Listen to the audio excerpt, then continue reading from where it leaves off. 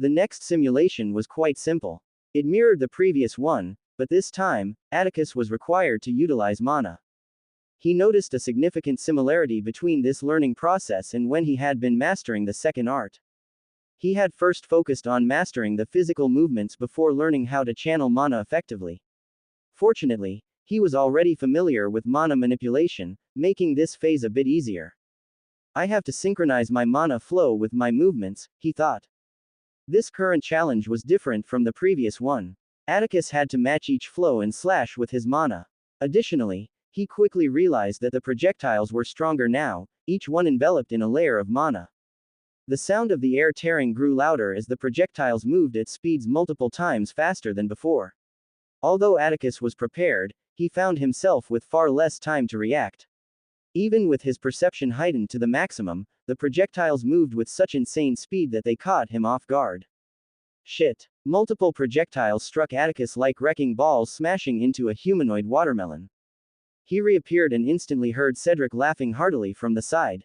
Rolling his eyes, Atticus returned to the center of the room, settling into a stance. A chime resounded, followed by the mana-coated projectiles shooting toward Atticus at blinding speed. This time, he was ready. Atticus became a blur as he cut down each projectile at inhuman speed, an azure streak filling the space. Now able to utilize mana, he also benefited from its passive recovery. However, this task proved to be even more daunting than the last one. It required more effort, and more importantly, Atticus had to keep his perception at full throttle throughout the process. Like before, the projectiles seemed endless until, eventually, a loud chime sounded, signaling the end. Atticus was granted a brief moment of respite before he was forced to stand and continue the process once again. This cycle continued for days until Atticus was able to meet the minimum time required to move on to the next stage. "You look like shit," Cedric remarked. Atticus, focused on catching his breath, chose not to respond. Aside from the first time, he had died multiple times again due to small errors, and Cedric never failed to laugh at him each time. Breathing heavily on the floor, Atticus eventually caught his breath and shakily stood up. It had been a hellish few days, and he had to push himself continuously. The situation wouldn't have been so bad if he had access to either his water or light element. Beyond aiding movement, he was more focused on their healing capabilities. "What's next?" Atticus asked as he stood up. Cedric smiled, finding Atticus's current state amusing. "You should rest for a bit. The subsequent lessons will be taught by me." Atticus saw no issue with this and even welcomed the extra rest. He slumped down on the floor and slept for a few hours. Waking up feeling refreshed, Atticus approached Cedric. "Unfortunately, because of my current state, you won't be getting any demonstrations. I apologize. However, I'll do my best to explain it so you'll understand." Atticus felt a bit disappointed that he wouldn't be receiving a demonstration, as that was where he learned most easily and effectively, but he didn't complain. He knew it was his fault that Cedric had ended up in this condition in the first place. Noting Atticus's silent acknowledgement, Cedric continued. "You've learned the movement and how to sync it with mana. The next two processes involve linking each slash together and then combining them to form one single, powerful slash. It's just like Aearchs, Atticus thought. You're probably thinking of that Ionian boy. You're right, it's practically the same principle, but considering your current state, I'm sure you'll be able to make yours more lethal and stronger," Cedric said, throwing Atticus a wink. Atticus immediately understood. "My will," he realized. Now, moving on. The next step is linking each slash together. The principle is simple, but the execution is tricky. For each slash you unleash, you need to create a small connecting mana thread between them.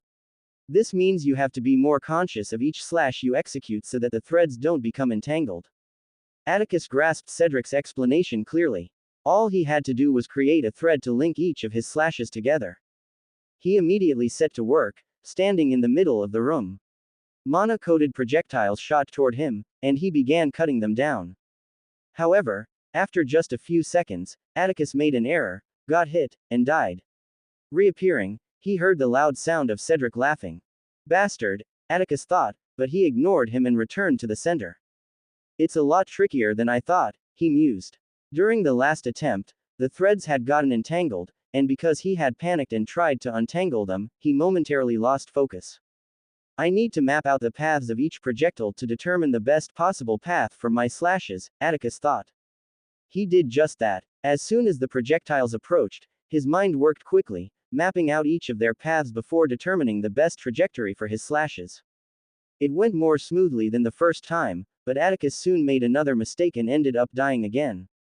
He allowed the intense sound of Cedric's laughter to fade into the background as he walked back to the center of the room, deep in thought. The projectiles are constantly coming, so I need to continuously map out their paths, Atticus realized. Releasing a deep exhale, he began another trial. This time, he was able to last longer, but he eventually died again. However, he was getting the hang of it. With every mistake, Atticus thought and made adjustments as he continued. Soon enough, days passed, and it had already been more than a week since Atticus had entered the katana's realm. He moved like an azure blur in the middle of the pristine white room, cutting down projectiles upon projectiles. A loud chime suddenly sounded, and the projectiles stopped appearing. In front of him was a staggering number of azure slashes, held together by tiny interconnecting threads. Cedric approached, his amusement replaced by a grumpy expression. Of course, you'd break the record, he muttered. The normal learning time was 3 months, but Atticus had significantly shortened that time. Let's move on to the final process. Atticus left his thoughts and focused on what Cedric was explaining. As I said earlier, you won't receive any demonstrations, unfortunately, but this last step should be the easiest part, Cedric said as he slowly approached the staggering number of azure slashes in front of Atticus, using his walking stick for support. Each slash still maintained its lethal shape, glowing brightly, with each thread serving as a conduit to supply them with mana. You've already created the slashes, now you have to join them all together. Just imagine pulling each string together and making them converge at the tip of your blade before unleashing it, Cedric instructed. Atticus nodded. Sounds simple enough, he thought. Though he said and felt that, it wasn't simple in the least. As he tried to combine the slashes, the combination ended up exploding in his face, causing him to die. Reappearing and ignoring Cedric's laughter, Atticus pondered deeply about what had gone wrong. Each slash had different properties, for example, their size, depth, and intensity were different. Atticus hadn't even paid attention to their signature or how the surrounding mana affected them. This is probably the case, Atticus thought, believing that the difference in their properties was what caused the reaction. To solve this problem, Atticus realized he had to ensure that each slash he unleashed was identical in every way. This meant he had to release his hold over the current slashes. After doing that, Atticus unleashed another set of slashes, making sure this time that they all had the same properties. However, Atticus failed a couple of times. Cedric hadn't allowed him to do it without the rain of mana-coated balls shooting at him, so he had to multitask while making sure not to get crushed. Eventually, though, Atticus finally achieved it, a staggering number of uniform azure slashes, all letting out the same aura, floated in front of him. Afterward, a simulation suddenly appeared slightly ahead of him, and Atticus saw the same katana avatar from before.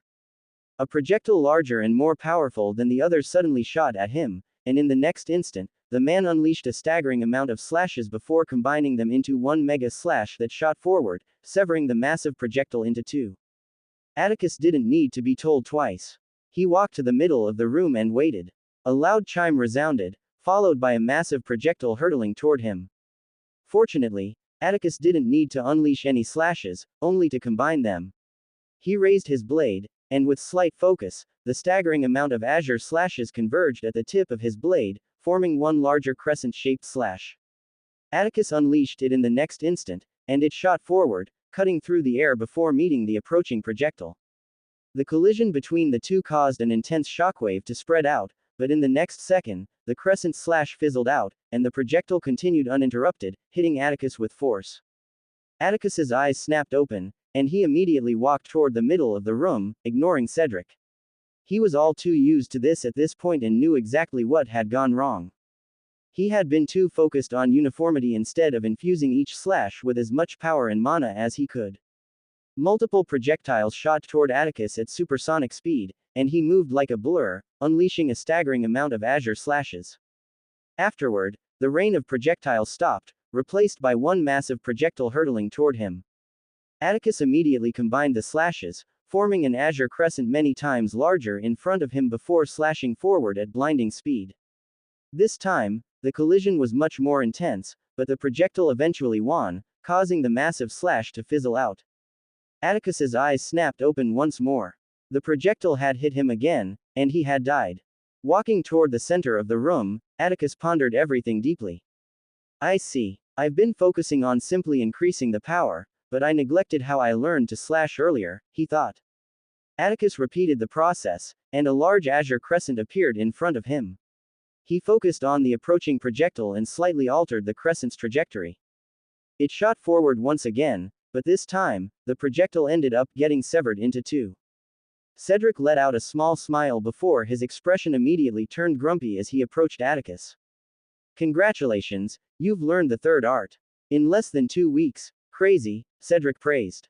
Atticus almost burst into laughter as he saw the strained expression on Cedric's face.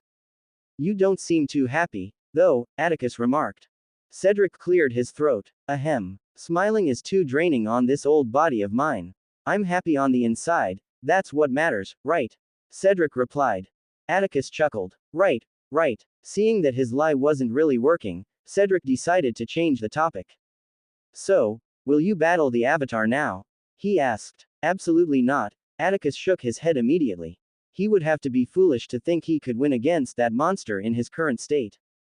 I didn't even see him unleash the art, Atticus thought. The man had been so fast that Atticus hadn't been able to see him either draw his katana or unleash any attacks.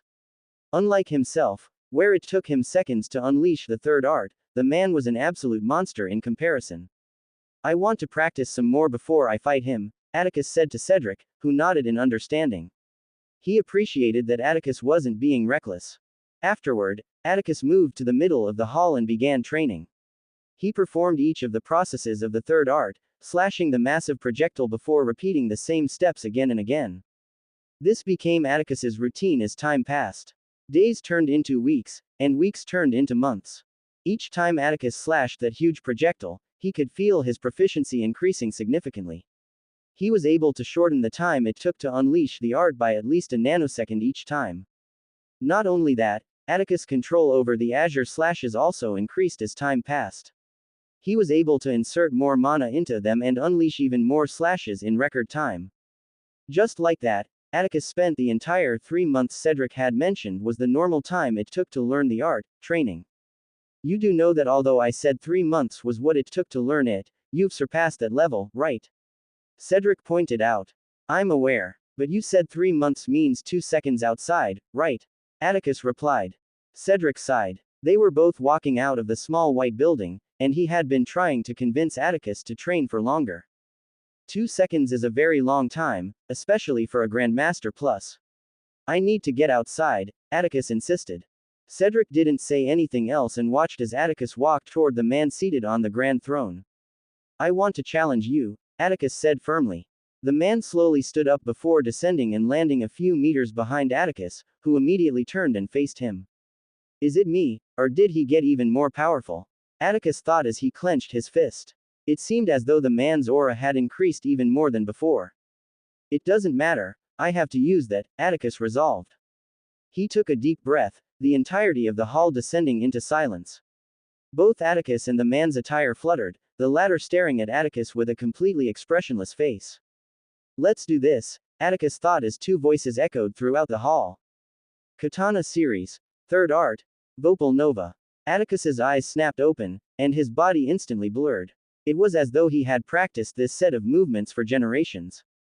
His katana erupted from its sheath, and a staggering amount of azure slashes filled the space in front of him before converging into a blinding crescent slash larger than any he had ever formed. Atticus's katana descended, and the crescent slash shot forward with immense force. However, it didn't reach far before it collided in a monumental clash with another crescent slash in the middle of the hall. The 2 slashes met with an explosive force, the collision releasing a shockwave that rippled through the air like a sonic boom. The sheer power of their meeting created a violent vortex of energy, sending gusts of wind roaring through the hall and causing the very walls to tremble. The ground beneath them cracked and splintered, the force of the impact so immense that it seemed to distort the space around them. The brilliant azure and crimson lights of the clashing slashes illuminated the hall, casting eerie shadows as the two forces struggled for dominance. However, a change soon showed itself. Atticus's eyes narrowed as he saw his attack about to crumble. But he didn't panic. He had already expected this to happen and had planned accordingly. A crimson aura erupted from Atticus's figure as his eyes turned an intense shade of red. The tiny azure mana thread still connected to the crescent slash began to shift in color, transforming from azure to deep crimson as it reached the crescent slash. The blinding azure crescent instantly became a searing crimson, and in the next instant, it erupted in a fiery blaze that completely engulfed and consumed the opposing crescent slash. The empowered crimson slash continued its path, phasing through the katana avatar on the other side of the hall. A few seconds passed, and the hall was plunged into total silence. That silence was soon shattered as the ground in front of Atticus suddenly split open, forming a chasm as wide as a canyon, many times larger than the one the katana avatar had formed before, tracing a devastating line through the hall. "Your crazy willpower never ceases to amaze me, you monster child," Cedric said, all smiles as he approached and patted Atticus on the back. Atticus flashed him a small smile in response. But Cedric's tone suddenly changed, growing more serious. "Looks like this is the end of the road for me. Now listen carefully. Who are you?" Albus demanded, his intense frown deepening. He had been feeling extremely confident about the disciple he had acquired after Astrian's death. The young man had been incredibly talented, with immense potential. But now, that very disciple was dead. It was hard to accept. The unsettling aura around him intensified as he stared down at the figure clad in a black suit and a red shroud covering his face. 2 seconds passed, and he remained completely still and quiet. "I will not repeat myself again." Albus's aura exploded, encompassing the entirety of the area. The remnants of the massive building shook before collapsing, unable to withstand the immense pressure. However, just as the crushing force was about to press down on Atticus, his eyes beneath the red shroud suddenly snapped open. His mind worked at lightning speed, analyzing the situation in nanoseconds. His next move was instant and without hesitation. Katana series, third art, Vopal Nova. Atticus moved with blinding speed, his figure a blur as he whizzed, flashed, blurred, and everything done seamlessly and swiftly. He settled into a firm stance, then moved again with relentless speed, slashing, and slashing again, releasing arcs upon arcs of energy at maddening speeds. The air seemed to slip and shatter before him, snake-like cracks forming all around. He moved with precision, each strike building more pressure. Thousands of azure slashes appeared around him, each one devastating and blinding in its intensity. The final slash gathered all the energy, converging into a single, blinding crescent slash. It shot forward with the force of a cataclysm, a blinding arc of destruction. The ground trembled, the air vibrated, and the very fabric of reality seemed to shatter under its might. The crescent slash tore through everything in its path, leaving a trail of destruction as it closed the distance, appearing in front of Albus in mere nanoseconds. The shock that engulfed Albus's entire body was incredibly palpable. The figure in front of him was definitely radiating the aura of a master rank. But what the hell was this power? A Grand Master? Albus's gaze became so cold that the temperature around him dropped. Regardless, he was in the Grand Master plus rank. He couldn't imagine a scenario where this attack could hurt him. A black aura engulfed his arm as he reached out towards the azure-turned crimson crescent slash. To Albus, this was one of the greatest mistakes he had ever made in his life. The sound of flesh being sliced resounded across the area, followed by a spray of blood through the air. The number of battles Albus had been in throughout his life was so staggering that he had long since lost count. Many had been so intense that he had almost lost his life. Reaching the Grand Master Plus rank was a monumental achievement, a peak that one couldn't reach without leaving a trail of bodies in their wake. The experience gathered through this journey was hard to fathom. However, despite all of these facts, the utter absurdity of the current situation made Albus pause to think. In Eldoralf, only a Grand Master rank weapon could ever think of cutting or harming a Grand Master rank.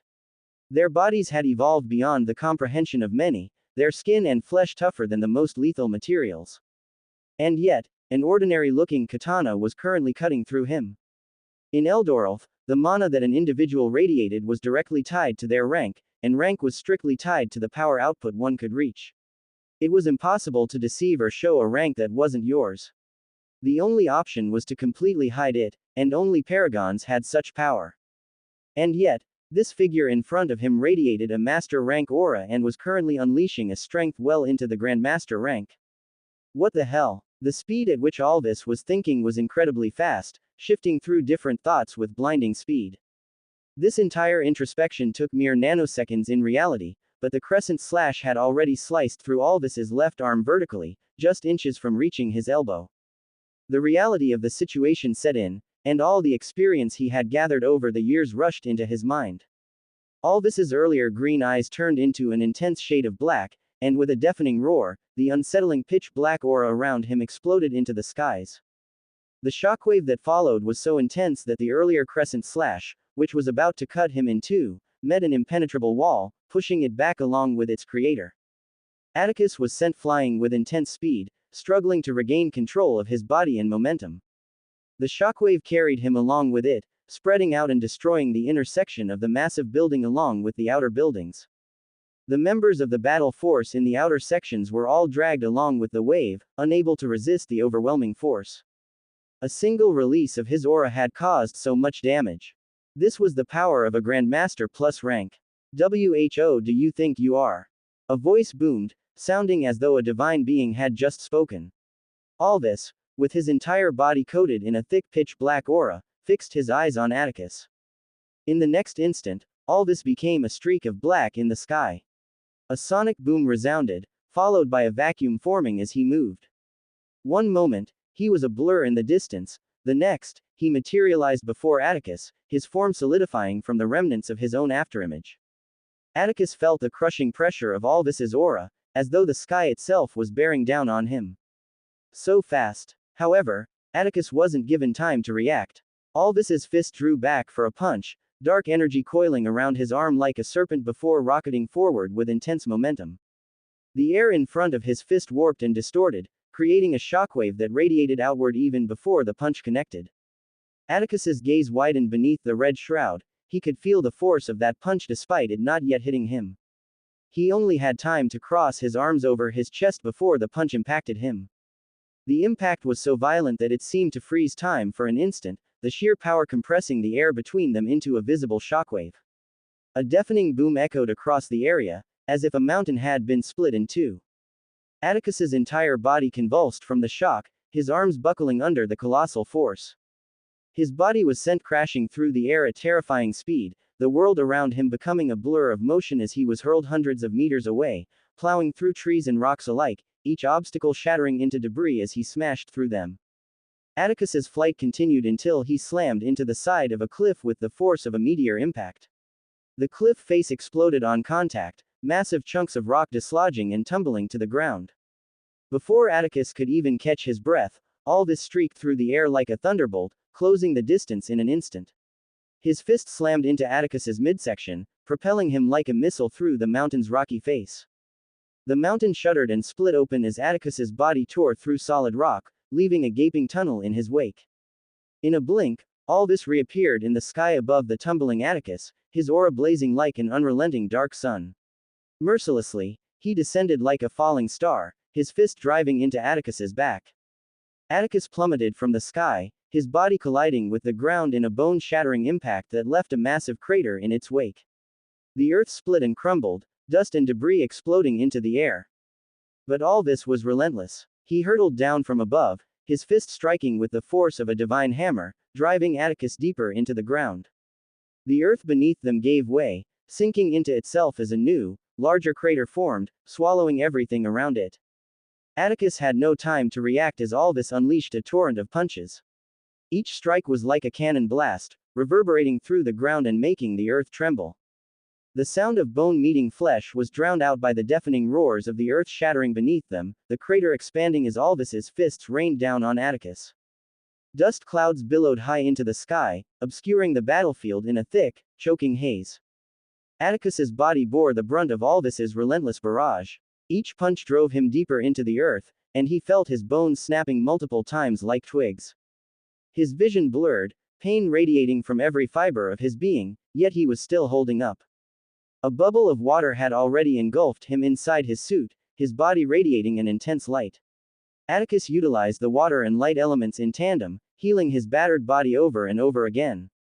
His exosuit worked in overdrive, siphoning mana from the air, recovering his stamina, and also aiding in the healing process.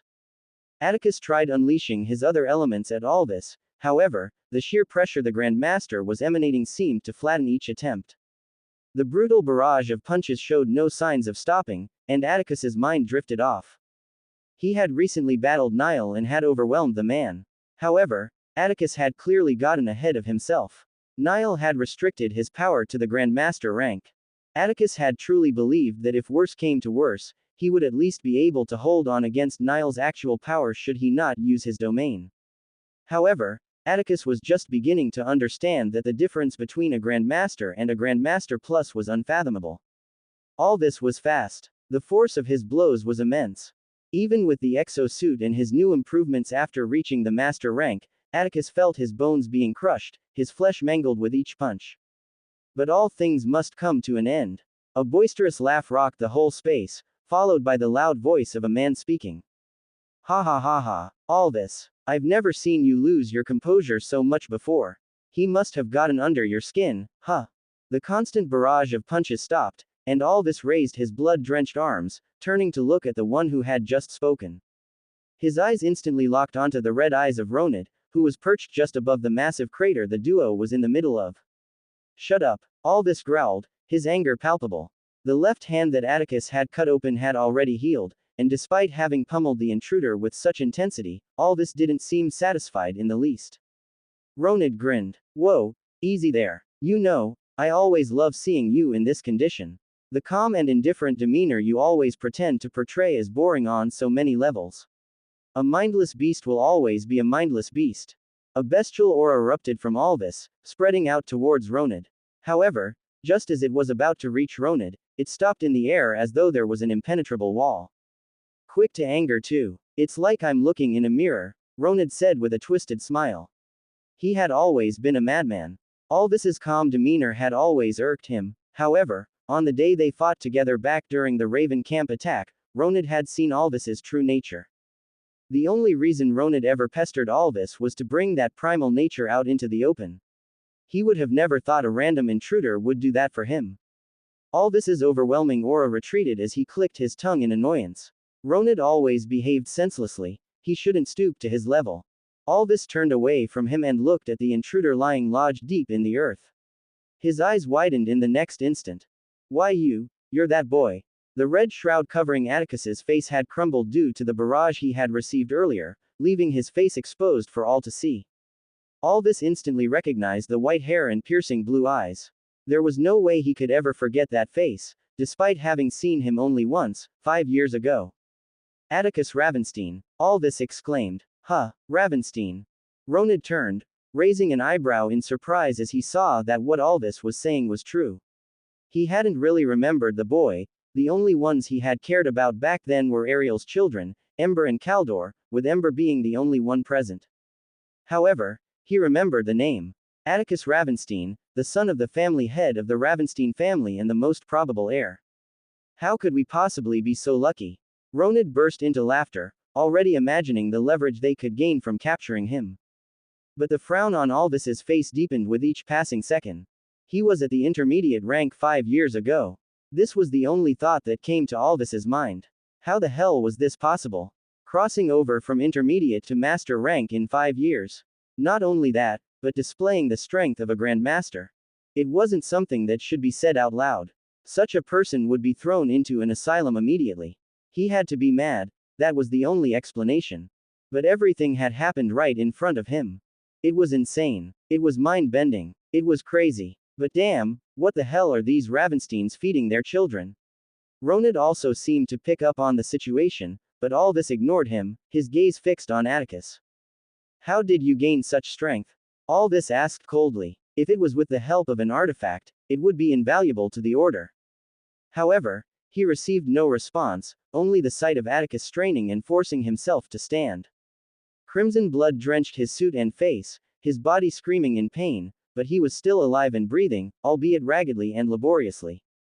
He looked battered, but the intensity in Atticus's stare made Alvis narrow his eyes. There were 2 Grandmaster Plus ranks in the area, Where was the expected look of hopelessness in his eyes? However, Atticus was calm. True, he had taken that devastating barrage of punches, and it had left him exhausted. However, he had done it for a reason. Atticus could have utilized the space element to teleport, but he didn't. And it was for one reason. One of the exosuit's unique ability to absorb and store incoming blows, then unleash them with nearly twice the original force. Atticus's katana never left his grasp and it all happened in an instant. The exosuit erupted in a blinding flash of crimson light, a shockwave of power radiating outward that shook the earth and split the sky.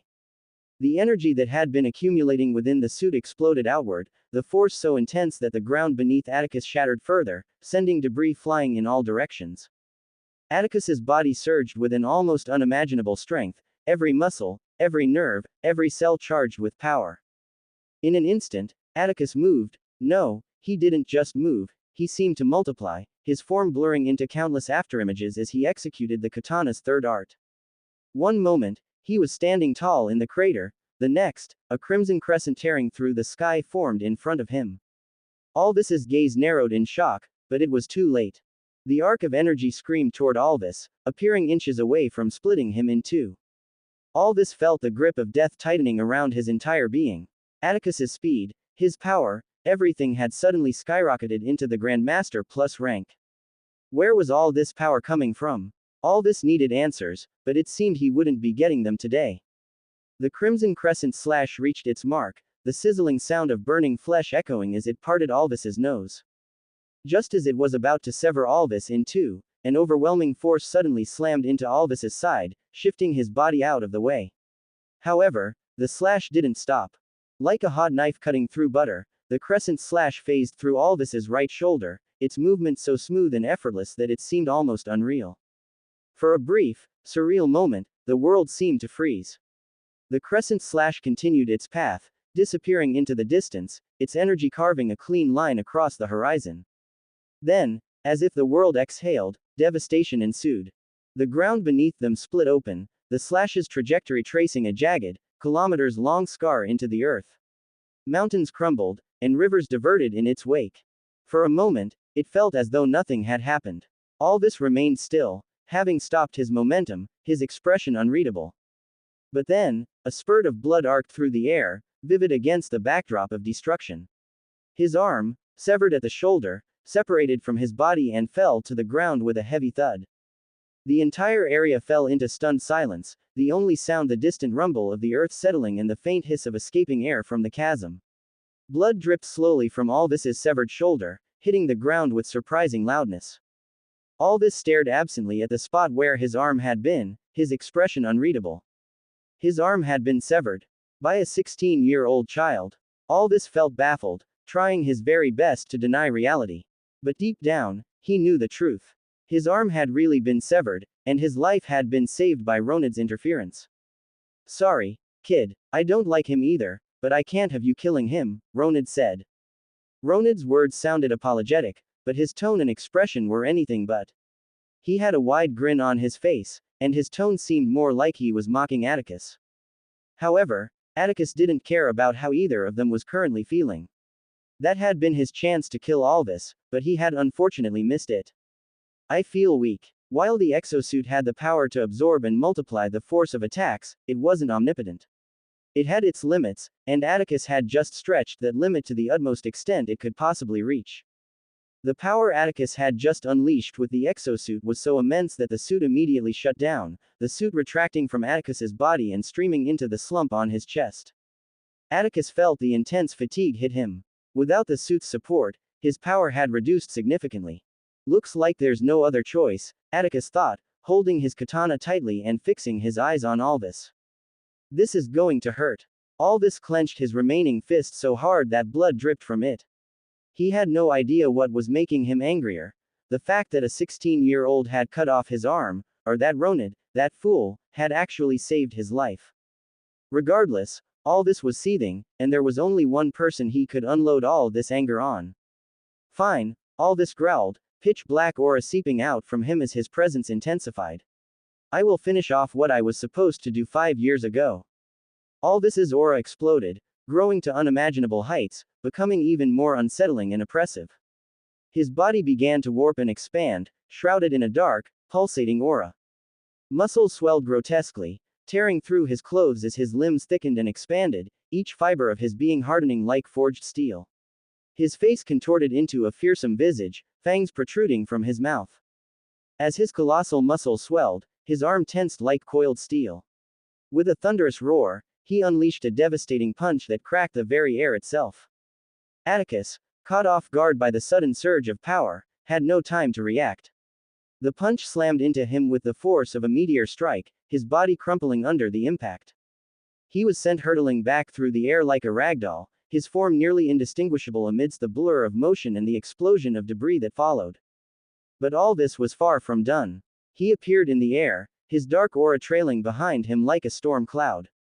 In an instant, he was on Atticus again, his movements a blur as he struck from every direction.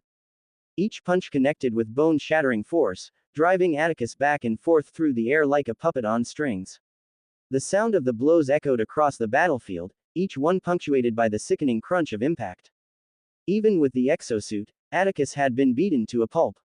But now, he had lost the power of the exosuit, and all this appeared even stronger. Despite his incredible perception, to Atticus, all this was a blur. He couldn't react no matter how much he tried.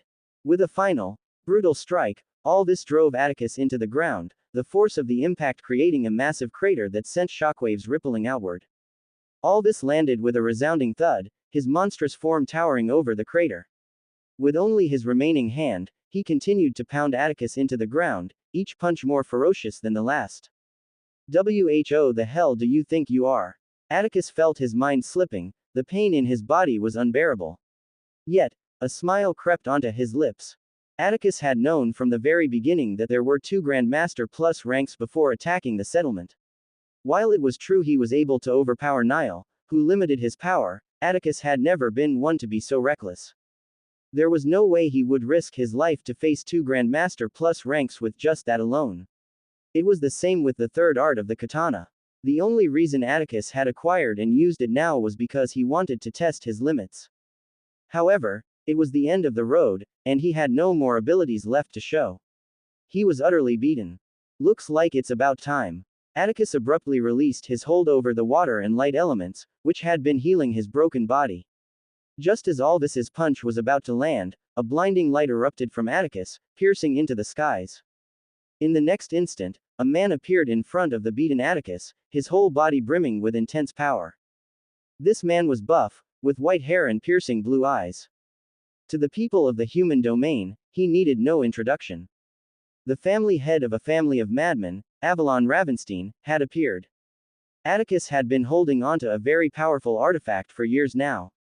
5 years ago, after the attack on the Ravenstein camp and the subsequent award ceremony, Avalon had promised to give Atticus a gift for his impressive display during the ceremony. In light of this, Avalon had given Atticus a spherical object containing 5 blue earrings. Out of these 5, only 1 remained. Atticus had given 2 to Aurora and Ember back at the academy, the third to Avalon, and the last was always fixed on his left ear. The effects of the artifact were simple yet profound. Name: Echo's Call. Rank: Grandmaster Plus. Function: Echo's Call is a powerful teleportation artifact. Each of the 5 earrings within the sphere is linked through a connection. When one wearer is in danger, they can mentally trigger the artifact, which will teleport another wearer of the earring to their location instantly. It was an incredibly powerful artifact, and to Atticus, it served as a tremendous safety net. The entire battlefield descended into a deafening silence. Alvis and Ronid found themselves standing together hundreds of meters away the moment that man appeared. Avalon Ravenstein, one of the 4 stars of the Ravenstein family and one of the greatest geniuses ever to appear in the human domain. Avalon had broken almost all the records left behind by Magnus and was expected to become a being even stronger than Magnus. Avalon truly deserved the title of the family head of a family of madmen. Only a madman could lead a family filled with them. Avalon was known throughout the human domain for 2 things: his overwhelming talent and power, and his hot temper. Magnus was calm and steady, striking only when provoked. However, his threshold for nonsense was still relatively high, depending on the situation, of course. But Avalon was the opposite. At any sign of nonsense, Avalon would erupt. Can we handle him? Alvis wondered, still in his bestial and transformed state. Although his left arm had started healing, it would take time for it to fully grow back. Avalon was a Grandmaster plus rank, but he was incomparable to Rowan, Aurora's father, whom he and Ronid had faced back at the Raven camp. Avalon was a monster among the Grandmaster plus ranks. Only his presence, without unleashing any aura, was enough to increase the weight of the air. Ronid could also see the severity of the current situation, and he had completely lost the grin on his face. To be honest, he was more worried than Alvis because of their history. We'll fight together. He shouldn't be able to handle the two of us. It'll be tough, but we'll kill him just like we killed that fool back then at the Raven camp. Ronid manipulated the airflow and communicated with Alvis. If they could kill the Ravenstein family head and heir here, it would be a huge blow to the Ravenstein family. However, while the duo was busy planning their next move, Avalon took his time. He was currently clad in a regal robe and had been heading toward an important meeting before he got transported out of the blue. Although Avalon's mind worked like a supercomputer, his actions seemed slow. The first thing he did was turn his gaze backward. He knew only his boy could have called him here, and he needed to assess his state first. Seeing Atticus's bloodied figure showing him a weak smile, Avalon's expression didn't change. He had expected that Atticus would at least have had to be in this state for the artifact to activate. Then, Avalon turned to face the front. In that moment, only two things occupied his mind. The first was the current state of one of the Grandmaster plus ranks before him. One of his hands was cut off. It didn't take a genius to figure out who had done that, given the situation. His 16-year-old son had severed the arm of a Grandmaster plus rank. Although they had met and spent time together on multiple occasions, Avalon hadn't been able to spend much time with Atticus over the years due to his obsession with finding Ariel's killer. He had always been proud of his boy, always. Atticus was hardworking and possessed a talent never before seen in the human domain. But a 16-year-old cutting off the arm of a Grandmaster plus rank. The pride Avalon felt deep within him was so intense that a chuckle escaped his lips. He felt an overwhelming urge to brag. However, as soon as Avalon's eyes landed on the man beside Alvis, all those good feelings vanished, and his expression froze. Avalon stared at Ronid for a few seconds without uttering a single word. For 8 years, 8 whole years, he had been searching for this man. The same man who had killed his brother, Ariel Ravenstein. And now, that same man was standing right in front of him. There was no need for useless words. Avalon's lips parted, and though he uttered only a single word, it was enough to send a tremor through the entire space. Domain. The word echoed like a thunderclap, reverberating through the atmosphere. In the next instant, it happened. An eruption of blinding orange light exploded from Avalon's body, so intense that it was as though a sun had ignited on the battlefield. The light shot up into the sky, a searing pillar of fire that tore through the heavens. It felt as though a nuclear explosion had detonated, the force of the blast rippling outward in all directions. The shockwave that followed was a wall of heat and power, incinerating everything in its path, reducing the landscape to ash and cinders in an instant. The orange light continued to spread outward, expanding with terrifying speed until it encompassed everything within its reach.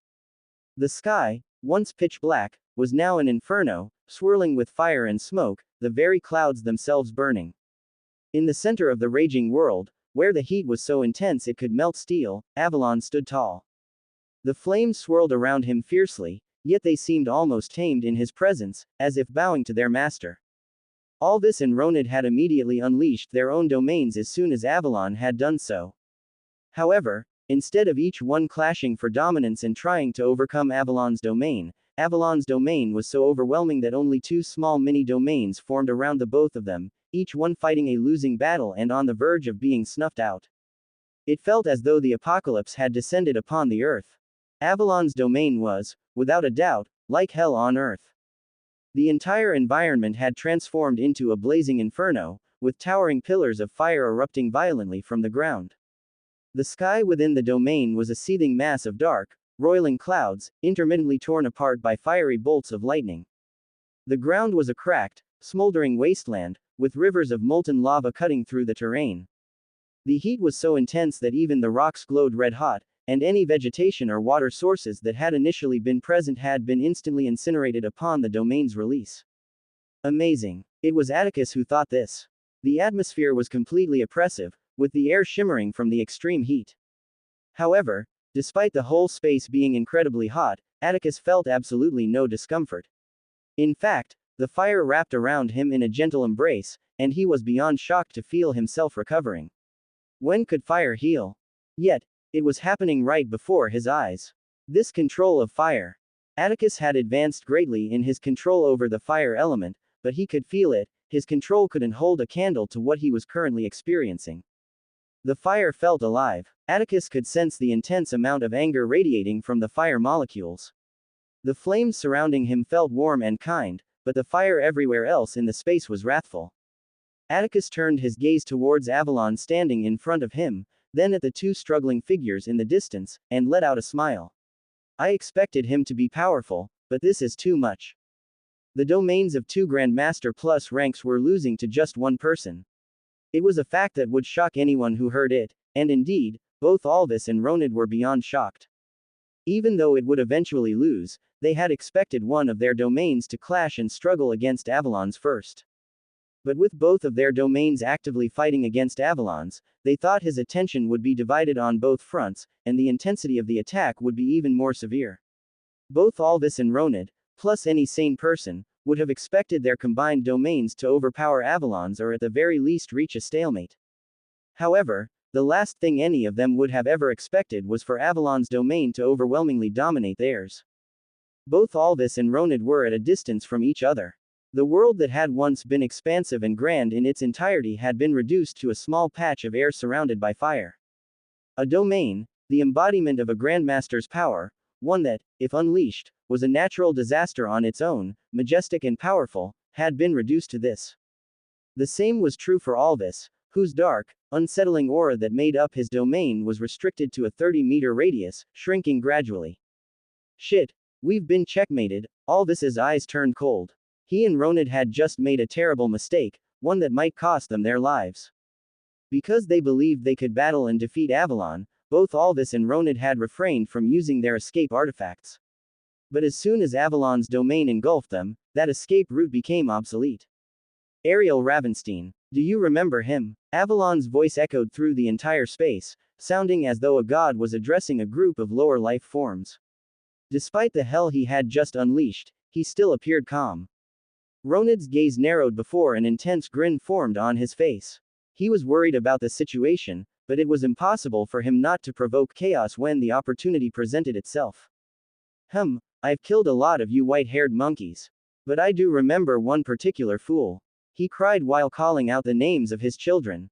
Ronid burst into raucous laughter before making a pathetic attempt at mimicking Ariel's voice in a mocking tone. Ember, Kaldor, I'm sorry. Ha ha ha. Ronid's laughter showed no signs of stopping. However, Avalon remained calm, his expression unreadable. He was standing more than 100 meters away from Ronid. But in the very next instant, before anyone could even blink, he was in front of Ronid, his hand flying through the air with blinding speed. Not even a nanosecond passed, and the distance between them vanished as if Avalon had always been standing there. Ronid didn't even register Avalon's presence before Avalon's open hand connected with his left cheek with a force that was nothing short of cataclysmic. The impact sent a shockwave rippling through Ronid's flesh, his skin warping and distorting as the energy traveled through his face. It was as if a tidal wave of force had crashed into him, his cheekbone creaking under the pressure, the flesh rippling outwards in slow motion before snapping back with a painful recoil. His vision blurred as his body was yanked violently by the momentum. His mind struggled to keep up, the world spinning around him as the force of the slap propelled him sideways at an astonishing speed. He was sent hurtling through the air, his body twisted in an uncontrolled spiral, headfirst. Just as his consciousness began to fade, he managed to claw his way back from the brink, his instincts kicking in as he fought to regain control. His feet hit the ground hard, and he skidded along the earth, digging deep furrows into the molten dirt as he struggled to stay upright. Did I just get slapped? Ronid was finding it hard to grasp reality. But before he could even process the thought, another blip of movement filled his vision, and a second, devastating slap connected with his other cheek. The force was no less terrifying, sending him careening through the air once again, his body tumbling uncontrollably as the world spun out of focus. Ronid crashed into the ground, his body rolling and bouncing across the unforgiving terrain. He desperately tried to regain his footing, but the sheer force of the blow left him disoriented, his senses scrambled as he skidded to a halt once more. The world was spinning, his face burning with pain, and the taste of blood filled his mouth. Ronid had just been slapped hard in the face, twice. However, his expression was one of complete confusion. His brain was still rattling in his skull, struggling to process what was happening. But as the third cataclysmic slap landed, sending him flying once more, Ronid's mind finally registered the reality of the situation. He, a Grandmaster plus rank, was being slapped. Ronid might have been a madman, but he was still prideful to the core. His face twisted with rage, and his eyes burned with fury. He let out a roar that echoed across the battlefield. The air molecules came under Ronid's immediate command as he called upon his dispersed domain once more. A palpable wave of energy erupted from Ronid. The winds whipped into a frenzy, the very atmosphere bending to his will as his domain surged outward. But as the intense air currents expanded, they collided with the overwhelming presence of Avalon's already established domain. Ronid's domain was immediately stifled, suppressed by the searing heat that surrounded him. Yet, Ronid's anger only grew. He focused his power, and with another furious shout, unleashed a raging hurricane from within his constrained domain. The winds howled with deafening force as towering tornadoes manifested, their power so immense that they tore through the landscape. The tornadoes immediately caught Avalon's flames, whipping them into fiery vortexes that spiraled out of control, causing devastation wherever they touched. They sped out in different directions, hoping to catch Avalon off guard. However, Avalon simply blipped. One moment, he was a distant figure standing calmly amidst the inferno, and the next, he appeared within Ronid's small domain. The air around him seemed to part, making way as he walked slowly and unhurriedly through Ronid's domain, his expression unreadable. A twisted grin immediately spread across Ronid's face as he saw Avalon within his domain. Finally, even though they were currently within Avalon's domain, this was his space. His domain might have been shrinking, but it hadn't lost yet. He finally had Avalon within reach, and he wasted no time unleashing everything he had. Air spikes materialized from the turbulent winds around him, sharp and deadly, each one aimed directly at Avalon. The spikes shot forward with incredible speed, converging on him from all sides. But as the spikes closed in, Avalon took a single, calm step forward. The moment his foot touched the ground, the intense winds within Ronid's domain began to falter. The spikes disintegrated in midair, the swirling tornadoes lost their momentum, and the once ferocious winds dissipated like mist before the sun. In an instant, Ronid's domain, a symbol of the power of Grandmaster ranks, a force that would cause natural disasters upon its release, was dispersed by a single step. Ronid's gaze trembled, his mind freezing. No matter how much he tried to summon his domain, it wouldn't respond to his call. No, it was responding, but the usual range it could reach had become an impossibility. It couldn't extend beyond his own body. What is this strength? Ronid could only ask. Avalon was in the same rank as he was. Battles between those of the same rank were supposed to be intense, with both sides exerting significant effort. However, it was clear to Ronid that Avalon hadn't even deemed it necessary to use a weapon against him, or even his fists. In fact, Ronid was just beginning to realize that the only reason Avalon was using his domain at all was to prevent them from escaping his grasp. As the sound of Avalon's approaching footsteps grew closer, Ronid felt a deep, soul-crushing fear. This was the family head of the Ravenstein family. A monster. That was what the man before him was. Wait. Before Ronid could finish speaking, Avalon blipped once more, his figure vanishing and reappearing directly in front of him. There was no time to react. Avalon's hand moved like a lightning strike, his palm connecting with Ronid's face in a titanic collision that imploded the earth beneath them. Ronid's head snapped back as he hurtled across the battlefield, leaving a trail of blood mixed with spit in the air. But this time, Ronid was given no time to think. Avalon blipped above him in the air, delivering another cataclysmic slap to the opposite cheek. Ronid crashed into the molten, searing ground, the sound of sizzling flesh filling the air. Avalon descended upon him, landing with a resounding thud that shook the earth. The impact drove Ronid further into the ground, the air exploding from his lungs as the terrain beneath him cracked and splintered under the force. Avalon wasted no time. His palms rained down in a torrent of cataclysmic slaps, each one delivering a thunderous crack that reverberated through the battlefield. The sound was deafening, each slap echoing as though an enormous cannon had been fired.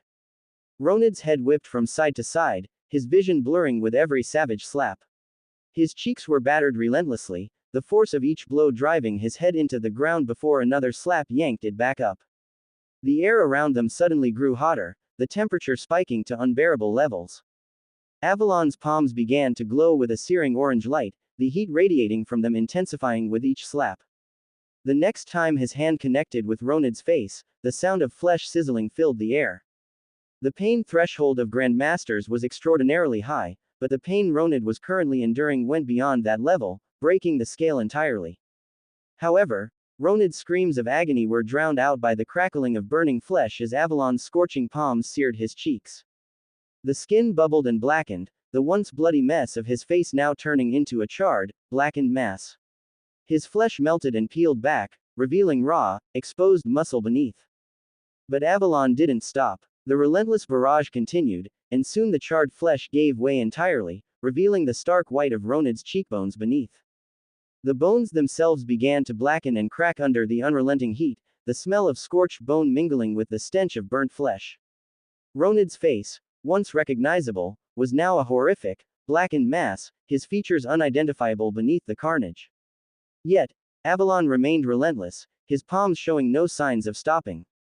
Atticus gulped audibly. I guess I now know where I get my vengeful personality from.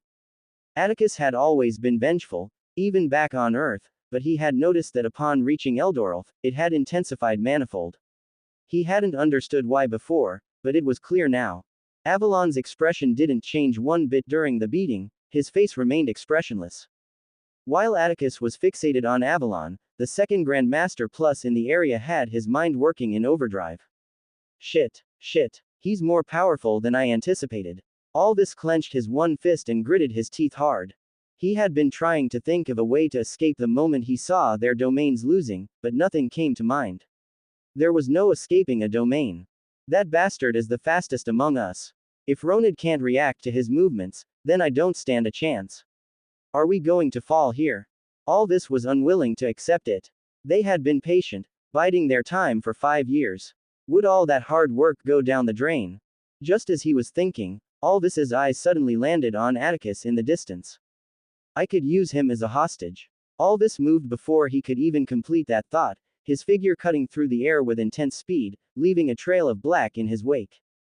Atticus noticed the blur approaching from the distance and simply chuckled, not making a single attempt to move. It was true that Avalon was currently focused on Ronid, but if Alvis thought that Avalon would leave his own son unattended, then he had to be the most foolish person on the planet. Nothing could happen inside this domain without Avalon's permission. As Alvis closed the distance, his eyes icy, just as he was about to grab Atticus, his whole body suddenly combusted, a small breeze brushing against Atticus. In the next second, Alvis found himself suspended in the sky, tendrils of searing fire restraining his entire body. Intense pain rocked his being, followed by the sound of sizzling flesh. Sizzling. This was the sound that permeated the entire space, followed by the loud, rhythmic sound of intense slaps. On one side of the domain, high in the sky, a monstrous beast shrouded in a dark aura struggled fiercely against an uncountable number of fiery tendrils that restrained his entire body. Alvis, engulfed in darkness, called upon his ultimate power to break free, but to no avail, the fire only tightened its grip, straining his bones until they cracked. The darkness surrounding him dwindled, and an unimaginable pain racked his body. A guttural scream echoed across the hellish domain as Alvis cried out, but the fire only grew stronger. On the other side of the domain, the relentless, rhythmic sound of slapping continued unabated. The vitality of a Grandmaster Plus rank was staggering. At this point, Ronid's face was nothing more than blackened bones, yet he was still alive and breathing. Eventually, Avalon ceased his relentless barrage and lifted Ronid by the neck in a vice-like grip. Fire abruptly engulfed Ronid, and his healing process was sped up. Minutes passed, and Ronid's destroyed face was fully restored. However, he appeared disoriented. Ariel Ravenstein, do you remember him? Ronid's disoriented expression twisted into a scowl as he heard Avalon's cold voice, the memories of the torment he had just endured flooding back. But Ronid was a Grandmaster plus rank, a man who had endured worse torments in his life. His lips curled into a mocking grin as he stared at Avalon, an action he immediately regretted. Another wave of fire enveloped Ronid, but this time, it didn't accelerate his healing. A deafening scream of pain resounded across the space as Ronid was slowly burned by the flames. It was a pain unlike any he had ever experienced. He had been burned before, but Avalon's flames were hotter, infinitely worse. The pain was excruciating, magnified tenfold, and it was slow, agonizingly so. Ronid screamed at the top of his lungs, the pain unbearable. He struggled, but was unable to move even an inch. This scene went on for hours, with Ronid's mind slipping more times than he could count. During this time, Avalon simply stood by, his face expressionless, not uttering a single word. The pain threshold of Grandmasters was immense, but it wasn't infinite. Ronid had always enjoyed inflicting pain on others, and while he was used to enduring pain himself, this was crossing a line he had never experienced. As more hours passed, Ronid began shouting the answer Avalon wanted, but the flames continued, turning Ronid's life into a living hell. Finally, the flames ceased, and Ronid's charred body hit the scorching ground. Avalon asked once more. Ariel Ravenstein, do you remember him? Ronid nodded slowly, but it wasn't the type of response Avalon wanted. Another wave of fire engulfed Ronid, his screams echoing through the space for hours until Avalon finally stopped. He asked once more, Ariel Ravenstein, do you remember him? Why yes. Ronid immediately responded. Did you kill him with your own hands, or were there others? I alone. Avalon nodded. Apologized to him. Ronid paused, completely baffled. Even after all the torture and pain he had endured, even though he knew that doing this would make things worse, he just couldn't help himself. It started with a chuckle before Ronid burst into intense laughter. Apologized T. But he couldn't even finish his words as a devastating punch connected with his face. Ronid's nose caved in, and he was sent flying back with incredible speed. Avalon didn't give him a chance to rest and immediately pounced on him, unleashing a barrage of blows. Atticus watched as his father beat the life out of Ronid. Bones were broken, flesh was seared. At one point, it wasn't just Ronid's face, his entire body was burned, leaving only the whites of his bones and exposed internal organs. The entire scene was brutal, yet only a sad expression appeared on Atticus's face. He began to feel it. The emotions of the fire molecules in the air, which had been wrathful before, were now filled with sadness. The molecules seemed to be a reflection of Avalon's own emotions. Time passed, the sun rose over the horizon, and soon fell as night descended. The torture had been ongoing throughout this period, and Ronid's expression had changed dramatically. He appeared lost and lifeless as he lay on the ground, his body reduced to blackened bones with only his face remaining intact. Avalon began again, his voice cold. Ariel Ravenstein, do you know him? Why yes, Ronid stammered, barely able to muster a response. You killed him with your own hands, or were there others? I all alone, Ronid whispered, his voice trembling. Apologized to him. I'm so sorry, Ronid managed to croak out. Not a nanosecond passed before fire enveloped Ronid, burning him into ash in an instant. Avalon took in a deep, shuddering breath, his fists clenched hard. His mind replayed every memory he had with Ariel, an intense sadness crossing his face.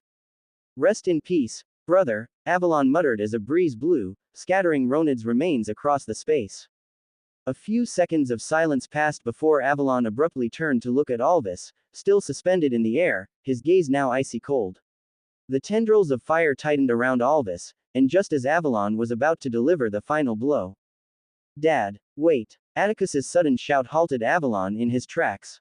He blipped and appeared in front of Atticus instantly, slightly startling him. I overheard one of their members talking earlier, Atticus began, one of the families in our sector is helping them. Avalon's expression narrowed. Do you know which one? Atticus shook his head with a wry smile before asking, do you suspect any? A few, Avalon replied, his mind spinning with possibilities. He turned his focus back to Alvis and continued. Any tiered family would be far too careful before getting involved in something like this. A mana contract is most definitely involved, which means torturing him is useless. Atticus nodded in agreement. True, but I'm sure he'd still end up being useful. You could use him as bait. That's right. Avalon placed his hand on his chin, contemplating the idea, but then suddenly paused. Wait. He had been so engrossed in the moment that he had completely forgotten he was talking to his 16-year-old son. You crazy boy, you have so much explaining to do. Avalon exclaimed, pointing at Atticus. Atticus froze. He had been hoping to avoid this part by steering the conversation towards something serious. But it seemed that wasn't going to be easy. Atticus sighed, wondering where to even start. Dad, it wasn't my fault. Wait. Start from the beginning. Where are we, and how did you get here? The abyssal chasm. Grandfather's training, Atticus answered. Avalon's eyes widened. The abyssal chasm, the same abyssal chasm where an army of Master Plus ranks went in and were almost wiped out. What the hell was his 16-year-old son doing here? As Avalon was about to speak, he suddenly remembered the arm of the Grandmaster Plus rank that Atticus had cut off, and a surge of pride filled his body, causing him to chuckle. However, he quickly regained his composure. That means the Obsidian Order has been hiding in the chasm all these years. How did you find them? I stumbled on one of their hunting teams while I was hunting, Atticus explained. Avalon nodded. It all made sense. His father sent Atticus here, and he found the Obsidian Order, who had been hiding in the chasm for years. But something still nagged at him. No Grandmaster could enter the abyssal chasm, and during their experiments, teleportation had already been attempted and failed.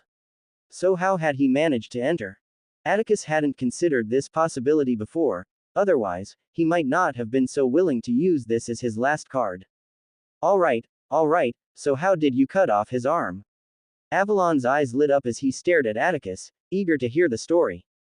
Atticus chuckled before recounting the events. He left out certain details, particularly relating to the Katana's world and Cedric, instead focusing on his exosuit. Avalon laughed boisterously afterward, clearly delighted by his son's power and talent. He couldn't wait to brag about it. How are you feeling? Atticus suddenly asked after Avalon had stopped laughing, causing Avalon to smile wryly. That's right, he saw everything, Avalon thought before responding, empty. Empty. Avalon nodded. After Ariel died, all I could think about was getting revenge. But now that I've finally done that, I feel empty. In the end, revenge is all about satisfying myself. It doesn't change what happened to Ariel, nor does it bring him back. Atticus silently pondered before speaking, but that man deserved everything that happened to him, right? Avalon smiled and ruffled Atticus's hair. True, but honestly, if I had to choose between getting revenge and getting Ariel back, I would choose the latter in a heartbeat. Revenge isn't worth it if you're going to lose something important in return. Remember that, Atticus. Atticus fell silent, unable to respond. Avalon's words stung deeply, touching on a fear he had kept hidden.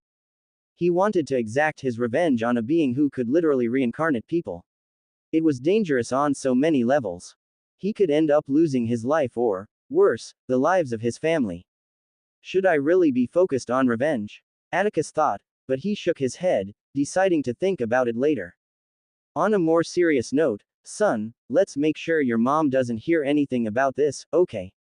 Atticus froze, unable to imagine what would happen if his mother found out what had occurred.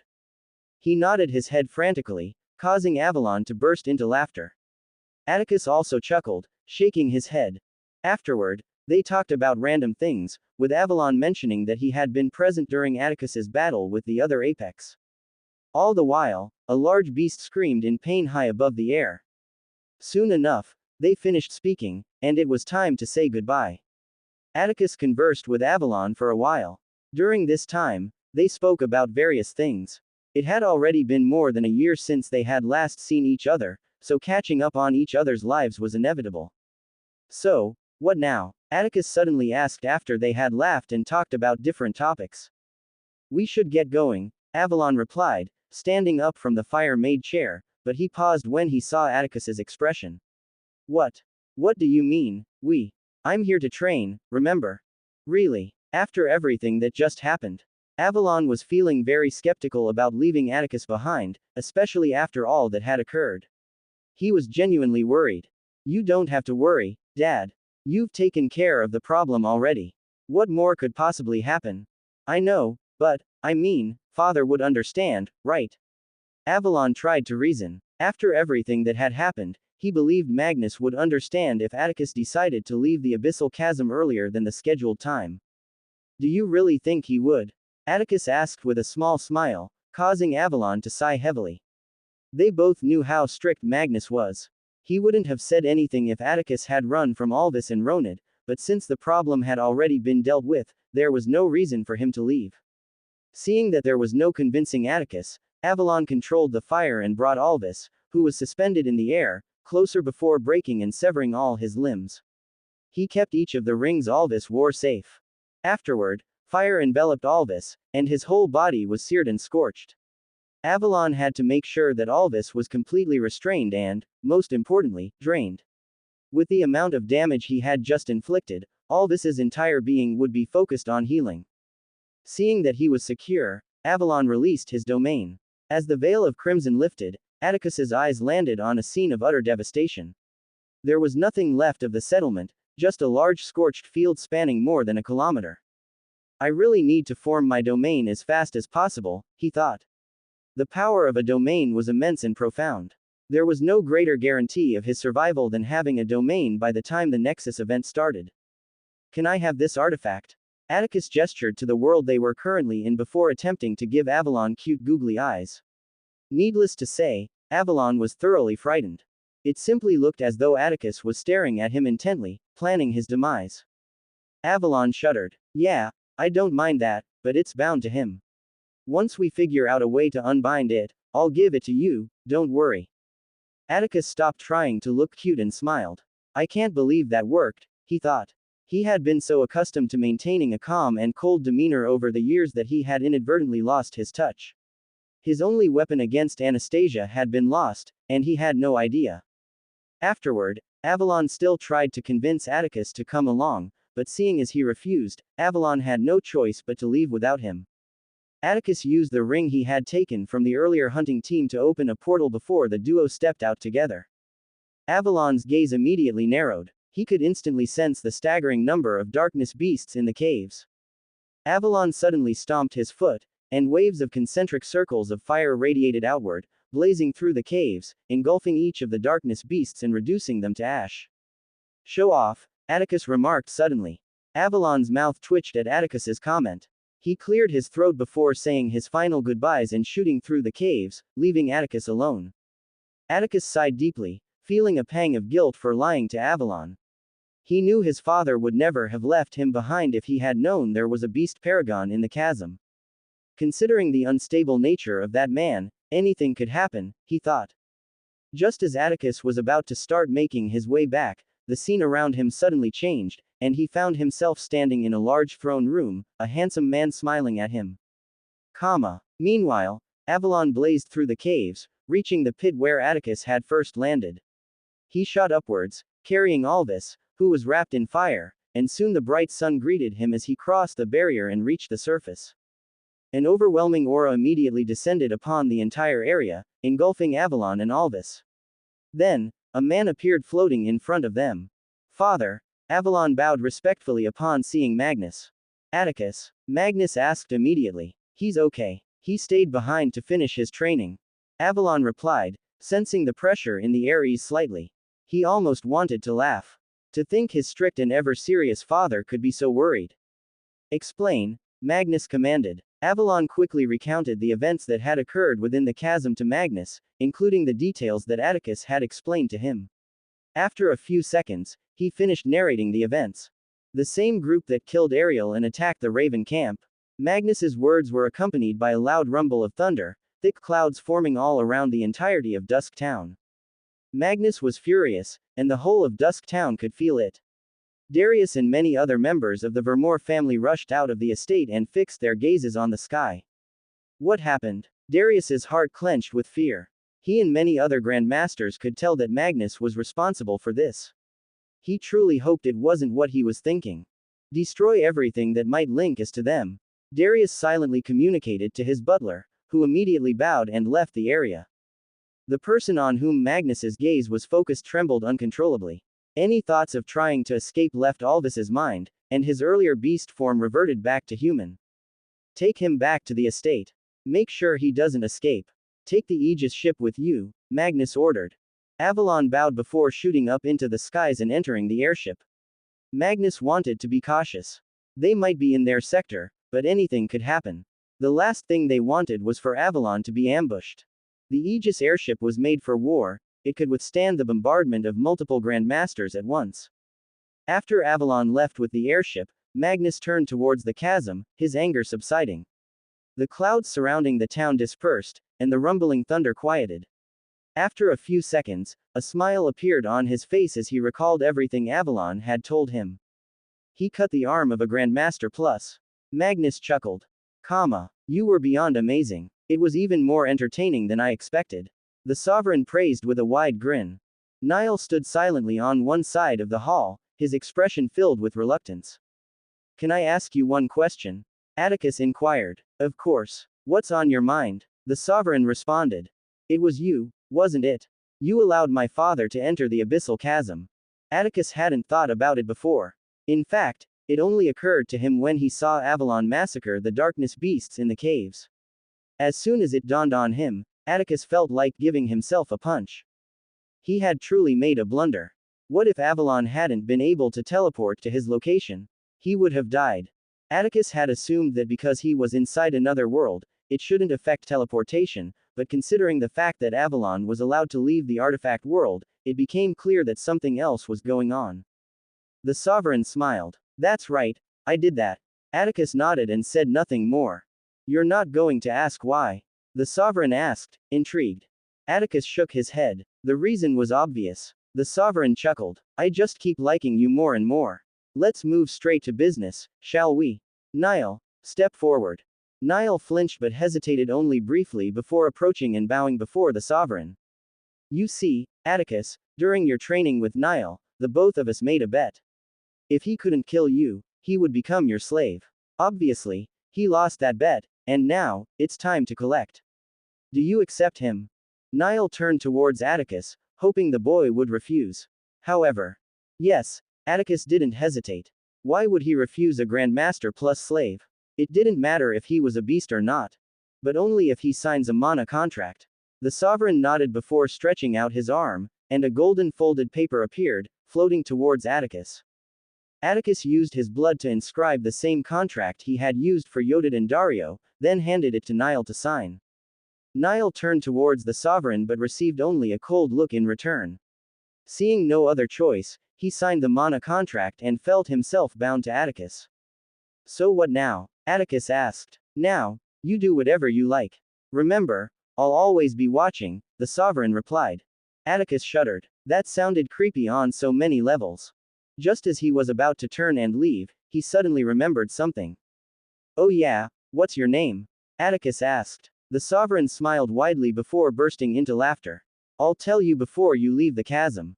Atticus nodded. Let's go. He turned and left the hall, along with his newly acquired slave. Instead of returning to his underground cave, Atticus found a quiet spot in the middle of the forest and sat down cross-legged. Get me food and keep an eye out. Don't let anything interrupt my training, he instructed Niall. Niall had never felt so humiliated in his decades of life. He had always been at the top of the food chain, the boss, and the general to the sovereign. However, these past few days had left him feeling utterly degraded. He, a grandmaster, a general, and the vizier to the sovereign, had been reduced to a watchdog and a maid, hunting for food at the whims of a mere boy. Atticus hadn't spoken any words to him apart from, get me food and make sure nothing disturbs my training.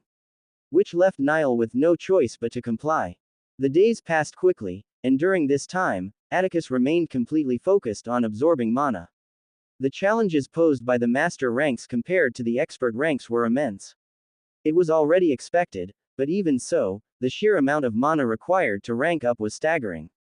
It was unthinkable where he would reach should he decide to spend the rest of the year inside the chasm, but he had only been required to spend 2 months. And soon enough, the day arrived. Hold my hand, Atticus commanded. Niall's brows furrowed. He had heard about the degrading things that some masters did to their slaves and couldn't imagine himself in such a position. I would rather die. It's an order, Atticus said firmly. A wave of intense pain hit Niall as he resisted. However, he didn't want to die. Meeting Atticus's cold eyes, a certain realization set in. I might be overreacting, he thought. After all, Atticus didn't seem the type for, well, whatever it was he was imagining. Reluctantly, he grabbed Atticus's outstretched arm. The silence that followed was suffocating. Niall stood there, awkwardly holding onto Atticus's arm, his mind racing with a million questions. Was he supposed to say something? Was there a secret handshake he didn't know about? A minute passed. Niall's discomfort grew, and just as he opened his mouth to speak, the situation changed. Without warning, tendrils of lightning materialized, wrapping around both him and Atticus. Niall jumped, nearly yanking his hand back. Wait, what? Is this some sort of weird electric handshake? Should I have prepared for this? Unlike the sovereign, Niall wasn't too well versed in human customs and cultures. All he knew was that this was weird on so many levels. The tendrils of lightning multiplied until they enveloped both Atticus and Niall in a cocoon of electricity. Then, like a bolt of lightning, it streaked through the air at blinding speed across the forest and into the dark caves. Just as Atticus was about to completely leave, he suddenly heard a whisper in his ear followed by the sound of laughter. My name, Whisker von Pounce, the voice said. Atticus's expression inside the cocoon of lightning changed. What the hell, he thought. The man really couldn't think of a better name. A few seconds later, Atticus felt the lightning around him dissipating, and in front of him was the overwhelming presence of Magnus. Atticus felt a slight tingle as though something or someone was thoroughly probing him. Grandfather, Atticus bowed and greeted respectfully. Although Magnus was suppressing his aura, Atticus's advancement into the master rank made him realize just how overwhelmingly powerful Magnus was. His aura was thick, almost like a liquid that engulfed him. You've made great gains, Magnus nodded approvingly. I got lucky, Atticus replied modestly. Magnus stared at Atticus without saying anything. His will, Magnus thought, immediately recognizing the profound change in Atticus's demeanor. As a paragon, there was no way such a transformation could escape his notice. Atticus appeared calmer, sharper, and his eyes were clearer, reflecting a newfound clarity and determination. Magnus's gaze shifted to Niall, who had immediately knelt down on one knee with his head bowed the moment he saw Magnus. Niall could feel the same domineering aura that his sovereign usually exuded emanating from Magnus. It was an instinctual reaction to the overwhelming presence of a paragon. Noticing Magnus's gaze, Atticus quickly explained. I encountered him inside the chasm, and due to certain circumstances, he became my slave through a mana contract. Magnus knew there was more to the story than what Atticus had shared, but he chose not to press further. All right, you should go get some rest after a long shower and a change of clothes, Magnus suggested. Atticus's mouth twitched slightly. He knew he was in rough shape, his body was smelly, and his clothes were tattered, mainly due to the intense training sessions with Niall and the beating he had received from Alvis. Magnus handed back Atticus's space ring before whisking them both into the Aegis airship. Days had passed since Avalon had emerged from the chasm, and the Aegis airship had long since returned to its station. As they entered through the lowered hatch, Atticus was greeted by the sight of all the crew members, who had come out to welcome him back, with Yodid and Dario at the forefront. However, the Atticus they had expected and the one they saw were two completely different individuals. It wasn't even about his current disheveled appearance. Every single one of them, even the battle-hardened captain, felt an intense pressure. It was as though a dangerous beast had suddenly entered the airship. Many instinctively reached for their weapons, while others began circulating their mana in preparation for an attack. Atticus immediately sensed the tension in the atmosphere. I forgot, he realized.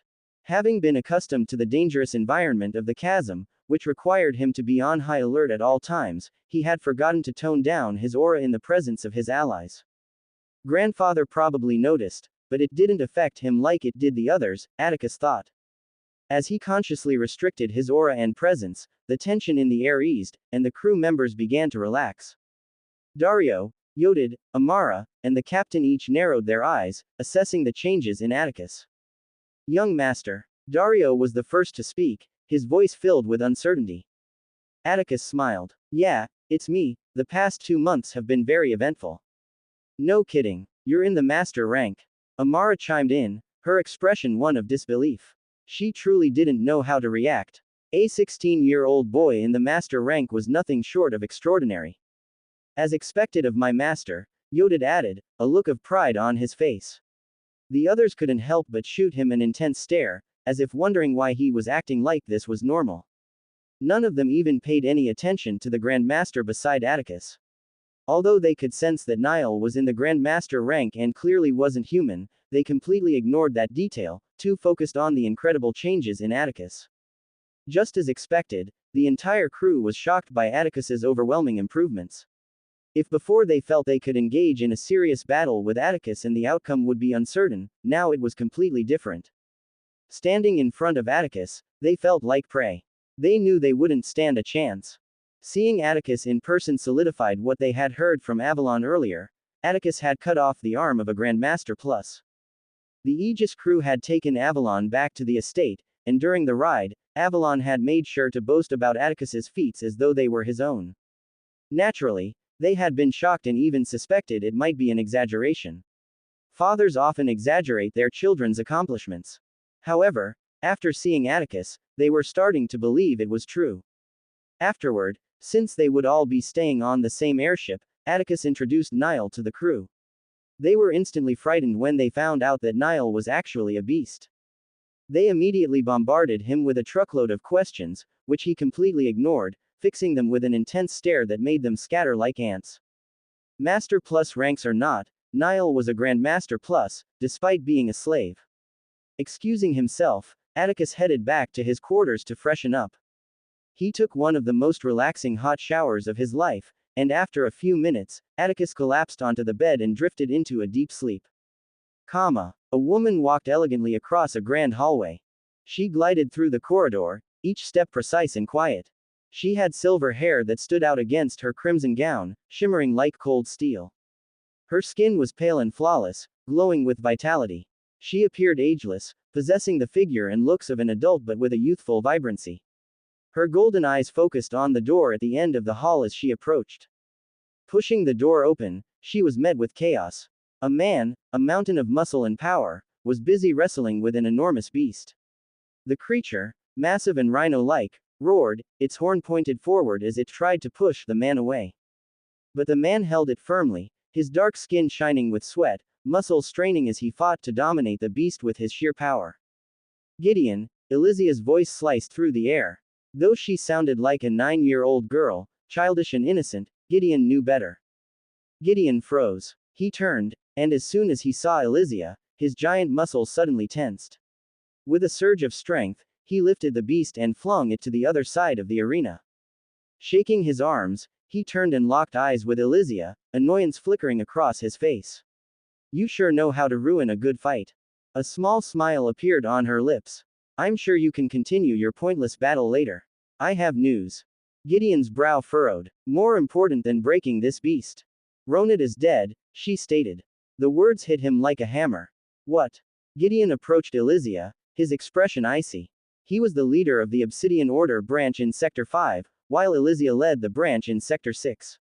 The mere fact that she was present indicated that something significant had already occurred. And all this is captured, she added, her tone still carrying that childish lilt. Gideon's fists clenched, the ground rumbling beneath him. He had completely forgotten about the beast. Despite the circumstances, he and Ronid were close. Some might even call them friends. They had bonded over their shared interest in chaos. Gideon lived for battle. His every desire was centered on domination and power. The two had grown close the instant they met, as though it had been predestined. Who? He demanded, his voice cold. The Ravensteins. The Ravensteins, those bastards. Gideon stomped his foot on the ground, cracks snaking across the floor as the force made the building tremble. Calm down, musclehead. This is a secret hideout, remember? Gideon took a deep breath. Those white-haired monkeys are becoming a real problem, he growled. Yes, they are, which is why I believe this is our chance to kill two birds with one stone. The Ravensteins are one of, if not the strongest fighting forces in the human domain. Their bloodline enables them to have almost no weaknesses. The Stellaris are limited by the sun, the Frostbane by the beasts they transform into. The only others worth mentioning are the Starhaven family, and without their spirits, they're nothing. However, the Ravensteins do not have such obvious weaknesses. In our conquest to take over the human domain, They will be the most difficult obstacle in our path, Elysia explained. An obstacle I will crush with my fists. Gideon clenched both his fists, his muscles bulging even more. Elysia shook her head. Idiot, she thought. I'm sure you'll get your chance to do just that. Anyway, because of these facts, I've made a proposal to the other branches in different sectors, and we're all in agreement. That leaves only you and Sector 2, she said. You mean? Gideon suddenly had a look of realization. Elysia nodded. We're joining the war. Gideon's aura exploded. Count me in. ... A few hours later, Atticus had a very peaceful sleep. Soon enough, his stubborn nature got him out of bed, and he indulged in a long stretch. That felt refreshing, he thought. Atticus didn't feel particularly hungry. After acquiring Nile, he hadn't missed a meal. Anything he asked for was always brought to him instantly.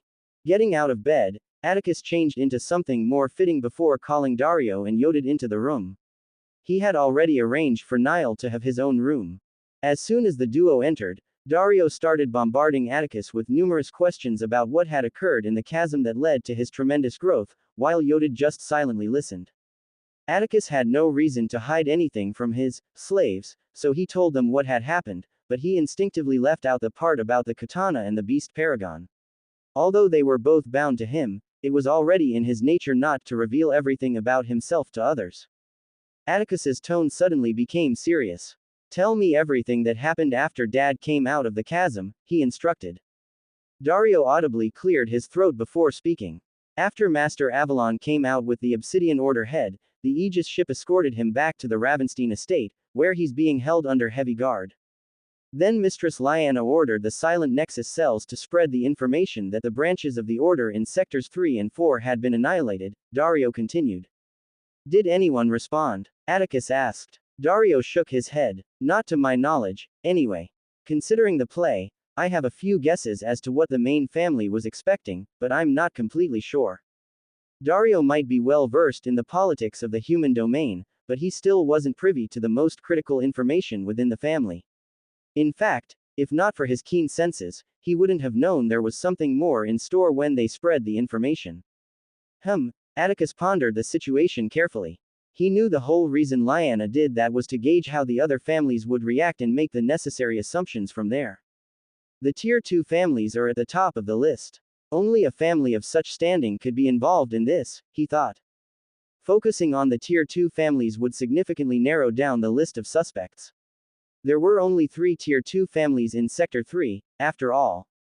The Vermore family, Atticus thought. This was the family he suspected the most. Reflecting on everything that had happened so far, they seemed the most likely suspects. Atticus never forgot anything. He still remembered the Vermore family youth who had approached him at the academy.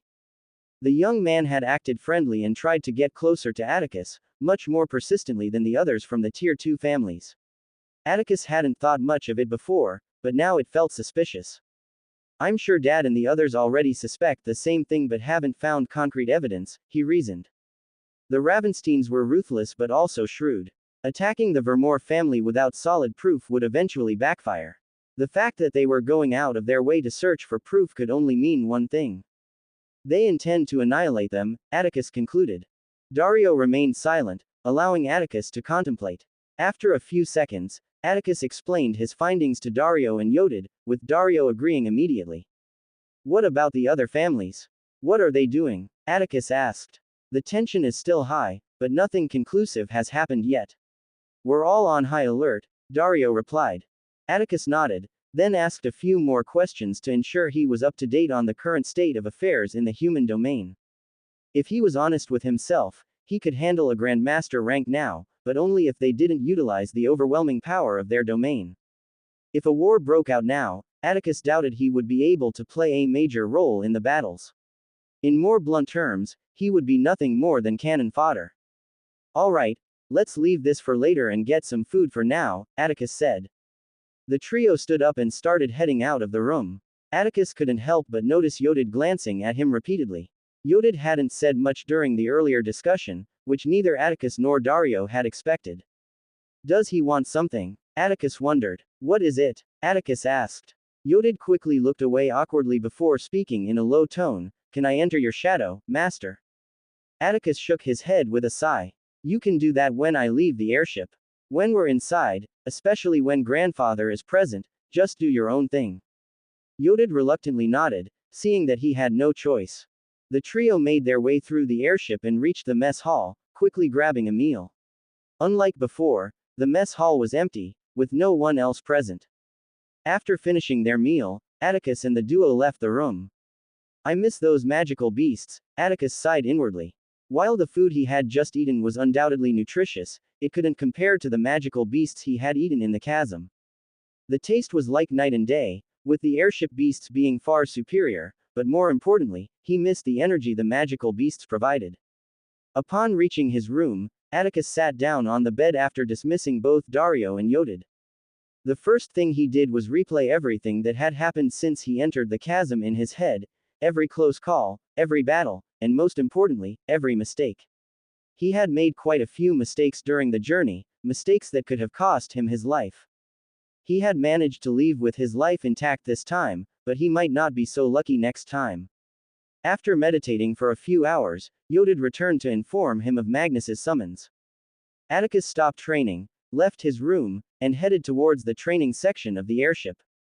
So this is where everyone was, he thought as he entered through the door, seeing almost all the crew members engaged in sparring sessions. I really don't think you should be here, young master, Amara, who had immediately noticed Atticus, approached and remarked. Atticus chuckled. I really think this is where I need to be. He took a deep breath. Despite his hellish months and incredible improvement in the chasm, Atticus still felt an overwhelming desire to train. It was already in his blood. Besides, I was summoned. Amara, who had wanted to speak, froze. Only one person could summon Atticus on the ship. A man entered through the training room door, and every single person paused whatever they were doing. They hadn't noticed Atticus before because he had been restricting his aura. However, it was impossible not to notice Magnus's overwhelming presence. The crew members, along with Amara, bowed as Magnus approached Atticus. Follow me, Magnus simply said, leading Atticus into a training room with a large red door. Atticus was met with a very expansive, pristine white room. This room can withstand grandmasters, he thought, impressed. It was hard to miss the big red door among the other normal doors in the training area. Atticus had asked about it earlier and had been told that it was a training ground that could withstand grandmasters. Attack me with your strongest move, Magnus's words brought Atticus out of his thoughts. He was baffled for a second before realizing that Magnus wasn't joking. Atticus moved forward and stood across from Magnus. His hand moved towards his katana's hilt, but before he could unsheath it. Strongest, Magnus repeated. Atticus paused, understanding what Magnus wanted. He wants me to use my exosuit, he realized. Seeing no other choice, Atticus's piercing blue eyes suddenly took on a hint of red in the irises. Tiny pentagon-shaped objects streamed out from the stumps on his chest, engulfing his body in an instant. The sharp hiss of his katana coming off its sheath was accompanied by a red shroud covering his face. Atticus's aura surged, an overwhelming amount of energy coursing through his body as the suit siphoned mana from the air and into his body. The room maintained its pristine whiteness, with the scenery remaining unchanged. Then, Atticus blurred, and an uncountable number of azure slashes materialized before converging into one large crimson crescent slash that shot towards Magnus with intense speed. Magnus remained unmoving, his posture steady, his figure resembling an immovable wall. Just as the crescent slash reached a 5-meter radius from Magnus, it was as if a high-pressure beam of light collided with an overwhelming force, scattering the energy in all directions, leaving crackling lightning snaking outward where the crescent had suddenly clashed. Not bad, but it's not enough to cut off the hand of a Grandmaster plus. How did you achieve that power? As expected, Atticus thought. Magnus had immediately determined there had to be more. The attack he had just unleashed had been powerful on every level, but it wasn't fast or lethal enough to sever the hand of a Grandmaster. It's one of the functions of my exosuit. I can absorb blows from my opponent and unleash them in one overwhelming strike. Magnus nodded, piecing together what had happened. Are there any limitations? What happened when you unleashed the attack and cut off his arm? The suit lost the energy needed to operate and went dormant, Atticus explained. It's a great card to have during battle. But we have to test everything and know exactly where its limitations lie. As soon as Atticus nodded, his torture began. Atticus couldn't even see a blur. To him, it was as though Magnus never moved from the 20-meter spot where he was standing. However, he felt a bombardment of devastating punches, the likes of which he had never experienced before. It all occurred in an instant, in just a single second. Atticus was struck from every possible direction, unable to resist or even react. As the second passed, he inadvertently staggered a step forward, struggling to withstand the pain that coursed through his body all at once. 2 more seconds passed, and Atticus finally gathered enough bearings to think. Then, he felt an overwhelming amount of power coursing through his body. Atticus felt a surge of power coursing through his body, just like the last time during his battle with Alvis after enduring that bombardment of attacks. To think he could replicate that in a single second, damn, Atticus thought as he fixed his gaze on Magnus, who stood at a distance.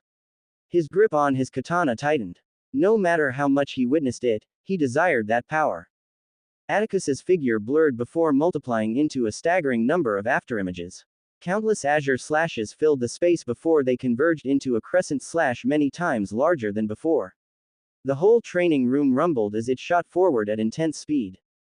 The crew members, along with Dario and Yodid, who had gathered outside, fixed their gazes on the large red door. They had felt the rumble from outside. For the shockwave to reach them despite the room's specifications, they could only imagine what was happening inside. However, just like before, the same thing occurred. The crescent slash met an impenetrable force before it could reach Magnus, its form scattering in the air. Better, Magnus's simple remark would have normally elicited an awkward reaction from Atticus, but currently, he didn't care.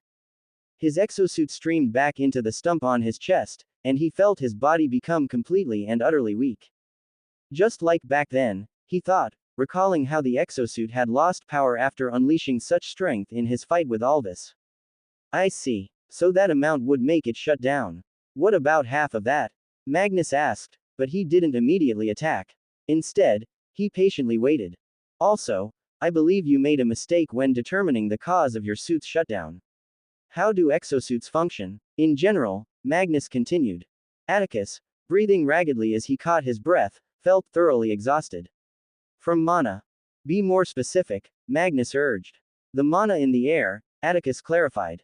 Good. Which means that as long as there's mana in the air, it should theoretically keep functioning, right? Atticus nodded. Mana was practically its fuel, which meant that as long as there was mana, the suit shouldn't run out of energy.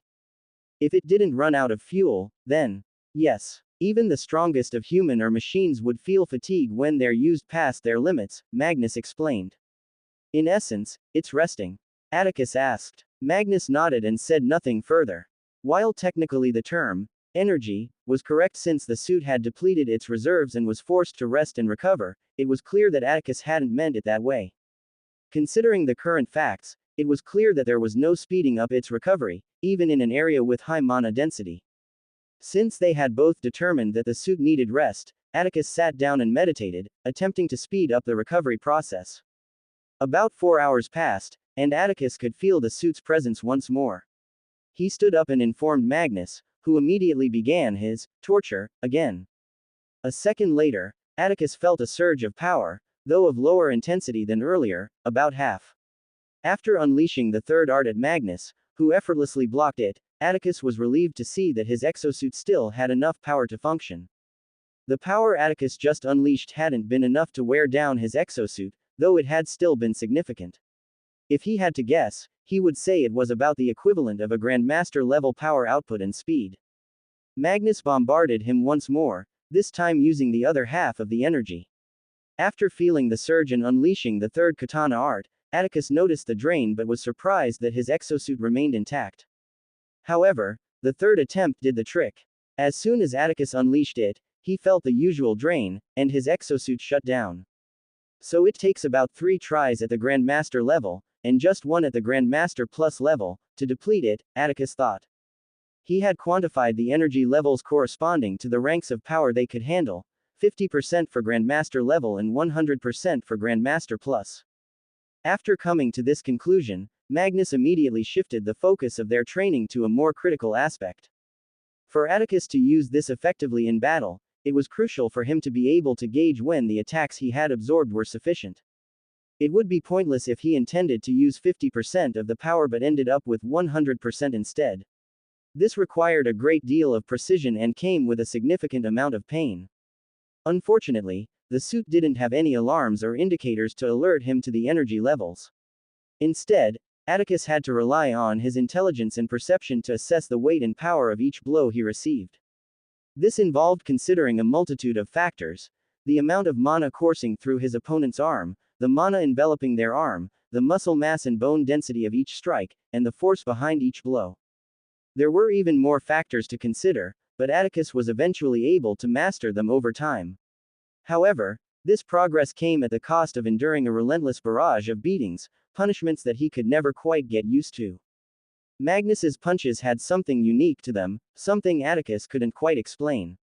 It felt as though any one of those punches could end him at any moment. The day passed in the blink of an eye, and soon the next day arrived.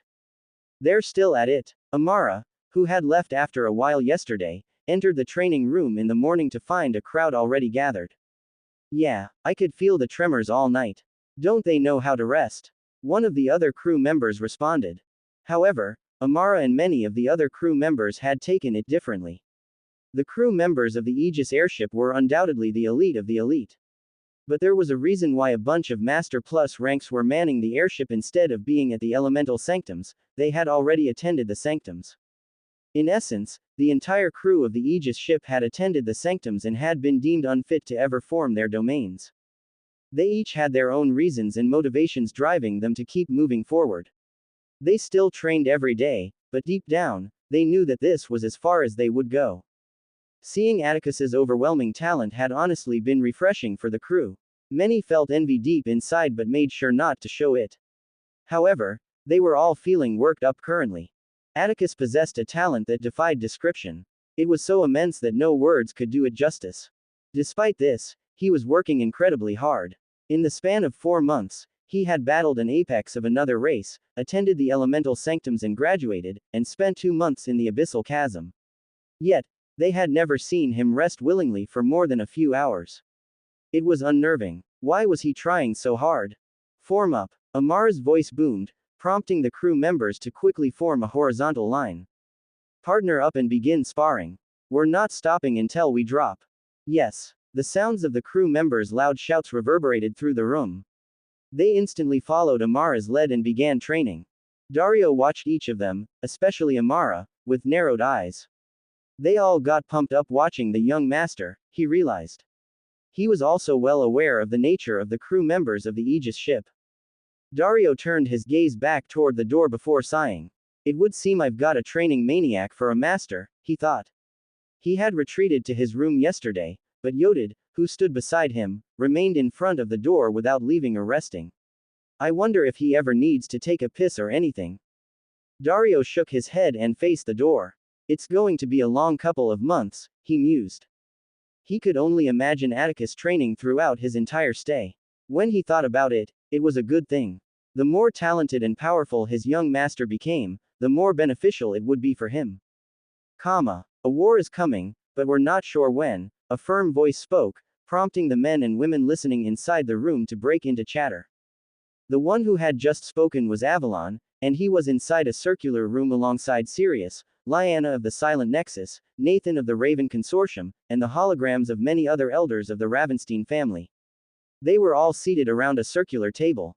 Every single person present inside the room, whether physically or not, held the highest influence within the Ravenstein family. They were all individuals of great influence, even outside the family and in the human domain. Avalon had just brought up the topic of war. However, there was not the slightest ripple of panic as they each conversed. They all talked calmly, and many even made jokes and laughed. This was the Ravenstein family. A few seconds passed before Avalon interrupted the chatter. "What do you propose, Lyanna?" Avalon turned toward a woman seated not far from him. Like everyone present, she had snow-white hair draped over her shoulders. Her beauty was utterly enchanting, contrasting with her piercing gaze. There was no one in this room who wasn't aware of the cruelty that Lyanna embodied. Her next words only reminded them of that. An innocent expression appeared on Lyanna's face. "I propose we stop wasting time and just initiate the war.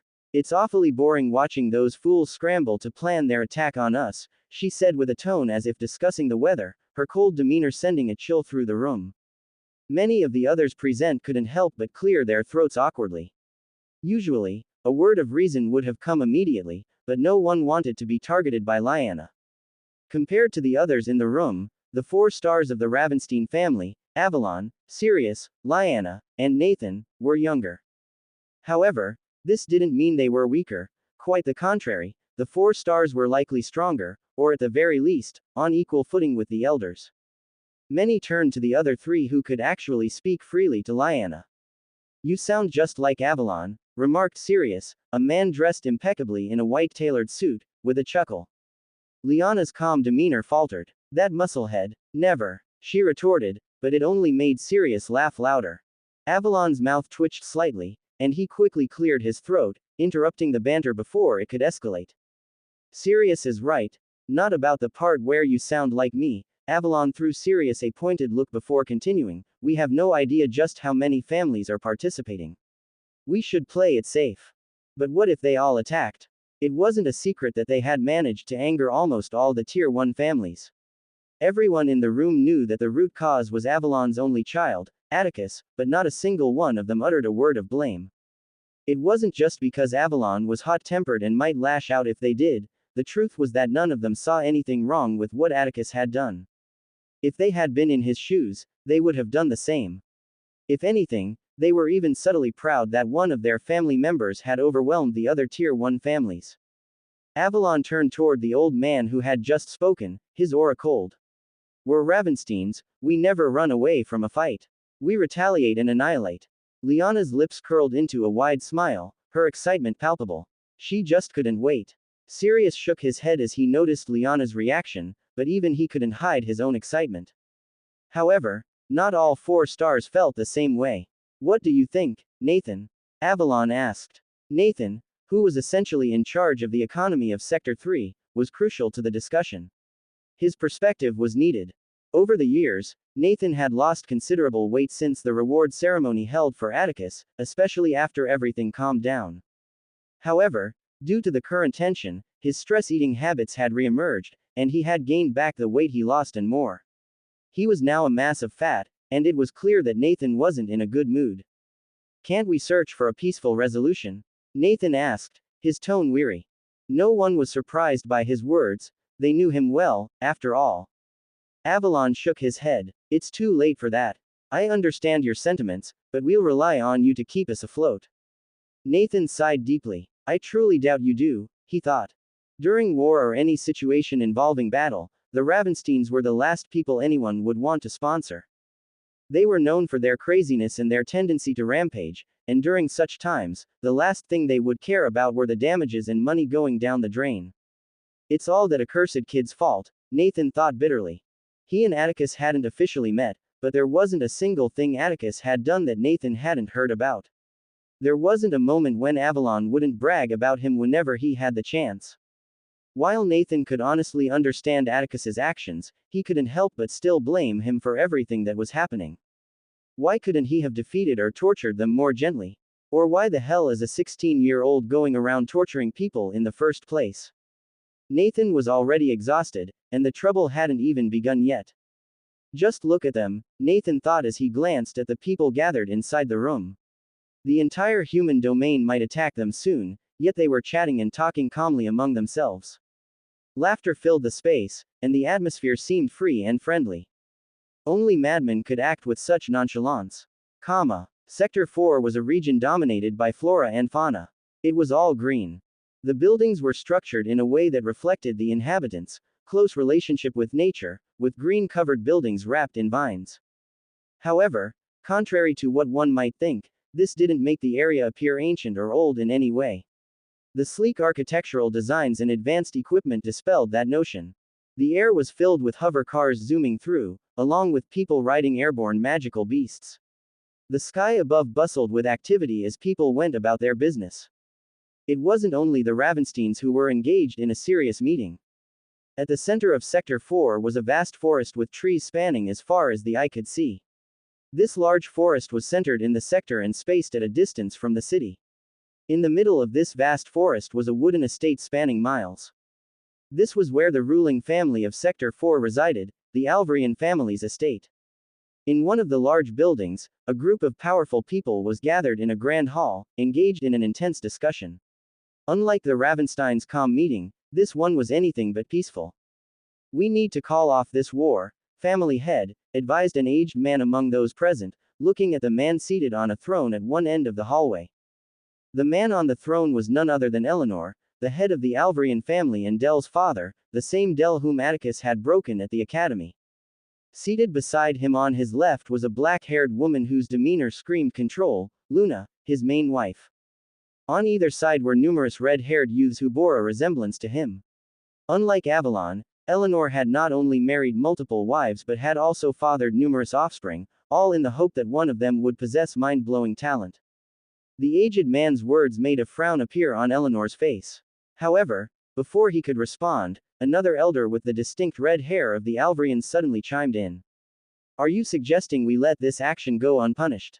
It's a direct challenge to our family. Besides, it's too late to stop, everything is almost in place. We all understand, but going to war with the Ravensteins.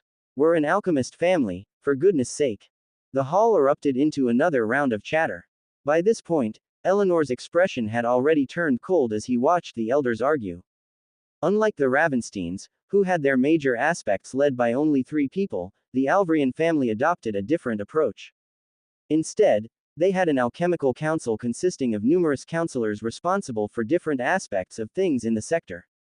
Just as Eleanor was about to unleash his aura, he suddenly felt Luna's gentle touch and paused. Taking a calming breath, he spoke.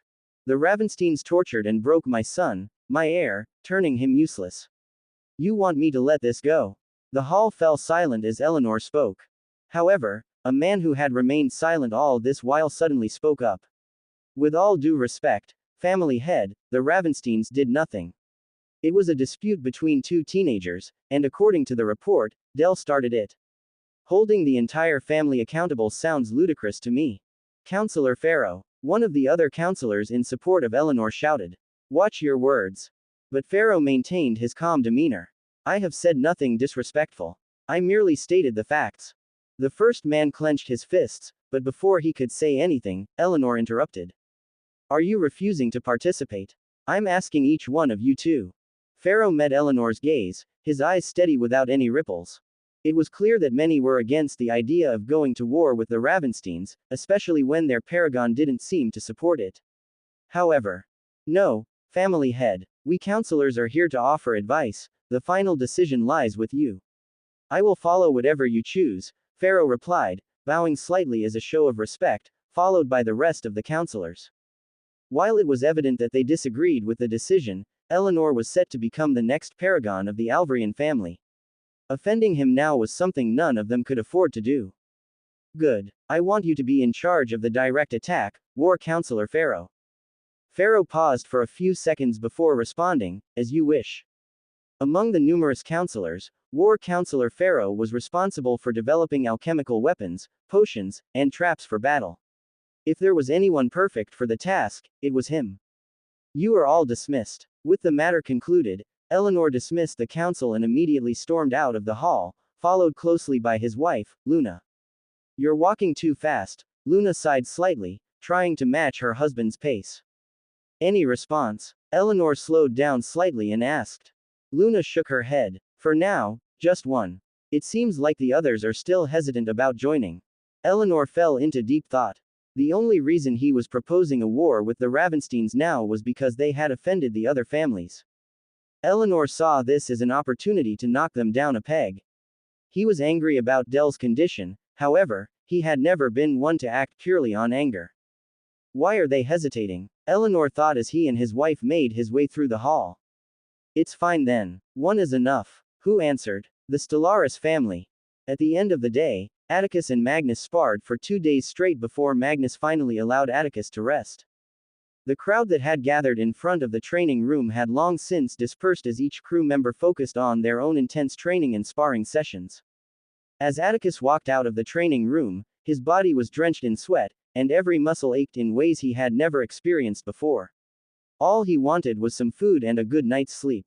He noticed Yodit and Dario nearby, who immediately bowed upon seeing him.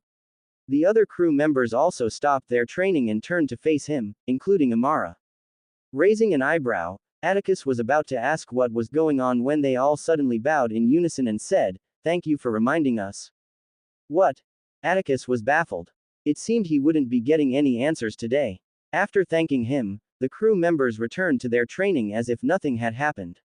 Shaking his head, Atticus thought to himself, "I'll think about this later."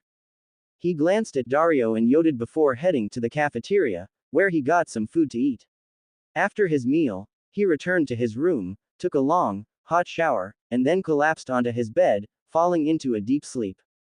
The next day came quickly, and Atticus met Magnus in the same training room. He wondered if this would be another grueling session but didn't bother to ask. If he was honest with himself, he was starting to enjoy the one-on-one training sessions with Magnus. Magnus picked up where they had left off the previous day. He made sure Atticus was becoming well versed in determining the exact number of blows needed to output the energy he required. Fortunately for Atticus, he was a fast learner. After meditating on the training and replaying everything in his mind, he was now able to gauge the amount of force needed with impressive accuracy. Afterward, Magnus decided to shift focus to another aspect of battle. But before doing so, he asked Atticus a question that he had been expecting for some time. "How did you increase your will in such a short time?" Atticus smiled slightly and began narrating everything that had happened in the abyssal chasm. He had wanted to share this since leaving the chasm, but Magnus was a peculiar character, and Atticus wasn't sure how to start the conversation. The opportunity had finally presented itself. As Atticus explained, Magnus's eyes lost focus for a brief moment, an action Atticus had never seen from him before. He must be thinking about the next course of action, Atticus thought. A paragon rank beast hiding out and observing the human domain right under us rings so many alarm bells. After a second, Magnus's eyes regained their clarity. "Did he do anything to you?" Magnus asked, his tone sharp. "No," Atticus shook his head, "well, not that I'm aware of." Before Atticus could finish speaking, tendrils of lightning materialized and snaked their way across his entire body. Atticus felt completely exposed, as though all his secrets were being laid bare, but he didn't resist. Magnus was thorough, taking almost a minute to scrutinize every inch of Atticus's being. When he was satisfied and sure there was nothing amiss, the lightning disappeared. "I have to be completely sure. I'll have him check him," Magnus thought to himself. "Anything?" Atticus asked, curious about the result. Magnus shook his head. "I couldn't find anything. But unfortunately, that doesn't mean there's nothing there. We'll do a more thorough search later." That wasn't thorough. Atticus wanted to blurt out but held himself back.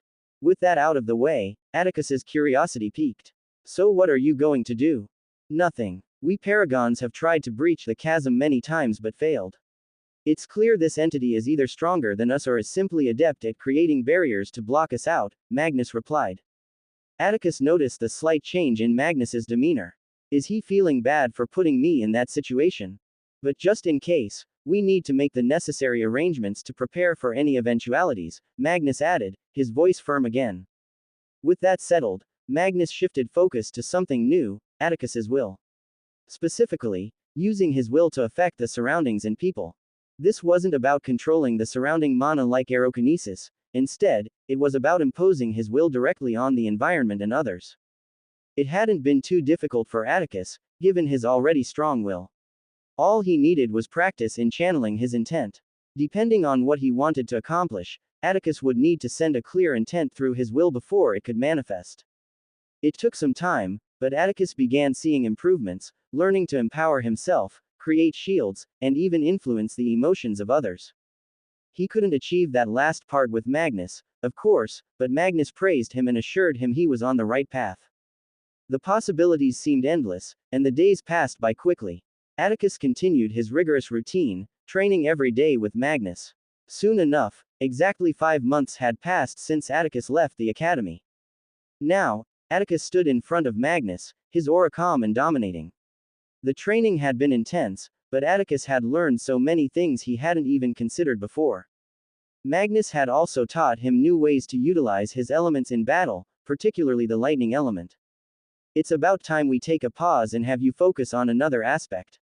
I'll let you choose this time, Magnus said, his tone inviting Atticus to consider his next move carefully. Atticus pondered his choice, weighing his options. What aspect should he focus on? Domain. The thought had been nagging at him ever since his battle with Alvis and Ronid, and after witnessing Avalon's overwhelming display of power. He needed that power. My elements. I want to focus on them and attempt to form a domain, Atticus replied, his voice steady. A domain would significantly increase your battle power, but it's no easy feat to achieve. It'll take time, a lot of time, even for someone like you. You won't be able to focus on anything else. Are you sure? Magnus asked, his gaze intense. Atticus immediately nodded, his gaze resolute. Magnus smiled. All right, let's head back to the elemental sanctums. As soon as Atticus made his choice, he and Magnus left the training room, and Magnus immediately instructed the crew to head back toward the capital, where the elemental sanctums were located. Dario, Amara, and many others wondered why they were returning, considering that Atticus had already graduated from each of the sanctums. However, when they asked Atticus, his response nearly gave them all a heart attack. Domain. Many of the crew members, especially Amara, felt a sting in their hearts. They all knew that Atticus forming a domain was inevitable, but they never imagined he would attempt it so early. None of them even considered the possibility that Atticus could fail. Everything he had set his eyes on so far had been accomplished, exceeding every expectation. A battle against an apex of another race, which they had all expected to end in his immediate defeat, had ended in a draw. 6 months to graduate from the elemental sanctums. He did it in less than a month. The abyssal chasm, where they only expected his battle strength to have increased or him even dying, had brought an even greater surprise. He had crossed over into the master ranks. Considering everything that had happened, Amara and the crew members all wondered what the genius kid would show them next. After his training with Magnus, Atticus headed back to his room to rest but came across someone he hadn't seen since coming out of the chasm, Niall. Niall met Atticus's eyes without saying anything. I'm not bowing down to you, he thought. He might be a slave, but he was determined not to show Atticus such respect unless forced by the contract. It looked like an obvious attempt to maintain his dignity as a grandmaster. However, Atticus had absolutely no intention or time to play games. Why should he care if a random fool bows to him or not? He had bigger fish to fry than worrying over something that didn't affect him in any way. However, something popped into Atticus's head. Are you aware of or do you suspect that the sovereign did something to either one of us?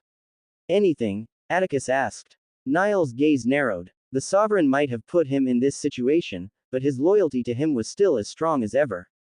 Being asked a question about the sovereign, Niall's instinctive reaction was to remain silent, but the power of the contract was absolute. Niall felt a nagging pain increasingly rack his head until it became unbearable. No, I am not aware of anything like that, Niall finally forced out. Atticus stared at Niall for a few seconds without saying anything, then simply walked away. If the sovereign did something, there's no way he would be so stupid as to make my slave aware of it, Atticus thought as he continued walking down the hallway. He already knew this fact but still wanted to ask. This was the first question Magnus had asked him, and Atticus hadn't thought about it before. He felt as though if the sovereign had done something to him, Cedric would have informed him when he entered the Katana's realm. However, what if it happened afterward? The thought nagged at him.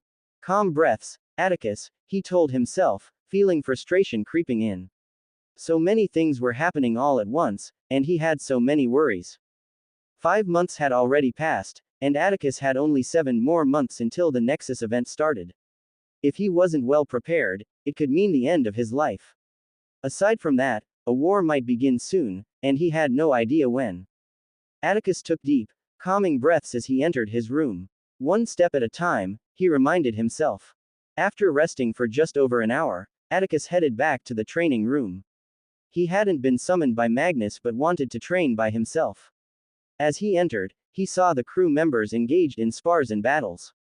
You're here, young master.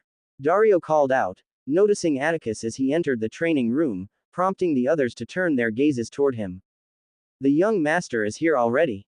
It's been just over an hour. Maybe he forgot something. The last man's comment drew some odd looks from the others. It seemed he didn't quite grasp who Atticus was. There was only one reason Atticus would come to the training room, to train. But the fact that he had returned after just an hour of intense training with Magnus was astonishing. Atticus nodded at each of them in acknowledgement as he passed by, but then Amara suddenly stepped in his way. "Would you like to spar with me, young master?" she asked. Her words caused a wave of surprise among the crew, and Atticus raised an eyebrow, not in contempt, but out of mild surprise. He hadn't expected anyone to want to spar with him. "Okay," Atticus replied. His answer caused another ripple of surprise to spread through the crew members. Even Amara was taken aback. He agreed so easily, she thought. She had expected him to accept, but not so readily. "Let's use that room," Atticus suggested, pointing to the big red door before heading toward it. Amara quickly regained her composure and followed him inside. "I can't miss this." "Yes, let's go." Luckily, Magnus wasn't there, and everyone in the room inwardly thanked their stars. None of them were about to test the senses of a paragon, especially when they were on the same airship. Dario and Yodid were already inside, and soon enough, the other crew members entered, shutting the door behind them. A large circle formed with the duo facing each other in the middle. Dario approached the room terminal and changed the settings. The pristine white room transformed into an expansive coliseum, with the onlookers seated high up, looking down at Atticus and Amara. Who will win? It has to be Amara, right? She's in the Master Plus rank and the second strongest after the captain. As they conversed, the door opened, and a man stepped into the coliseum. He quickly approached a seat and sat down, focusing on the duo below. What is the captain doing here? How did he know about the duel so fast? The other crew members whispered among themselves, but none dared to speak out loud. The captain of the Aegis ship had just arrived, sitting down with an intense gaze fixed on Atticus and Amara. With everything set, the whole space quieted down, and everyone's attention focused on the duo, anticipation building. "I'm ready when you are," Atticus said calmly. Amara's gaze narrowed, her heart pounding in her chest. Atticus had basically just asked her to make the first move. Normally, a 16-year-old boy telling a seasoned fighter well into her 30s to attack first during a spar would be seen as insulting. However, Amara didn't feel a shred of that. What the hell? Her heart was racing, and she was trying to figure out why. Then it hit her. He stopped restraining his aura. That overwhelming and deadly aura, the same one they had all felt when Atticus entered the airship after leaving the chasm, was now palpable. Since they were about to battle, he had no reason to keep restraining it. A 16-year-old. It seemed unbelievable. Atticus didn't even feel like any 30-year-old she had ever met. Amara took a deep breath, calming her nerves. She wasn't going to falter here. Her resolve firmed as the earth beneath her began to swirl, enveloping her whole body. Atticus watched calmly as the brown earth started changing color and composition, becoming silver and steel, hugging tightly against her body. It looked both hardened and flexible at the same time. Amara's gaze turned ice cold, and with her focus locked on Atticus, she moved. The ground trembled, fissures spidering outward as she vanished from sight, appearing in front of Atticus in the next instant, leaving a trail of sonic booms in her wake.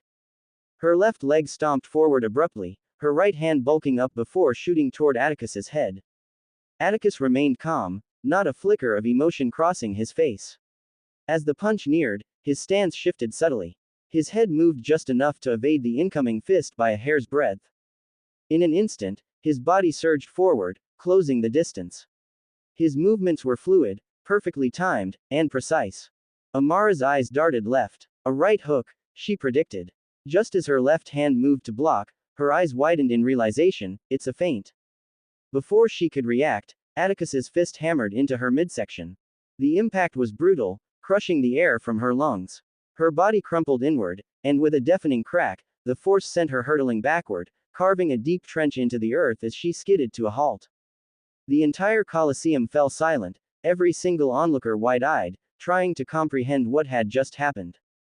Amara breathed heavily, spitting a little blood from her mouth. I was right, he's way stronger, she thought.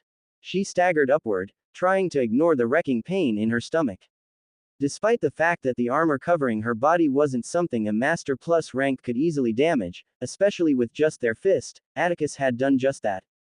A fist-shaped indent marred the armor where he had punched, and she had felt the entire force through her body. Amara breathed in and out heavily, regaining her composure. I'll have to bombard him. The ground beneath her rippled like water, responding to her will. She slammed her palms down, and the earth obeyed, jagged spikes shooting up from the ground, racing toward Atticus. Atticus's body blurred as he dodged to the side.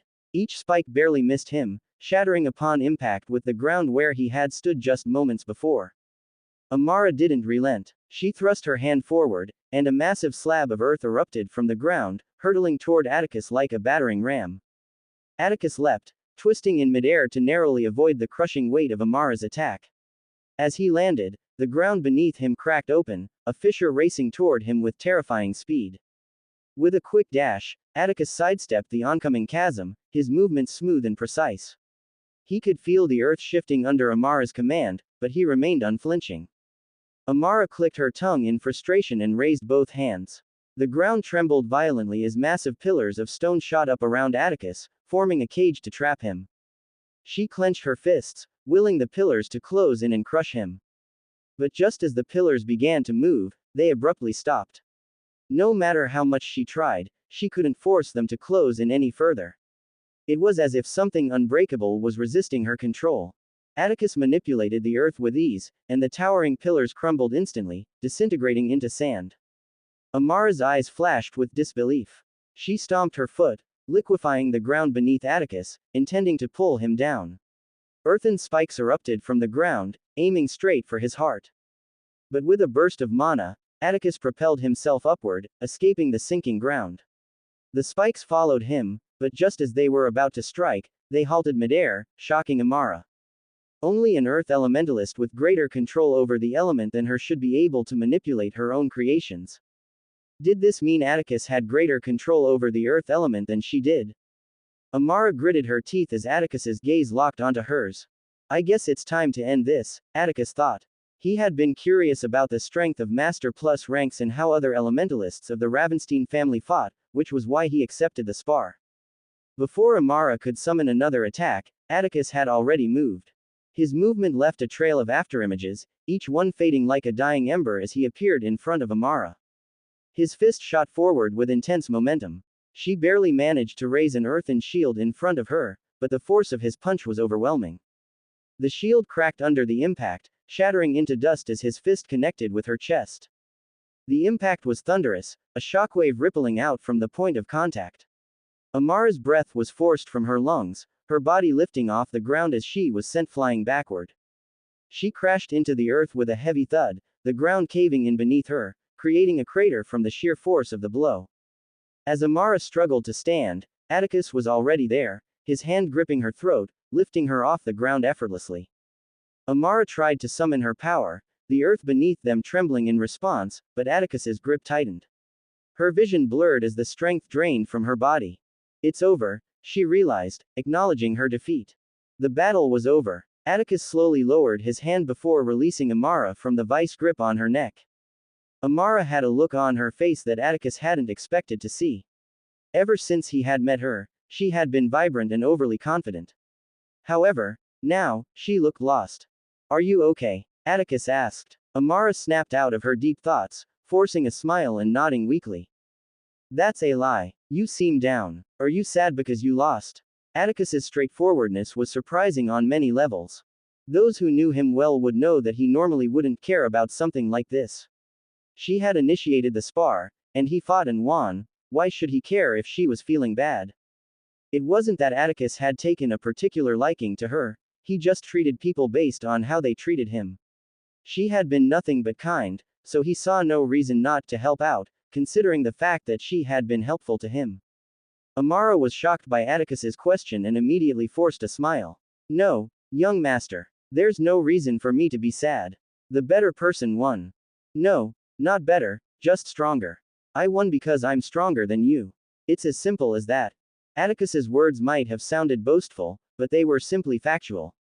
Amara immediately grasped that he hadn't won because he was a better person, but because he was stronger. If you want to win, all you have to do is become stronger. Amara clenched her fist. She couldn't hold it in any longer.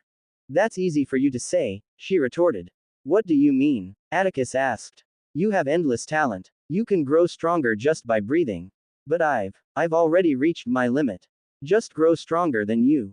What a joke. At this point, the entire crowd was listening to their conversation. They could all feel what Amara was feeling. So, Atticus responded, his tone calm. What? Amara was baffled by Atticus's nonchalance. I just told you what you have to do to defeat me. I never said it was possible. Amara was confused, unable to understand his logic. Look, I'm going to keep growing stronger and stronger, no matter what. Even if my body hits its limit, I will never let it stand in my way. I will break it and rebuild it again. I will never stop until I stand at the peak. That's the difference between you and me, Amara. I have unmatched talent. So what? There are beings in this world who could end my life with a flick of their wrist. So what if you've hit your limit? There are people in the human domain who can't even get past the novice rank. Does that mean they should wallow in their tears and never live their lives? You're the architect of your own life. You choose whether to give up or keep pushing. You've hit your limits. Own it. Think of a way forward instead of making yourself feel bad. Ultimately, it's your choice. Atticus then focused on the water element and healed Amara's wounds. Afterward, he turned and walked out of the room, followed closely by Yodid and Dario. Deep inside the airship, a small smile appeared on Magnus's face, who had been observing the battle and the conversation from his room. His head is in the right place, Magnus thought. Magnus wasn't the only one who was surprised. The captain of the crew raised his only visible eyebrow, his eye fixed on Atticus as he walked out. How can a 16-year-old have such insights? The captain wondered. A normal teenager, especially a 16-year-old, would typically just be starting their life. They would be thinking about their dreams, how to make their families proud, how to be better than their peers. However, it was clear that Atticus wasn't thinking about any of that. He seemed like someone who had not only gone through a lot but was also currently battling a lot. The captain felt his blood pump hard. He couldn't wait for the day Atticus would take the seat as head of the Ravenstein family. He saw no one who could stand in his way, a 16-year-old who was already as powerful as a grandmaster. The human domain would go into a frenzy. Young master, that was inspirational, Dario finally spoke after a few seconds of trailing behind Atticus. I simply stated the facts, Atticus responded succinctly. Yodid remained silent, having nothing to add. The Ravenblade were taught from childhood to live for their master. Getting stronger was just a means to an end, their goal was always their master's protection. Yes, of course, Dario smiled wryly and didn't say anything further, continuing the walk in silence, until Atticus suddenly stopped. Is something wrong, young master? Dario asked. Atticus had a small frown on his face. Where am I going? He thought. He had gone to the training room to train, but he left after only spending a few minutes there. Atticus sighed. It just seemed like the right thing to do at the moment. There was only one Grandmaster level training room in that location, and it didn't seem right to stay there after giving that speech. Essentially, walking away had seemed like the right move at the time. But now, he had nowhere else to go. I can't go back, that would be crazy. I guess I won't train for now, he decided. Having made up his mind, Atticus turned and started moving toward another part of the airship, leaving Dario and Yodid to wonder what was going on. After a few moments, he reached the control room and immediately entered. It wasn't as packed as usual, with only a few operators manning different terminals at the front. None of them paid much attention to his entry, leaving Atticus to enjoy the peaceful scenery as the airship moved at high speed. Since he wasn't going to train, he figured he might as well do this instead of going back to sleep. The journey back to the capital, Ravenspire, took just over 2 hours. During that time, many crew members entered the control room and bowed upon seeing Atticus. His speech was still fresh in their minds, and it made them all ponder deeply. Soon enough, the beautiful and enchanting scene of the elemental sanctums filled his vision. Atticus was filled with nostalgia. 2 months had passed, but it felt like only yesterday. Head toward the fire sanctum, Atticus commanded, and the operators instinctively obeyed, steering the ship toward the fire sanctum. It was normally unheard of for any of the operators to take orders from anyone apart from Magnus and the captain, but the legend that was Atticus was beginning to etch itself into their minds. Atticus left the control room and headed toward the hatch. However, halfway there, Amara suddenly appeared in his path. Why, young master, she stammered. Atticus watched with a slightly baffled expression as this woman, well into her 30s, fidgeted nervously with her fingers. Speak your mind. I'm not going to do anything to you, Atticus said calmly. Amara took a deep breath before looking Atticus straight in the eye. I'm sorry, she bowed. You were right about everything, and I shouldn't have reacted the way I did. It was just. What did you decide? Atticus interrupted. Huh. Amara looked up, confused. I don't need to hear your life story, Amara, but I want to know what you decided, Atticus clarified. Amara's right eye twitched. She felt a wave of embarrassment, but Atticus's casual gaze gave her no respite. Both her hands clenched as she recalled her thoughts. I will never give up, she declared firmly. Atticus smiled. Good. I look forward to that. I'll see you soon, I guess. Yes, Amara replied with determination. With that, Atticus continued his walk toward the hatch. After a minute, his feet touched the scorching ground of the fire sanctum. He didn't waste time and moved toward the grand gate. However, a figure suddenly combusted a few meters away from him, accompanied by the loud sound of a walking stick striking the ground. Atticus smiled slightly as he fixed his eyes on Dakai, who stood before him. But Dakai wasn't smiling. Atticus's smile widened. This old man, he thought, noticing how the temperature of the fire molecules around him was rapidly changing. However, Atticus's gaze flashed red, and then everything returned to normal. Dakai's eyes widened in absolute shock. Master rank and such strong will, he muttered absent-mindedly. Oh, now I'm scared. Atticus's talent had always been impressive, but now it was terrifying. No one should be this talented. You even came out to meet me. Sounds like you're happy to see me, Atticus teased. Dakai snapped out of his thoughts and snorted, hitting his stick on the ground and turning away. Get your facts straight, boy. Only the Sanctum Master can open the Sanctum gates. That's all there is to it. Now quit wasting time and let's go. Atticus chuckled but said nothing. He could see the corners of Dakai's lips were raised. The old man was happy. Atticus followed Dakai through the grand gates of the fire sanctum, a slight smile on his face. Atticus walked through the gates of the fire sanctum, trailing behind Dakai, who was wearing a small smile. This place hasn't changed at all, Atticus thought as he took in his surroundings. Everything was just as he remembered. However, unlike his last visit, there was no grand welcome. The students strolled about, going about their business, until they spotted Atticus walking across the sanctum. The uproar was immense. Isn't that? It's him. What's he doing here? Whispers and murmurs spread like wildfire as soon as he was recognized. Though it had taken a few days after he left, there was now no one in the sanctum who didn't know who Atticus was or what he had accomplished. He hadn't just broken the sanctum's records, he had shattered them. Every student there had been shocked when they heard about his feats. I've heard from Master Magnus already. You plan to form your domain? Dakai asked as they walked. Atticus nodded. He had thought about this extensively. Among all his elements, the space element was the only one he had yet to focus on. While he knew it would be an invaluable addition to his abilities, he ultimately decided to put it on hold. The space element was important, but a domain was far more significant.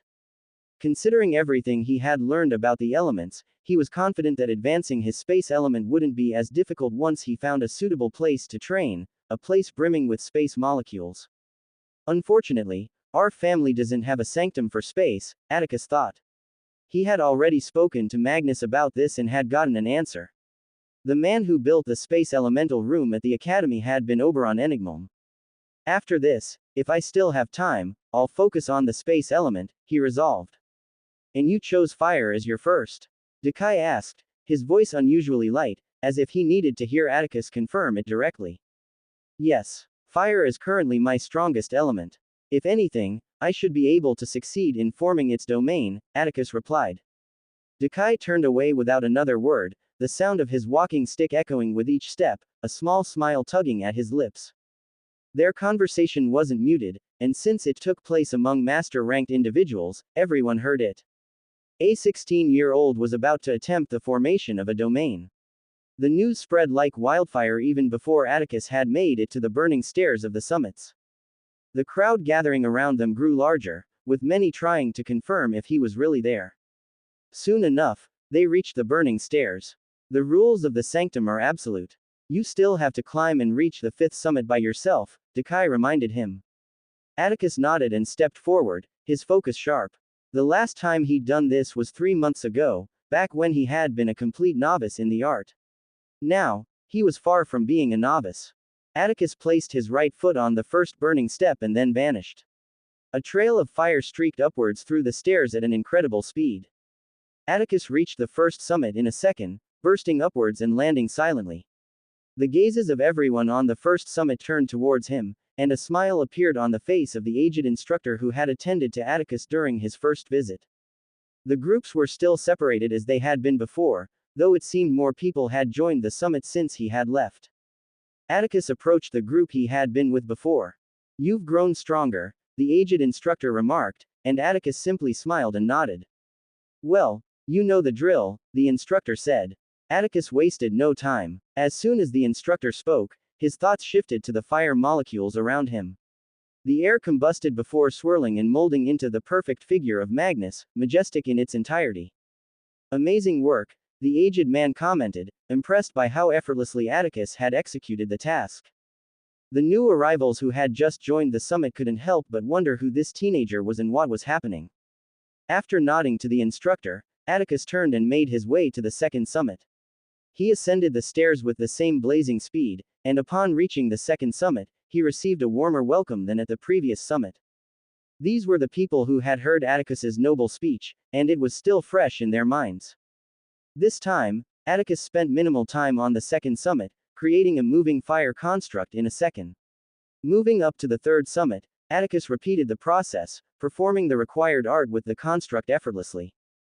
Soon enough, Atticus reached the fourth summit and saw the same 5 individuals he had practiced with before. The gaze of one of them immediately darkened. The last time he had been here, he had battled Saren and thoroughly beaten him. It was an experience Saren would never forget. He had wanted to take revenge for his brother William but had instead been humiliated. Atticus nodded to Isolde and the others, saying nothing. Fortunately, Dakai hadn't appeared, so Atticus approached a random instructor and challenged him instead. The fight was different from his previous one with Dakai. The instructor was strong, but Atticus, with his quick thinking, managed to land a decisive hit within minutes. Afterward, Atticus reached the fifth summit. The burning stairs had the same conditions to climb, though they were noticeably more scorching. Soon enough, Atticus arrived at the fifth summit and saw Dakai already waiting at the edge of the sea of fire. "Do you remember everything I told you before you left the fire sanctum?" Dakai asked. Atticus nodded. "Good. Then get to it," Dakai responded. Atticus took a deep breath and stepped into the sea of fire. Going deep enough, Atticus sat cross-legged on the platform of the fifth summit, surrounded by a vast, flowing river of fire. The heat was intense, pressing against his skin like a heavy weight, but his expression remained calm. He closed his eyes, and his breathing became steady and measured as he focused on what he had to do. The river of fire wasn't just a body of flames, it was filled to the brim with fire molecules. Atticus could feel the fire molecules dancing around him. He took a deep breath, inhaling the heat, and slowly exhaled, allowing his body to relax further into the flow of the fire. This was crucial. He wasn't merely sitting in the fire, he needed to be in sync with it if he wanted to form his domain. The connection he had with the fire molecules wasn't enough. He had to deepen it, allowing his body to become completely in sync with them. Atticus reached out with his mind, feeling the fire molecules around him. Forming a domain required more than just control, it demanded a relationship. Soon enough, Atticus noticed something and attempted a method. His hands rested on his knees, fingers lightly tapping in a slow, rhythmic pattern, trying to sync with the flow of the fire molecules. The tapping wasn't random, it matched the pulse he felt in the fire, the rhythm at which the molecules resonated. Every tap was an attempt to communicate and connect, to trick the fire into believing he was one of them. Time passed, though Atticus wasn't sure how much. He had lost track of time entirely. It could have been minutes, hours, or days, the fire didn't care about time. His breathing remained steady, his chest rising and falling in sync with the flicker of the flames.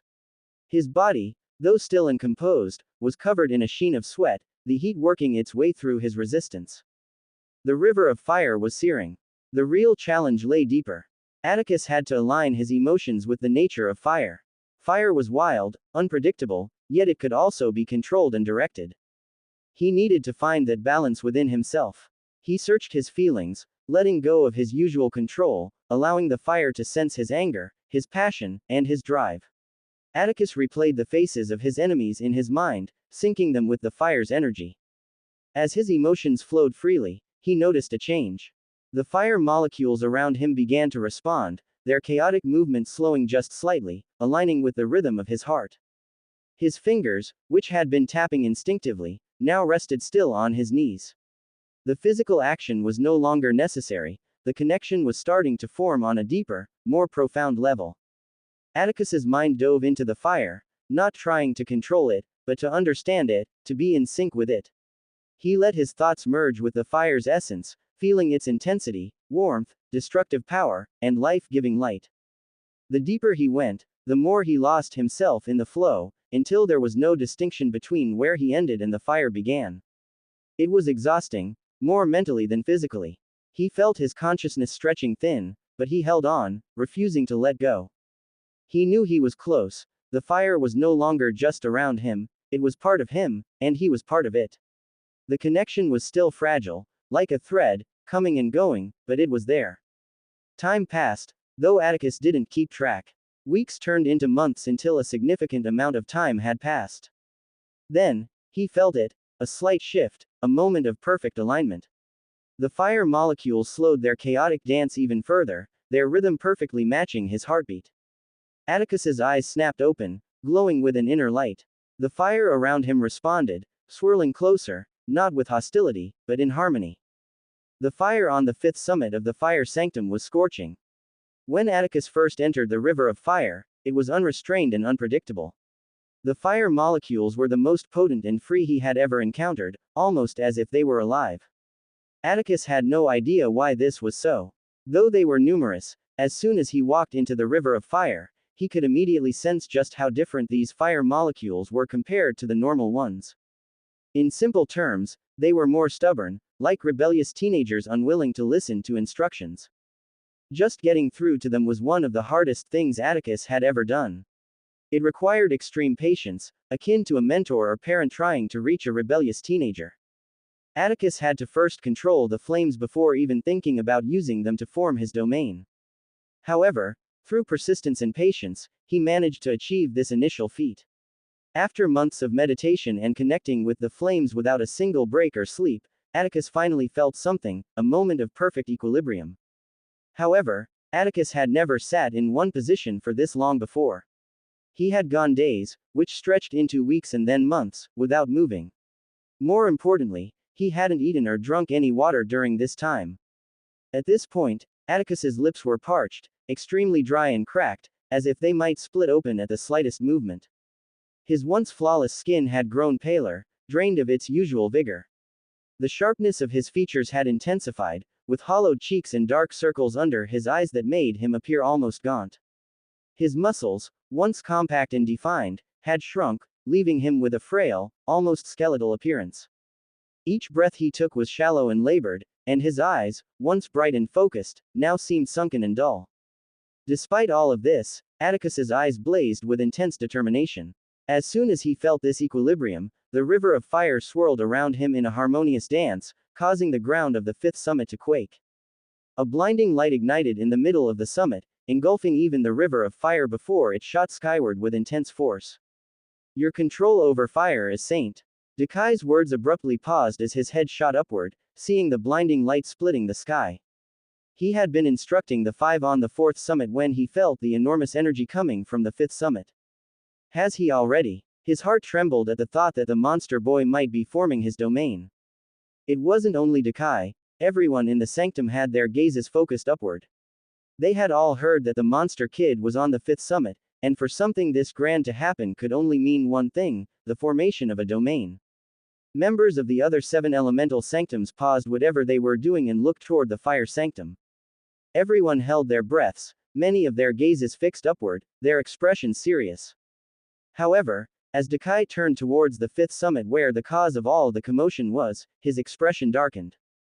But before he could act, a streak of lightning descended, splitting the blinding light in the sky in two and striking Atticus as he sat on the fifth summit. The lightning engulfed his entire body, spreading outward and parting the river of fire for many meters. Atticus felt no pain, Not a single thing. It wasn't because his body wasn't in a world of pain, quite the contrary, it was. But Atticus had already gone unconscious, his breathing faint. Magnus appeared on the fifth summit in an instant, lifting Atticus up with tendrils of lightning. A vial appeared in his hand, and he immediately poured its contents into Atticus's mouth. A subtle glow radiated from Atticus's body, and a little life began to return to his skin. Magnus's brows knitted into a deep frown. He almost died. The tendrils of lightning moved around Atticus's body as Magnus scrutinized every inch of it. After a moment, he found that nothing was wrong. Decay appeared in a burst of flames the next second, a panicked expression on his face. Master Magnus, is he? The situation was so serious that Decay had completely forgotten to bow in respect. He's fine. I got to him before anything irreparable happened.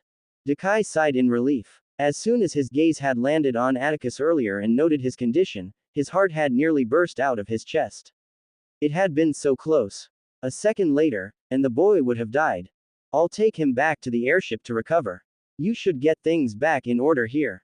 Decay regained his composure and bowed as Magnus streaked upward with Atticus into the Aegis airship. Another sigh of relief escaped Decay's lips as he looked over the fifth summit. The space that was supposed to be filled with the river of extremely stubborn fire had been parted by lightning due to Magnus's descent. There was no battle. The fire remained docile, not even approaching the lightning in the middle. What happened? Decay looked up and saw the figure of Leora descending slowly from the sky. Ironically, the water sanctum was the closest to the fire sanctum, so it wasn't a surprise that Leora had arrived first. The other sanctum masters appeared a second later, each one asking the same question.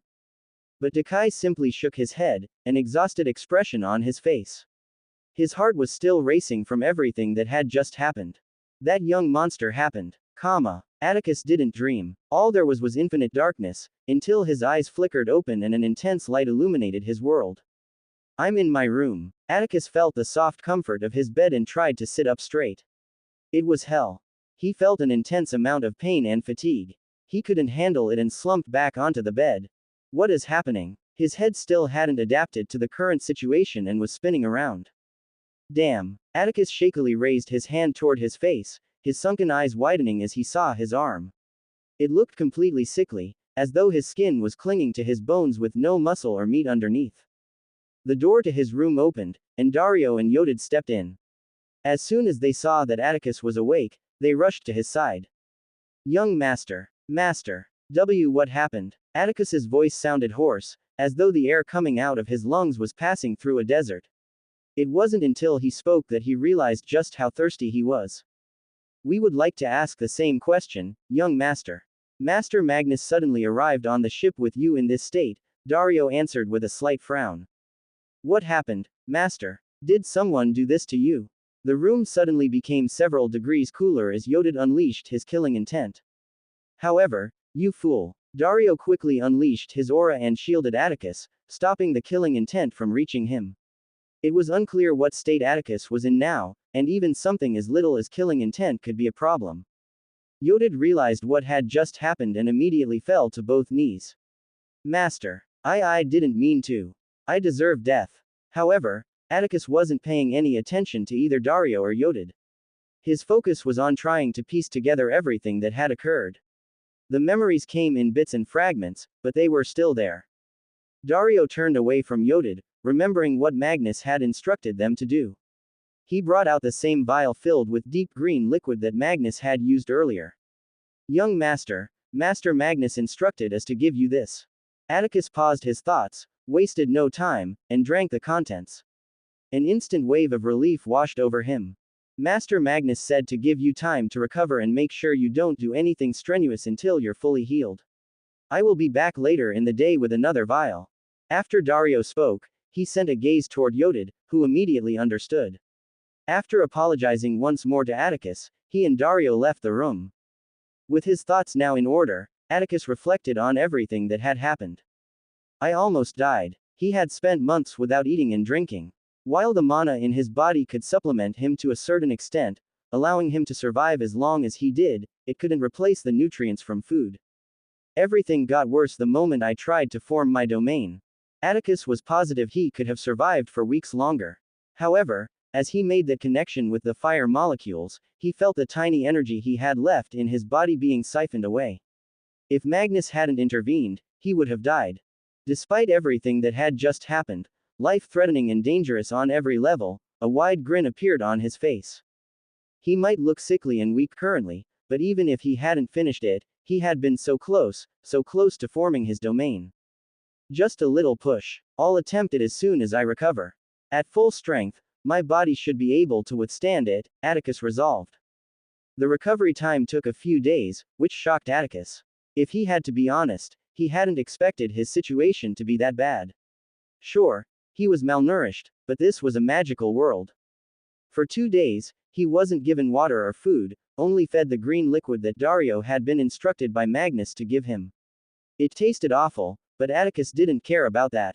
All he wanted was to recover as fast as possible and resume his training to form his domain. However, his recovery had taken longer than he had hoped. Even worse, Atticus had recently discovered just how much time he had spent meditating to form his domain. Initially, he had spent a total of 5 months out of the 1 year. But now, only 20 days remained. Less than a month. This meant he had spent more than 6 months meditating. Atticus had taken deep breaths when he realized this. The Apex tournament was happening in 20 days. It was unnerving. In 20 days, he would have to be strong enough to withstand and overwhelm the other Apexes. It was either that or face brutal death. It didn't take much time for Atticus to come to terms with the reality of the situation. It was what it was. After a few days, he was finally fed food filled with the nutrients his body desperately needed. And then, finally, after 6 days, not included in the 20 days, Atticus felt fully recovered. His body didn't feel more powerful than before he began meditating, but I can sense them without even trying. The fire molecules in the air clung to him desperately, and he didn't even try to call or connect with them. Yet, Atticus could feel some kind of passive connection with every single fire molecule in the room. Atticus smiled. It felt exhilarating. It felt like he didn't even have to apply any sort of effort in order to control them. Let's see my stats. Status, he thought. Character profile. Name, Atticus Ravenstein. Age, 16. Gender, male. Race, human. Attributes. Strength, 589 greater than 599. Agility, 607 greater than 630. Endurance, 619 greater than 632. Vitality, 634 greater than 640. Intelligence, 65 greater than 68. Perception, 54 greater than 57. Charm, 50 greater than 52. Will, 65 greater than 70. Level, Master. Talent, Mythical. Bloodline, Primordial Elemental Bloodline. Level 3. Fire, 97.7 greater than 99.9%. Air, 97.5 greater than 97.6%. Water, 97.8 greater than 97.9%. Earth, 97.4 greater than 97.5%. Light, 83.5 greater than 84.8%. Darkness, 86 greater than 86.3%. Lightning, 85.6 greater than 86%. Ice, 84.8 greater than 85%. Level 2. Space, 33.2%. Level 1. None. Locked bloodlines. Pending. Abilities. Innate skills. Conceal potential. Mythical. The ability to conceal your level from anyone regardless of rank. You may choose what level you want to be shown. Current mastery. Mythical. Life weapon skills. Transcendent slash. Godspeed grace. Endless strike. Vorpal nova. Normal skills. Arcane barrier potential. Transcendent. Current mastery. Master. Elemental mimicry potential. Transcendent. Current mastery. Expert plus greater than master. Ethereal cloak potential. Empowered. Current mastery. Expert greater than expert plus. Atticus had checked his stats because he wanted to see the changes to his fire element, however, he encountered a huge surprise instead. The changes in his bodily stats were expected, as Atticus had not only trained with Magnus but had also learned the katana's third art. However, the first unexpected change was a significant jump in his willpower. Only one reason came to mind to explain this increase. The months I spent meditating without moving, he thought. It had taken everything from Atticus, everything, to hold on and keep pushing. The strain on his mental state had been so enormous that just thinking about the experience gave him a headache. After going through that, an increase in willpower was warranted. The next shock was his elemental mimicry art. It increased by 2 sub-levels. It seems that simply increasing my proficiency in the elements automatically increases its proficiency too, Atticus deduced. Each change had come as a huge surprise, and Atticus couldn't help but feel a bit more confident. Let's try out the elemental mimicry art, he thought. Atticus used his strongest element, fire, and stimulated it with his mana. He instantly felt a surge of energy flow through his body. It was strange on so many levels. One moment, he felt solid and still, and the next, he felt free and unrestrained. It was as if he wasn't limited to the shell that was his body. Atticus moved his hand slowly in front of him, a smile appearing on his face in the next instant.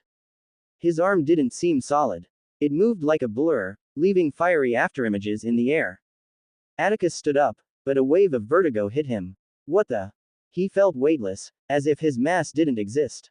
He had used the fire mimicry numerous times before, but this was the first time it had ever felt like this. Atticus proceeded to move from one side of the room to the other. He was simply walking, but it was as if fire was moving, his figure swaying in the air. Amazing. It seemed like advancing to the master ranks completely changed my composition, he thought. It was unlike the expert plus rank. Atticus could feel that the art was affecting his entire body. Before, his body moved like fire. But now, his body was becoming fire. I can see the end goal of this art, but would it be different for me? He had multiple elements. Atticus was trying to imagine what would happen should he max out the stats for each element.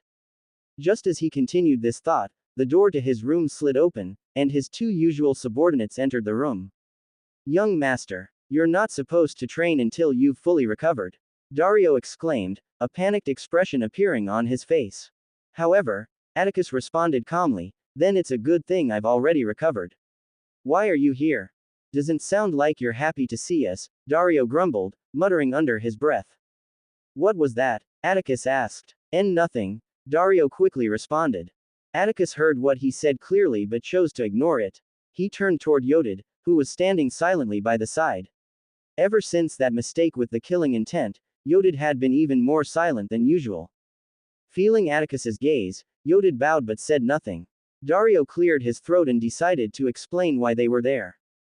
Master Magnus requests your presence, young master, he announced. During the few days of his recovery, Magnus hadn't visited Atticus. However, Atticus didn't feel any anger or resentment about this. He could still feel the man's presence, as though Magnus's stare could reach him even within the enclosed space of his room. Atticus left his quarters and made his way to the upper section of the airship. Along the way, he briefly spoke with Amara and other members of the crew. They had all heard about his condition and had paid him a visit to check on him. It wasn't until they saw with their own eyes that he was truly okay that they each relaxed. Atticus had helped them regain their lost spark, and the last thing they wanted was for him to meet his demise. As Atticus reached the upper section and stood in front of Magnus's room, he took a deep breath. He always needed to prepare himself when stepping into a room where Magnus had been for a while. The shift in the atmosphere was always substantial. The door parted open, and a wave of pressure hit Atticus, making his hair flutter. He stepped into the room, his body pausing as he adjusted to the weight of the air. Atticus approached Magnus, who was sitting cross-legged in the middle of the room. This is more like a training room than a living space. Where does he even sleep? He wondered. The room was completely empty, without a single piece of furniture. Magnus's eyes opened, and he immediately scrutinized Atticus from head to toe. You've healed, Magnus stated. Yes, grandfather. Though it took far too long, Atticus replied. Are you aware of what occurred? Magnus asked. Atticus nodded but said nothing else. However, he soon became weirded out as Magnus continued to stare at him without saying anything further. Is there something on my face? Atticus thought, baffled. The stare lasted for several seconds, and Atticus began to feel incredibly uncomfortable. What is going on? Atticus started to speak. Be more careful next time, Magnus finally said, but it was not what Atticus had expected. Was he trying to scold me? Atticus almost burst out laughing. Magnus seemed like he wanted to scold him but had been searching for the right words or something. Yes, grandfather, Atticus replied, bowing deeply with a smile on his face. I'm so close. I'm sure if I can meditate for a while longer inside the fire, I would be able to form it, Atticus added, eager to continue his training. Magnus didn't respond immediately, and Atticus looked up from his bow to see Magnus staring at him again. Don't tell me he's going to ground me or something. If Magnus's intent had been to scold him, forbidding him from training for a while was at the top of the list of things he might do. You have to pause your training. We're already late, Magnus finally said. Late? Atticus asked, baffled. Yes, late. Now that you're fully healed, we need to head to Sector 6, Magnus explained. Atticus could practically feel his own confusion, and it was well warranted. He had no idea what was going on. Fortunately, Magnus decided to elaborate. We're meeting up with the heads of each family of the human domain for the Apex recognition event. Atticus walked out of Magnus's room deep in thought, pondering what had just been explained to him. Every year leading up to the Nexus event, a domain-wide competition known as the Apex Recognition Event was organized to identify the apex of humanity. During this event, each family of the human domain was allowed to choose a single genius from their house to participate in the competition. This tradition had been followed for decades, but this time, the competition was postponed due to the emergence of the unprecedented talent that was Atticus. Magnus had managed to convince the Paragon Council to allow Atticus to represent the human domain as their apex, but it came with certain conditions. The first condition, proposed by Oberon, was that Atticus had to win the Leaders' Summit to prove his worth. The second condition, however, was different. It was the most agreed upon condition by the other Paragons in the Council. The competition would still take place, but on a smaller scale than usual. Each of the Tier 1 families, should they choose to participate, would select one genius to battle alongside Atticus in the competition. The winner would then be declared the apex. As Magnus finished explaining everything, only one thought dominated Atticus's mind. What a massive waste of time. This was valuable time he could spend training. But instead, these fools were deciding to waste his time by making him fight a bunch of kids. It wasn't arrogance or that Atticus was looking down on them. He simply knew where he stood, especially compared to his peers. Atticus could already literally battle Grandmaster plus ranks. What could a bunch of kids possibly do? Atticus calmed his frustrated heart as he made his way back to his room after excusing Dario and Yodid. Without the Fire Sanctum, forming his domain would take much more time and effort. The best he could hope for now was to get this ordeal over with quickly and return to his training. The Aegis airship took off in a blur of speed, leaving Dakai and the Sanctum Masters staring as it departed. I miss my little brother. Why didn't he try to form the light domain first? Eliana, the light Sanctum Master, spoke. Don't be delusional, Anna. That kid is old enough to be your great-grandson. Besides, he should have formed his air domain first. Aeolus retorted, surprising everyone, even Eliana. The man had always acted like a tamed dog when Eliana was present, but now he was talking to her like that. But Aeolus didn't care. It was clear that he was disappointed Atticus hadn't chosen air as the first domain to form. The others soon joined in on the ranting, but there was only one person with a wide smile, Dakai. The boy was close to forming his fire domain. Dakai couldn't wait. He just couldn't. I'll ask him to unleash his domain for me once it's fully formed. I wonder how it would look. A domain was a representation of who the individual truly was and everything they had experienced. Dakai was curious. How would Atticus's domain look? The Aegis airship took the pathway that cut through each sector for easy and fast travel. After several long hours, almost a day, Atticus found himself inside the control room of the airship, gazing at the majestic sight of Sector 6, the Enigmum family's domain. The human domain was divided into 10 sectors, each arranged in concentric circles around the center.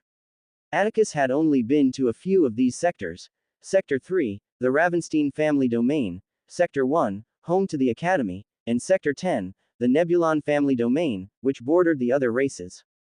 Now, another sector would be added to his list. Sector 6, the domain of the Enigmom family, the smartest humans in the domain. To the tiered families, Sector 6 was considered a safe ground for gatherings, especially those involving members of the tiered families. The Enigmom were primarily runesmiths, so it was no surprise that every inch of their sector was covered in runes, both defensive and offensive. During any gathering in their sector, the head of the family, along with their paragon, would always sign a mana contract, guaranteeing the safety of all visitors. This served as a form of assurance, allowing everyone to lower their guard and focus on the gathering. A circular hole opened up in the luminous pathway, revealing the magnificent view of the capital of Sector 6 in all its glory. A translucent barrier surrounded the entire capital like a protective dome. Atticus could spot numerous faint runes, each one glowing briefly as the ship neared. There are no checks or guards. It was natural for a border into another sector to be well guarded and protected, especially at the boundary between two sectors. However, Atticus couldn't see a single person coming to greet the large airship. Given who was on board, he wouldn't have been surprised if a fleet of airships had come to receive them. As the airship reached the barrier, it emitted a soft hum, shining a bright light that encompassed the ship. Suddenly, Atticus found himself engulfed in lightning, along with Niall, who was standing beside him. The entire airship just got scanned, Magnus explained, prompting Atticus to nod in understanding. It must be incredibly powerful for grandfather to act like this, Atticus thought.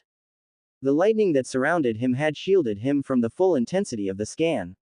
It's crazy that the entire sector is covered by this barrier. Grandfather even shielded Niall, which means that even a Grandmaster Plus is powerless against this barrier. The scan was quick, thorough, and so subtle that not everyone on board noticed.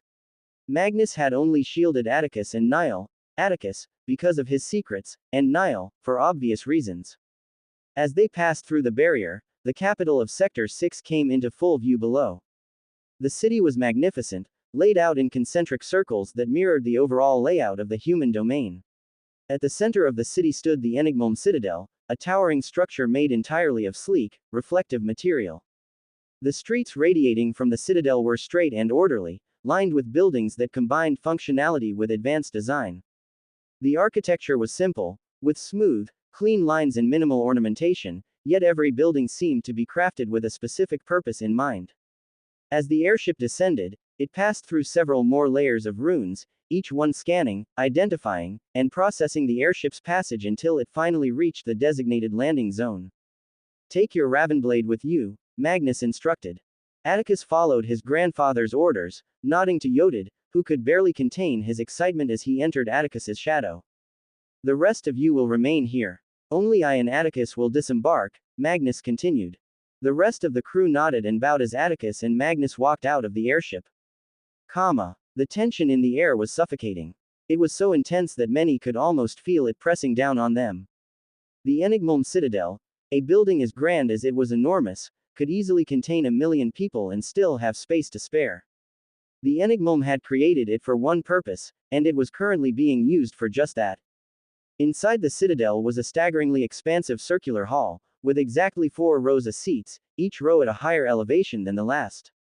The seats overlooked a large, flat, circular marble floor below.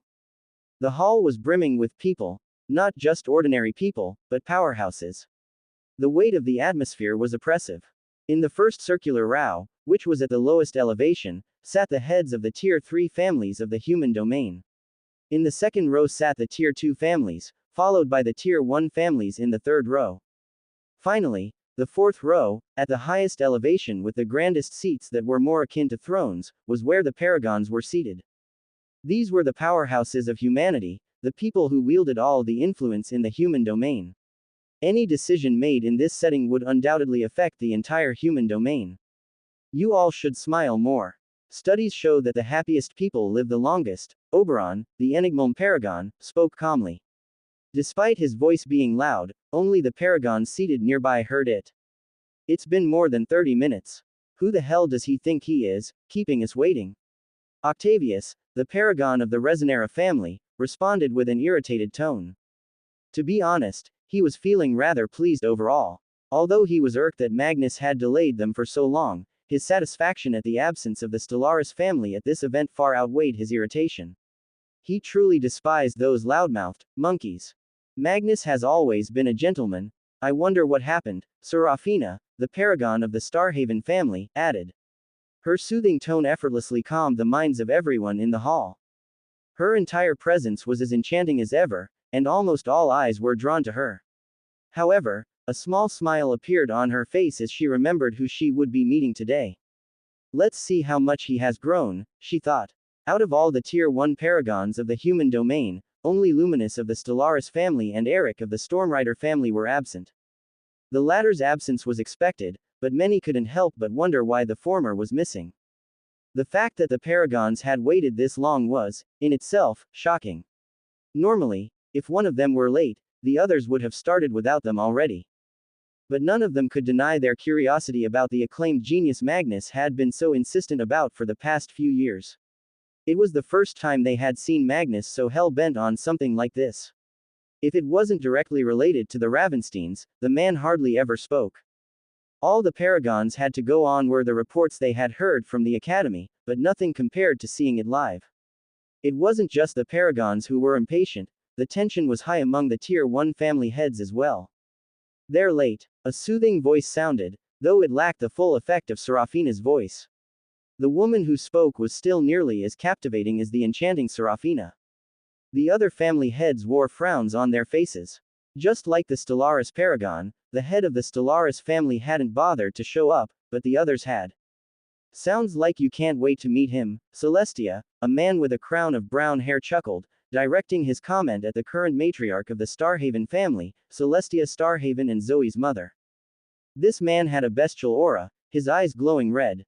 Despite sitting on a seat, there was a large broadsword strapped to his back. This was Gale Stormrider, the father of Kale and the supposed head of the Stormrider family. The woman he had just spoken to, Celestia, had flowing purple hair braided with many luxurious pins and accessories. Her eyes were bright amethyst, and her lips were a deep purple. An intense frown appeared on Celestia's lips as she looked at Gale coldly, not bothering to respond. True, she was feeling a bit impatient about meeting Atticus, but her reason was far from positive. She had heard all about what had occurred between that boy and her daughter at the academy, and, angry, was an understatement for what she was currently feeling. Eleanor Alvarian, the head of the Alvarian family, was also present. However, he sat calmly in his seat, chin resting on his fist, saying nothing. The Emberforge, Enigmome, Resonera, Nebulon, and Frostbane family heads also maintained their silence. However, it was very clear that each of them was in a terrible mood. The paragons might not feel as affected, but Atticus had beaten and dominated each one of their sons aside from the Emberforge. The hostility was intense. The chatter was more apparent in the Tier 2 and Tier 3 rows, with everyone talking and anticipating the upcoming event. It was unfortunate, but only the Tier 1 families were allowed to participate in the competition. While many obviously had problems with this, none ultimately voiced their complaints. The Tier 1s held ultimate power, and none of the other families could challenge their decisions. Since none of them were allowed to participate, their attention was focused on the 6 youths standing in the middle of the hall. These 6 were the apex candidates. Out of all the families, only the Emberforge, Enigmome, Resonera, Starhaven, Nebulon, and Frostbane had selected a youth to participate in the competition. Each one of them was clad in the same attire, military-like clothing. It was a simple, dark gray ensemble with sharp lines, a fitted jacket with high collars, reinforced shoulders, and utility pockets. The trousers were straight cut, with subtle armor plating along the shins and thighs for protection. A silver insignia of each family was embroidered on the chest, and they wore sturdy black boots that completed the military-like appearance. This was the apex selection. The Nexus was supposed to be a competition between the strongest youths of each race. Because of this, each supposed apex of each race couldn't be older than 20 years of age. The youths standing in the hall and representing their families were geniuses who had each been pulled from the military, all of them 19 or 20 years old. It wasn't shocking that they each radiated an expert plus rank aura. To the Tier 1 families, Atticus might have been able to dominate inexperienced 17-year-olds, but older youths who had faced life and death situations in the military, survived, and gained experience were a completely different case. While it was unfair to have a 16-year-old battle against 20-year-olds, this was the apex competition. It was necessary to select the strongest participant they had. And as a plus, none of the other Tier 1 families wanted the Ravensteins to grow more influential because of this. Maybe he got scared and ran. A tall, handsome youth with purple hair suddenly remarked, but he received no answer from the others. The tension was at its peak. They each knew well enough that they were far from being friends. At any second now, they could turn into enemies. The buff Emberforge youth with steel-like muscles simply stood with his arms crossed and his eyes closed, as did the Frostbane youth. Out of everyone present, they had the most powerful auras. The others also maintained their composure and chose to keep quiet. As the chatter in the hall continued, the air suddenly became electric, the hairs of the Grandmasters and lower ranks in the hall standing on end. Each of the paragons' gazes turned toward an empty seat in the highest row. A streak of lightning materialized in the air, followed by the imposing figure of Magnus, who calmly took his seat. Finally, Octavius remarked with a frown. Sweet Magnus, aren't you forgetting something?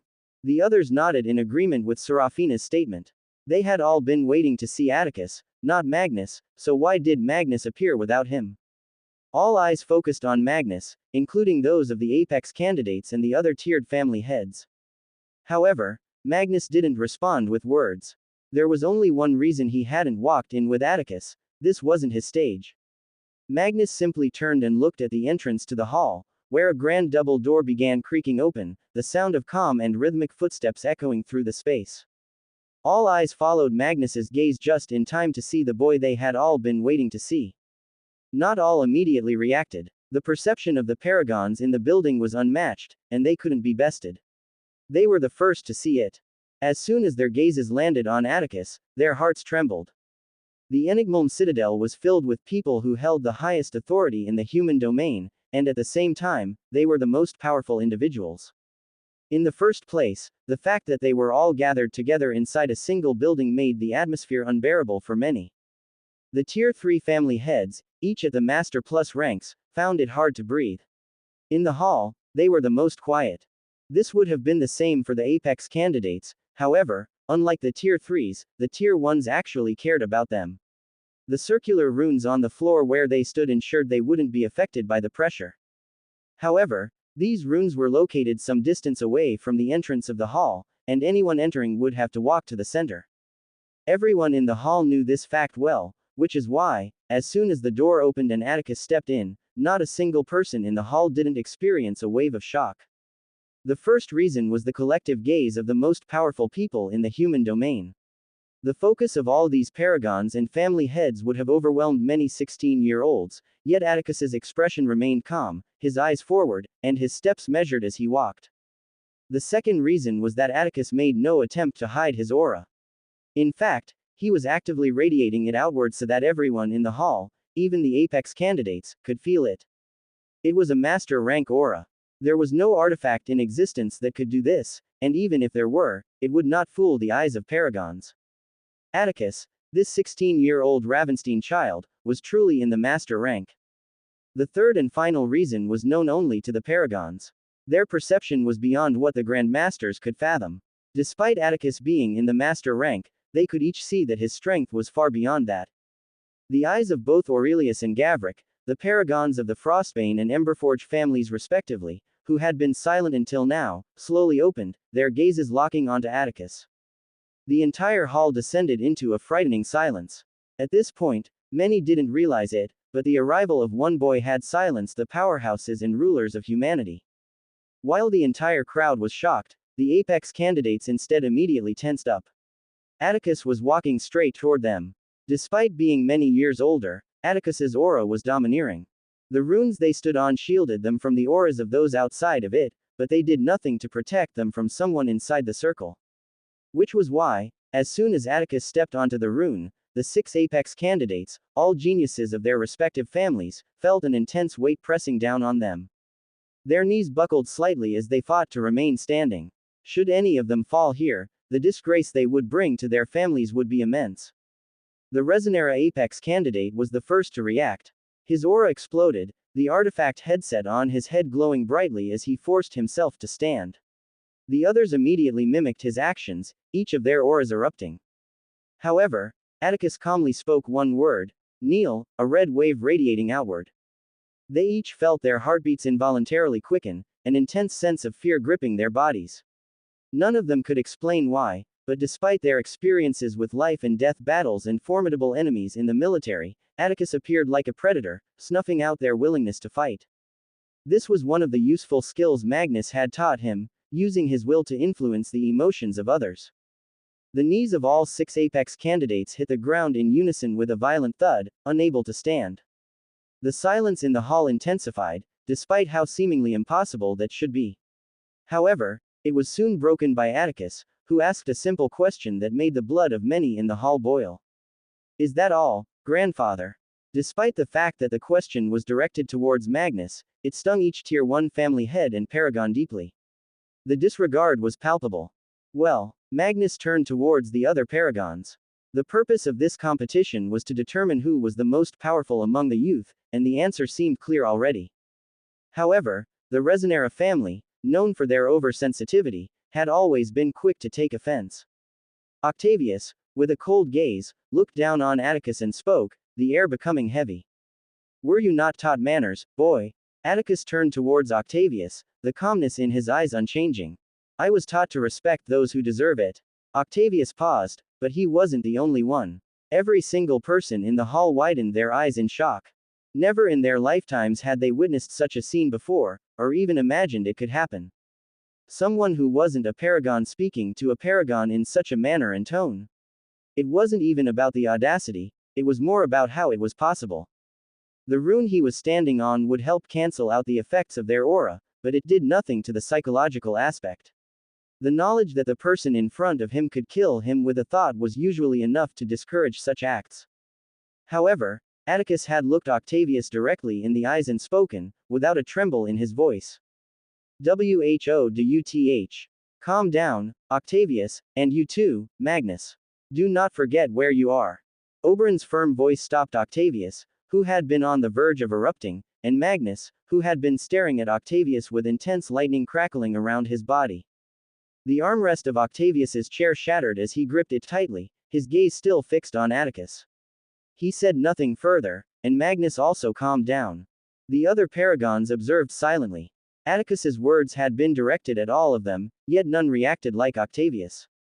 In fact, a serene smile was currently on Seraphina's face, her thoughts churning. He's perfect. Seeing that both of them had settled, Oberon turned toward Atticus. Your willpower is very impressive, child, especially for someone so young. Seeing you in action at the Leaders' Summit, I assumed you were an intellectual, which is why I find it difficult to understand your actions now. You're currently addressing 9 beings, each of whom can easily end your life. Why are you trying to provoke us? Oberon spoke calmly, without a hint of anger in his voice. A paragon losing his composure over the words of a child would be embarrassing. Atticus turned toward Magnus and responded calmly after receiving a nod of approval. I stated nothing but the facts. Oberon smiled slightly. Your actions speak volumes, Atticus. You've managed to do what few can, speak to paragons with such disregard. But be mindful, a lion cub must remember that it's still surrounded by lions, even if it shows the potential to become the fiercest of them all. I understand perfectly where I stand, Lord Oberon, Atticus replied in a steady tone. But a lion cub that never tests its strength will never grow into the king of the pride. My actions today are not born of arrogance but necessity. I will state the facts. I am the greatest genius to ever exist in the human domain. The Nexus event is occurring in 20 days, and I am the best chance you all have to not lose Sector 10. The human domain is at the bottom of the food chain among the other races in Eldoralf, we're treated like dirt. Only one thing can change that: overwhelming power. A power that you all clearly don't have. However, I have the potential to become that person, a potential you all can clearly see would be for the betterment of humanity. And yet, when I stepped into this hall, all I could see on your faces was insecurity. Not just you paragons, but on the faces of almost all the tiered family heads present. I know that look because I've seen it more times than I can count. He's a threat. He has to be taken care of. He will ruin the power balance. This is what the majority of you are thinking, people who are supposed to have the best interests of humanity in mind, and yet, you demand respect from me. I like him. Many in the hall turned toward Seraphina, who had just spoken, a wide smile on her face. She wasn't the only one. Gale Stormrider, Kale's father, also had a wide smile, his blood boiling. He had heard about Atticus from Eric, his father. He knew Atticus was Kale's friend and his mark. He was starting to like Atticus. So what? Atticus turned his gaze toward the third row, his eyes landing on Eleanor Alvarian, who had just spoken. So what if you're the greatest talent to ever appear in the human domain? This doesn't excuse your actions. Do you expect us to bow and worship you? So what if you're representing the human domain? You're doing your part as a member of humanity. Why should you be treated specially? You're currently addressing the people who have kept the human domain safe for decades. Speak with respect. Eleanor's voice simmered with anger. Seeing the boy who had broken his son was infuriating on many levels. It didn't help that the boy was acting so condescending. Atticus's disregard didn't just sting the Paragons, it was an affront to the Tier 1 families as a whole. Even the other tiered families felt disrespected. So why don't you bring your son and every 16-year-old in your family? Let them do their part for humanity.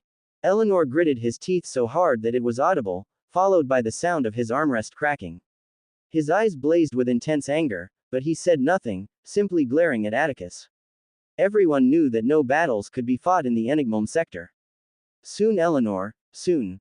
The gap between humans and the other races is vast. What makes you think you're our best option? Atticus turned toward Celestial Starhaven next. She was looking at him with a cold expression, and he could instantly sense that something was coming. She might be Zoe's mother, but it was clear she didn't mean well. He couldn't afford to show any form of weakness here. I have just crushed the people you deem your greatest geniuses. What other option do you have? Besides, I have battled the apex of the Aeonians and fought him to a draw. The hall erupted into a storm of murmurs as the Tier 2 and 3 family heads began discussing among themselves. Many were dissatisfied with the way Atticus was addressing the Paragons, but the revelation that he had battled the apex of the Aeonians to a draw shocked them into silence. The Tier 1s, however, were more composed. Along with the other Paragons, they turned their gazes towards Magnus, who gave a slight nod, confirming Atticus's words. Magnus never lied. Every Paragon knew this well. He valued honor above all else. Seeing this, even Celestial didn't dare say anything further. If she did, it would imply that she was accusing Magnus of lying. While Atticus might be bold enough to disregard the Paragons, not all could afford to do so. The pressure in the hall intensified, particularly around the Paragons' row. If Atticus had indeed battled an apex to a standstill, then he truly was their best option. Losing Sector 10 would cripple the human domain, and that was the last thing any of them wanted. But, sign a mana contract, came a voice, shattering the tense silence. Atticus's expression darkened as he turned towards the speaker, Thorn Alvarian, the paragon of the Alvarian family, who had remained silent until now. A mana contract would ass. No, Atticus cut him off, his refusal immediate and firm. There was no need to hear or think about it, he would not be bound by anything. Thorn's gaze narrowed slightly, ignoring Magnus, who had also turned to look at him. It would be in your best interest, boy, Thorn continued. You said it yourself, the majority of us want to maintain the power balance between the families of the human domain. Many are cautious about a future where you might use your strength against humanity. In simple terms, you're a gamble. A risky one. Your protection is guaranteed in this sector, but what about when you leave? You've already pissed off so many powerful people. This is your best option. Suddenly, lightning crackled, and an overwhelming aura descended upon the entire hall. Magnus's eyes shone with an intense white light, his aura shifting dramatically. He asked a simple question, but it carried the weight of a thunderclap. Are you threatening him? The hearts of everyone in the hall began to pound with intensity. There was no doubt about it, Magnus was ready to fight. The air around the citadel became increasingly oppressive, so unstable that it felt as though even a slight push could cause the atmosphere to implode. Outside the citadel, those who were aware of the powerful individuals inside began to panic. They understood that if what they feared was about to happen, the entirety of Sector 6 would be in grave danger. Panic erupted throughout the capital, with people bolting away from the citadel as quickly as possible. Inside the citadel, the situation was even more dire. The air was so heavy that the Tier 3 family heads, all Master Plus ranks, struggled to breathe. The Tier 2 and Tier 1 family heads found themselves freezing in their seats, their bodies betraying their fear. Even the usually beastly Gale Stormrider, who was always ready for a fight, felt his heart quicken. A paragon had just unleashed his aura. Not fully, not even halfway, but that slight release was enough to silence the entire hall and cause chaos throughout the city. Magnus's simple question had shaken the hearts of everyone in the hall, but the paragons remained exceptions. Easy, Magnus. Don't forget the clauses in the contract. Oberon tried to defuse the situation, but Magnus's aura continued to grow, and he didn't even turn to look at Oberon. Thorn, the target of Magnus's wrath, narrowed his eyes and turned towards Magnus, his aura shifting in response. He didn't back down. I just stated the fact. Him signing a mana contract will be the best and most secure way to proceed. He's right here, why don't you let him decide? Thorn challenged. Okay. Atticus's sudden response drew the attention of every paragon in the room, their shock evident. But no one was as shocked as Magnus. What was Atticus doing? Among all the paragons, only Oberon was smiling. He had been disappointed by Atticus's blatant refusal earlier, thinking the boy might lack the intelligence to match his talent. But now, it seemed Atticus was playing a deeper game. Thorn frowned, along with the other paragons. Why was Atticus suddenly changing his mind? You accept? Seraphina asked, her tone baffled. Atticus nodded. But on one condition. The gazes of the paragons flashed with understanding, they could see where this was going. Atticus didn't wait to be asked and continued. I will sign a mana contract to never use my power against humanity as a whole, on the condition that all the paragons of the human domain sign a mana contract to protect me to the best of their abilities and knowledge without compromising my freedom until I reach the peak. The expressions of everyone in the hall shifted dramatically. The Tier 2 and 3 family heads were in complete shock, while the Tier 1s wore deep frowns. Gale Stormrider, however, had a wide grin on his face, and Oberon's small smile remained. Thorn's frown deepened, along with the other paragons. Earlier, it had been only Thorn and Magnus emitting their auras, but now the other paragons began to apply pressure as well. The air grew even more unstable, and the Tier 3 family heads clutched their chests as they fell from their seats, their heartbeats slowing dangerously. Almost all the paragons looked at Atticus coldly. What he had just asked for carried profound implications. Thorn no longer felt the need to push his demand. Atticus had demanded too much. To ordinary onlookers, it might seem like Atticus was merely seeking protection so he could safely grow and defend the human domain. However, none of the paragons saw it that way. Atticus was essentially demanding the allegiance of all the Tier 1 families in the human domain. Should any family provoke him, he could retaliate and rely on the paragons to protect him if he were in danger. No family would dare to anger him or the Ravenstein family. The Ravensteins would ascend to a level of influence they had never achieved before. It was a demand as audacious as it was ingenious. Each paragon couldn't help but stare at Atticus. Was this truly a 16-year-old child? Octavius had long since lost his composure, his face contorted with rage. Fissures and cracks spread across his seat, looking as though it might implode at any moment. It was clear that he was barely restraining himself from attacking Atticus. Atticus was asking them to sign a mana contract. The sheer audacity. But Octavius remained silent, fearing that he wouldn't be able to contain himself again when he heard Atticus's nonchalant response to his words. Do you understand the significance of what you're asking us to do? Thorn asked coldly. Yes, Atticus nodded. And you understand that what you're asking is impossible to fulfill. It's only impossible because you deem it so. If you're going to bind me into protecting humanity, then the least you all can do is protect me too. As Atticus's nonchalant response echoed in the paragon's ears, Octavius could no longer contain himself. Who do you think you are? It felt as though the very concept of sound exploded, a sonic boom with a radius that kept expanding outward in every direction. At first, the bustling sounds of the world echoed in everyone's ears, and then, in the next instant, there was deafening silence. The Grandmaster Plus ranks of the Tier 1 families felt their brains rattle in their skulls, blood leaking from their ears. The Grandmaster Plus ranks of the Tier 2 families felt their eardrums shatter and a brutal pain in their chests, each of them spitting a mouthful of blood. A golden glow suddenly enveloped the Master Plus ranks of the Tier 3 families just before the wave could reach them. Only death awaited them if it had hit. However, as the wave spread outward further, approaching Atticus at a speed he couldn't react to. Thick, dark clouds suddenly covered the skies above the citadel. Then, a single lightning bolt descended. The lightning bolt phased through the citadel building as if it weren't there and struck the ground directly in front of Atticus.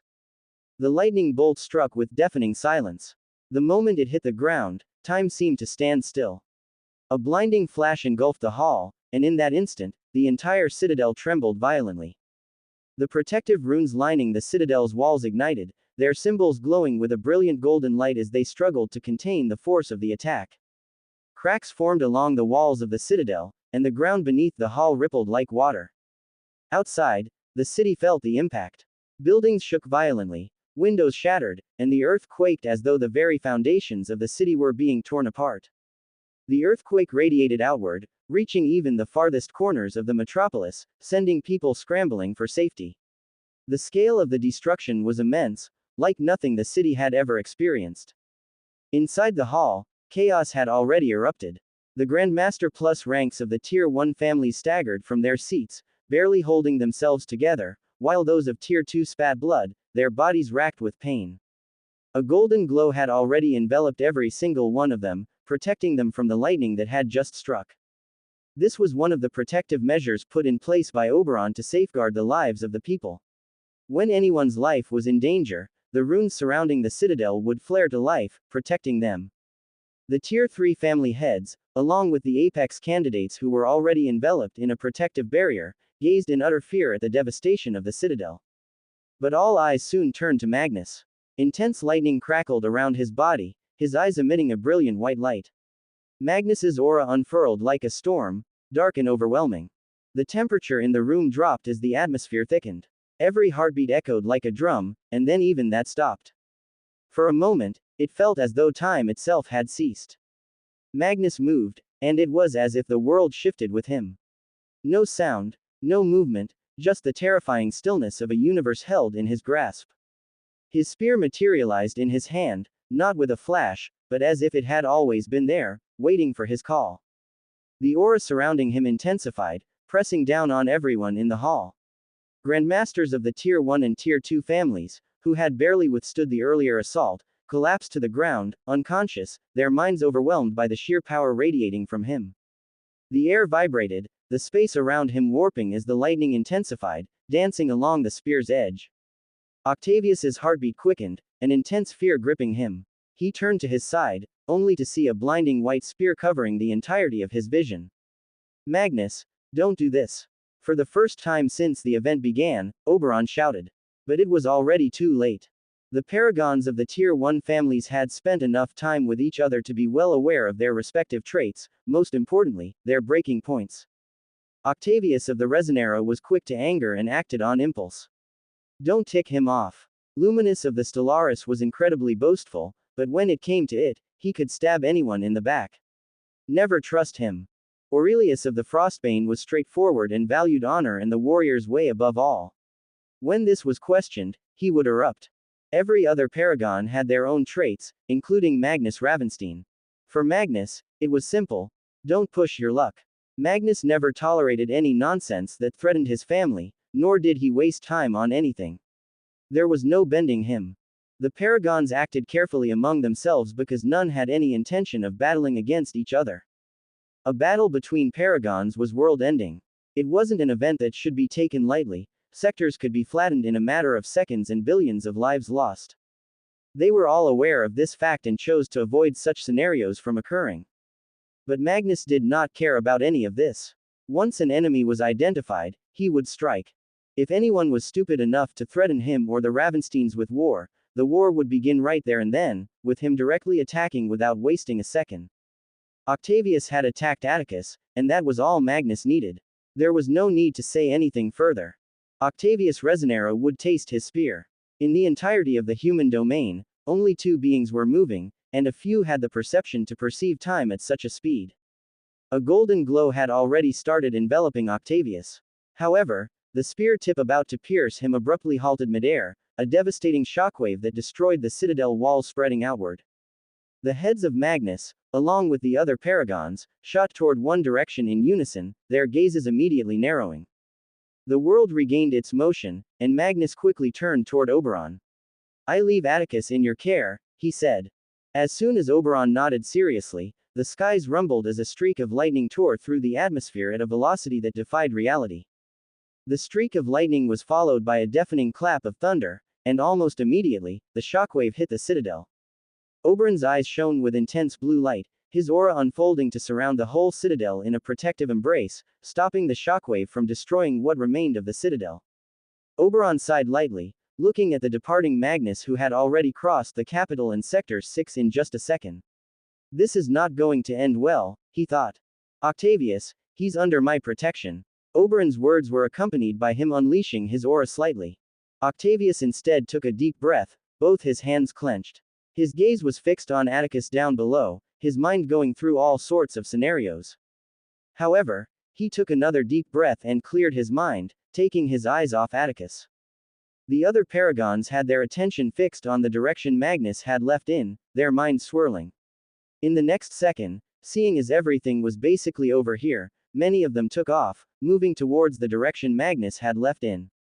Young master, are you okay? Yodid appeared out of Atticus's shadow and bowed, but the latter offered no response, his mind working rapidly.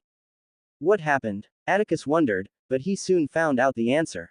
A shadow swirled in front of him, and a man appeared from it. Atticus immediately recognized Magnus's Ravenblade, Vector. Young master, Master Magnus left me behind to watch over you, Vector said. What happened? Atticus asked, his voice sharp. Vector bowed, but Atticus's impatient tone interrupted him. Vector hesitated, but seeing Atticus's eyes, he knew he had no other option but to answer. The paragon of the Stellaris family has attacked Sector 3. The shock that enveloped Atticus at that moment was hard to describe. A paragon had attacked their sector. The citadel and many parts of the city had been destroyed because one of these beings released his aura slightly. Atticus's thoughts suddenly shifted towards something that frightened him to his core, his family. Aside from Magnus, they were all in Sector 3. Atticus's actions were immediate. He turned and, just as he was about to speed toward the Aegis ship, Vector stepped in his way. Pardon my rudeness, young master, but Master Magnus insisted that you remain here where your safety is guaranteed. Move out of my way, Atticus interrupted before Vector could finish speaking, his tone cold. Just as Vector was about to respond, Atticus's hand gravitated toward his katana, and Vector felt a heavy, potent killing intent press down upon him. The fact that such a young boy could possess such intense killing intent shocked Vector, but he quickly recovered. He had been there when Magnus was training the child. He, of all people, knew what Atticus was capable of doing. At this point, Yodid had already gripped the hilt of his scythe behind him, glaring coldly at Vector. He knew Atticus's actions were wrong, but his master's will was his will. Your emotions are all over the place. You should never lose control of yourself like that. Oberon's voice suddenly interrupted the situation, his figure landing gently to the side. Atticus turned toward Oberon, the coldness in his eyes not wavering. Oberon sighed. The Ravensteins could be incredibly smart and, at the same time, incredibly reckless. Take a breath and think this through. You're in Sector 6, thousands of miles away from Sector 3. It would take seconds for your grandfather, a paragon, to reach there, but what about you? Atticus's expression changed. It was true. Even if he left now, it took him almost a day to travel from Sector 3 to Sector 6. There was no way he was going to make it in time. Atticus turned toward Oberon, his gaze firm. Take me there. No, while I am just dying to take advantage of this situation, you're no use to me dead. If you know your grandfather well, then you know there's no way in hell he's going to let Luminous walk free. In simple terms, Sector 3, along with the surrounding sectors, is a ticking time bomb. That's the last place anyone would want to be. But you can protect me from all that. I just want to make sure my family is safe. While it pains me to do this, child, I'm going to have to refuse once more. We paragons, especially me, will be too busy trying to stop and separate the two. If left unchecked, the whole human domain could end up in ruins. It's best you stay here. Oberon finished speaking and started floating upwards, but a serene voice suddenly sounded. I can take you. The group turned to see Serafina landing gracefully beside them. Serafina, what are you? It's fine, Oberon, sweetie. My abilities aren't suited for separating and managing fights in the first place. I can watch over him. But only if he answers my question satisfactorily. What question, Lady Serafina? Atticus asked, bowing slightly as he addressed her. Serafina smiled, finding the sight cute. The boy had been all domineering when addressing them earlier, and now he was obedient when his family was in trouble. Looks like you found a good one, kid, she thought to herself. What are your intentions with Zoe? A few hours ago. The borders of each sector in the human domain were marked and separated by two massive distinct walls. Each wall enclosed the sectors, spanning thousands of miles in every direction. The walls were incredibly tall and made of dark, reinforced materials. Sector 3 and Sector 4 followed the same design, creating a large space between the walls of each sector, a kind of buffer zone. On one side, where the massive wall was covered with overgrown vines and greenery, a vast fleet of massive airships floated over the wall. They numbered in the thousands, with each large airship surrounded by smaller ones, all arranged in an orderly horizontal formation spanning miles in each direction. At the center of this fleet was an airship larger than all the others. Inside the airship's control room, a meeting was currently ongoing. Our first wave must target their outer defenses. The buffer zone between the walls will be critical in minimizing losses. We should deploy the smaller airships to create a diversion while our main fleet breaches the central defense points, one of the division heads standing on one side of the display table suggested. Agreed. We'll need to use our aerial advantage. The Leviathan can lead the charge, focusing on the weaker points in their formation identified by our scouts, another division head concurred. We've equipped the Leviathan with our latest artillery. It will be able to pierce through the reinforced materials of the wall. We'll need to deploy them strategically, focusing on weak points to maximize damage, added another. While the division heads were busy discussing their course of action, one man at the head of the table was lost in contemplation. He had a crown of red hair and a long beard that reached his chin. He was none other than General Pharaoh, the war counselor and the person whom Eleanor had put in charge of the war with the Ravensteins. How should we proceed, counselor? One of the division head turned toward Pharaoh and asked. Pharaoh remained silent for a few seconds, causing the room to descend into silence. Who's in charge of the opposition? Pharaoh finally asked. The other division heads paused before one of them responded. We've yet to determine that, counselor, but why should it matter? Knowing who you're facing is the first step toward victory. Find this out before you make any moves, Pharaoh ordered. The expressions of the other division heads shifted. By now, they were supposed to have attacked already according to their plans. However, Pharaoh was asking them to hold off until they knew who was leading the opposition. Counselor, one division heads began, but was cut off. I will not repeat myself, Pharaoh said firmly. The division head who had been about to speak paused and remained silent.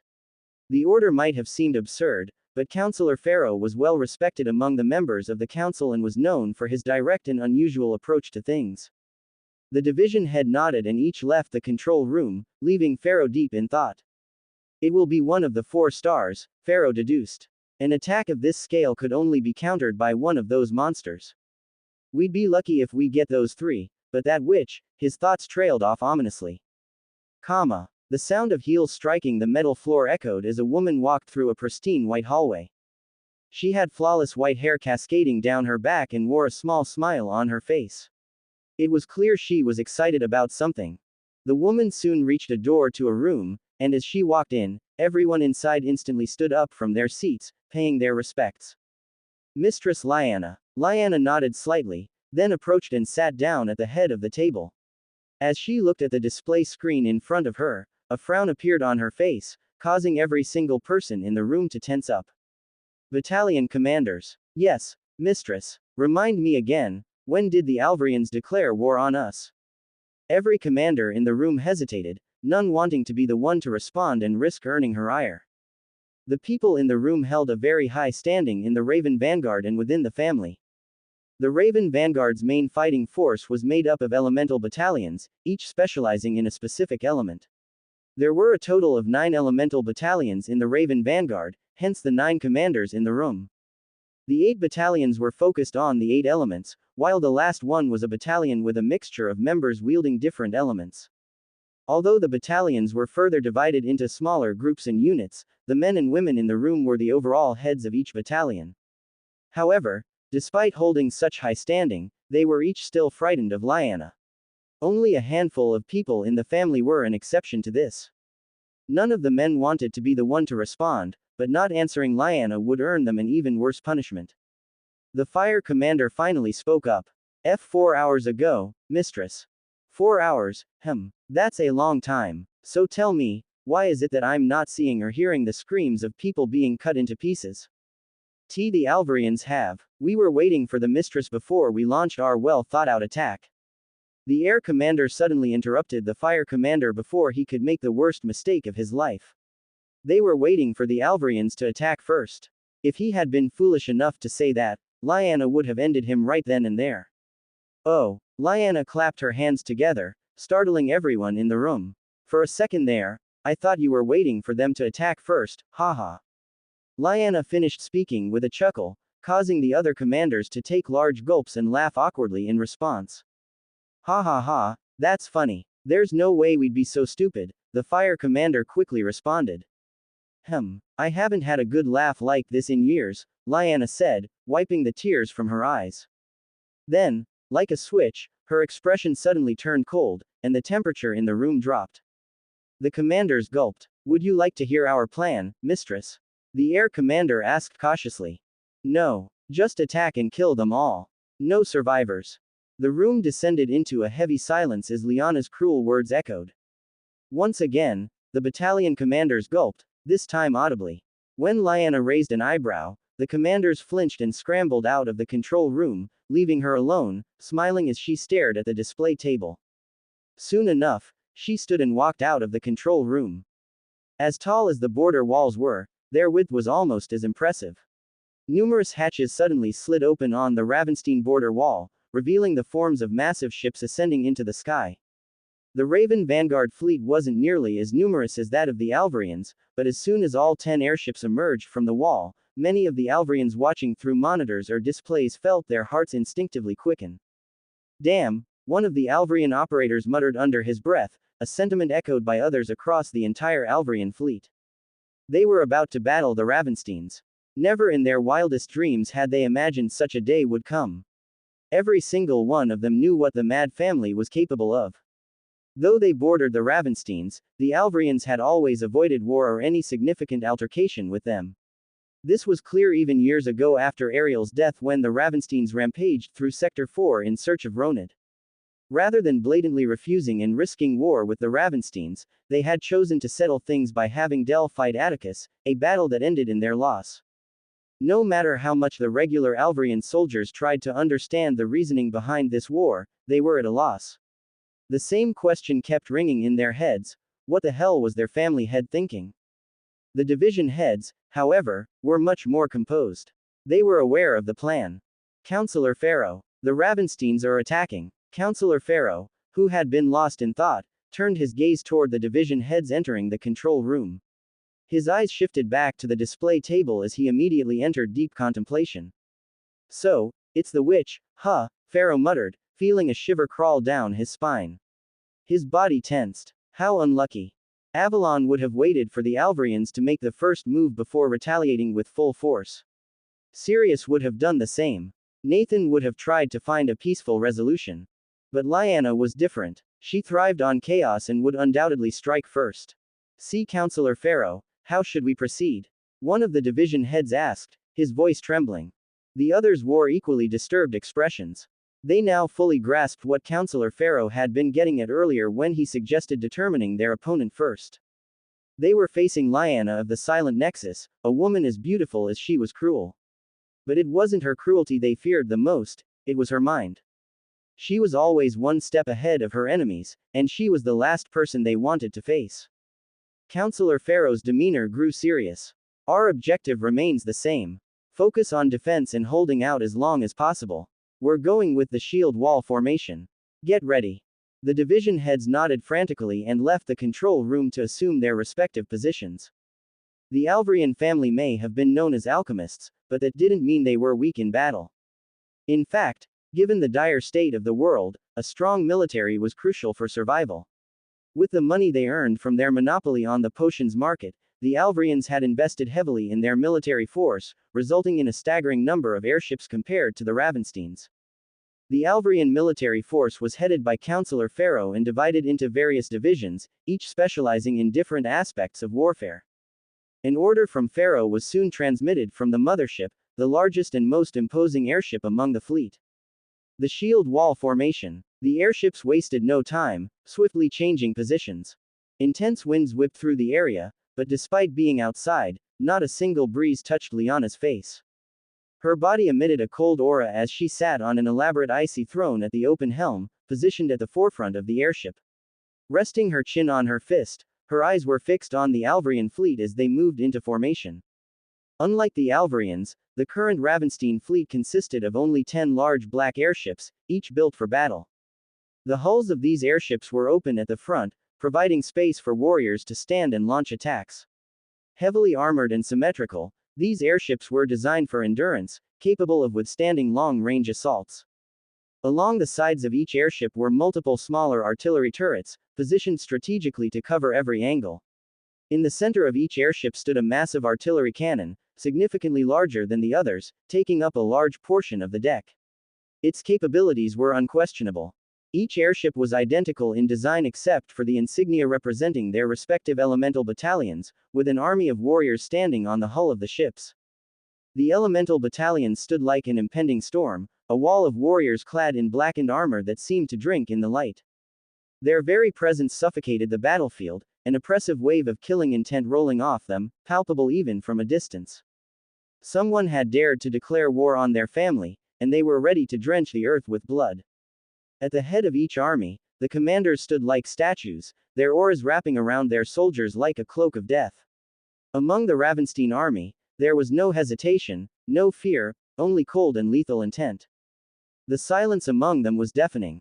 One of the 4 stars of the Ravenstein family was leading them, nothing could go wrong. The earlier frightened and cautious demeanor of the commanders had completely disappeared as soon as they stepped onto the battlefield. Their title as battalion commanders wasn't just for show. But as the seconds ticked by, the battle-hardened demeanor of the commanders began to shift to one of uncertainty. They each turned toward Liana, their expressions confused. A minute had passed already, and the Alvrians had finished getting into formation. Their fleet was now within range, close enough for the Ravenstein airships to start bombarding them with elemental attacks, but not a single order to attack had been given. The buffer zone was only about 10 kilometers, and they were just seconds away from reaching the Alvrian fleet. Only one thought ran through their minds. What the hell is she waiting for? Yet Liana seemed unconcerned. The Raven Vanguard might not have been fully informed about the capabilities of the Alvrian military force, but the same couldn't be said about the Silent Nexus. The Silent Nexus was divided into 3 main divisions, referred to as cells. The Surveillance Cell, an elite group trained in the art of surveillance and intelligence gathering. In essence, they were an elite unit of scouts, their reach extending throughout the human domain and even into other races. The Assassination Cell, an elite unit of assassins responsible for eliminating any individual who posed a threat to the family in any way. And lastly, the Infiltration Cell, the most elite of the elite, whose standing was sky high within the Silent Nexus. Only a select few could join this group. They were responsible for infiltrating other groups and families, acting as spies. The Alvrian family had indeed entered this war prepared to face off against the Ravensteins. Their formation, the shield wall, was simple. At the center was the mothership where Councillor Pharaoh was located, surrounded by 30 large-sized airships and a staggering number of medium-sized airships swarming around them. However, the major focus was not on the large airships or even the mothership but on the medium-sized ones, known as worms. Each worm was coated with a special alloy made by the Alvrians themselves, an alloy that gave them incredible resistance to all 8 elemental attacks. They were designed specifically for combat with the Ravenstein family. Unfortunately, the alloy was so heavy that it limited the Alvrians to coating only the medium-sized airships.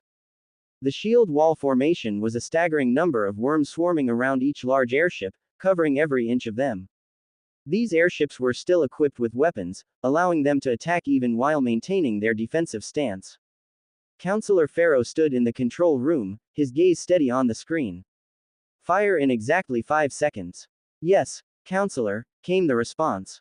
The atmosphere in the control room had noticeably improved, with confidence at its peak. When it came to defense, they were confident they could last as long as needed. They had simulated this battle countless times. But a frown soon appeared on Counselor Pharaoh's face as he noticed the small smile that suddenly appeared on Lyanna's face. An intense fear gripped him, but it was too late. The Alvrians would forever etch the witch that was Lyanna into their minds. Lyanna's lips parted, and she uttered a single word that resounded across the battlefield. Boom, boom. It was just one syllable. One word that, depending on the situation, could mean total destruction or surprise. However, considering the current circumstances, none of the Alvrians felt even the slightest bit of excitement. First, the situation, this was war. The mere mention of that word could cause many hearts to skip a beat. The second, and most important factor, was the person who spoke the word. If it had been an individual known as a joker, the fear that enveloped the Alvrian fleet wouldn't have been as intense. But the one who uttered the word was none other than the infamous witch, Lyanna Ravenstein. There wasn't a single Alvrian soldier who didn't shudder, their hairs standing on end. Wait, Counselor Pharaoh screamed at the top of his lungs, but it was too late. It started from one tiny spot among the swarm of worms surrounding the large airship, a blinding orange light replacing it. And then, like a supersonic reaction, the orange dot began radiating outward around the airships, followed by the powerful sound of explosions rocking the space. It only took a second for the division heads to understand, but Counselor Pharaoh had already figured it out. As soon as he saw the orange dot, he knew exactly what was happening. The worms were exploding. Break formation now. Get the worms away from each airship. Counselor Pharaoh lost his composure, screaming orders at the top of his lungs, both fists slamming into the display table with intense force. The division heads snapped out of their shock and rushed out of the control room, intent on carrying out Pharaoh's orders. Shit. Bam. Pharaoh slammed his fists on the display table once more, causing a staggering number of cracks to form. That witch, that witch. Pharaoh frantically pounded his fists on the table, his once calm gaze now completely bloodshot. He was beyond angry, he was seething. He had known he would face that cruel woman and had taken every precaution he thought possible. He had been so careful. So why was this happening? The thousands of worms, ships meant to be their trump card against the Ravensteins, were exploding, each one turning into nothing but scraps.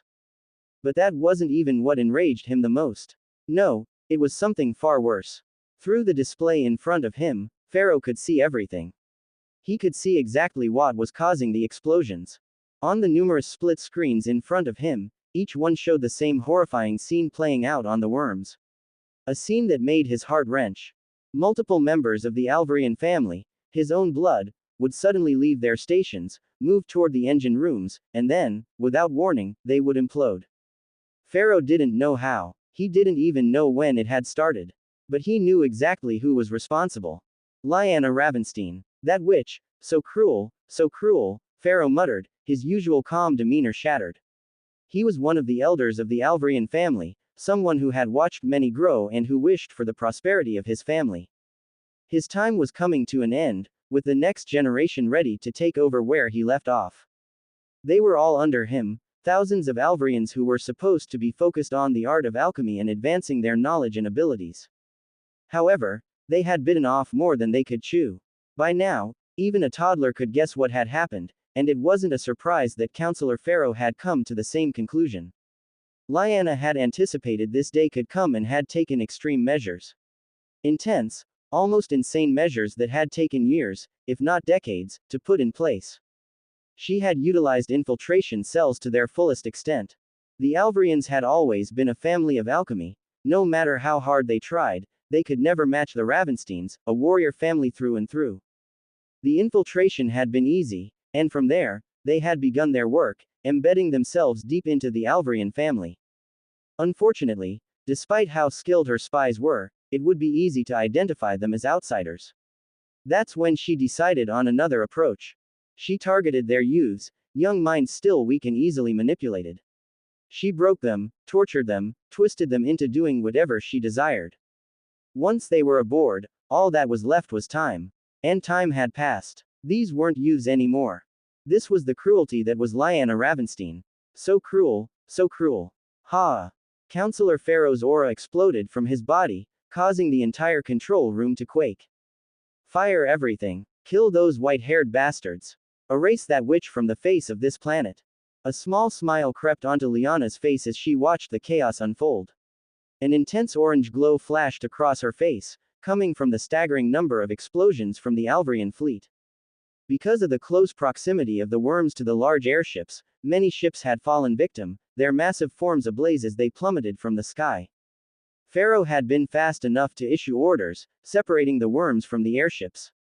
This maneuver had saved many, leaving 14 out of the original 30 airships still in action.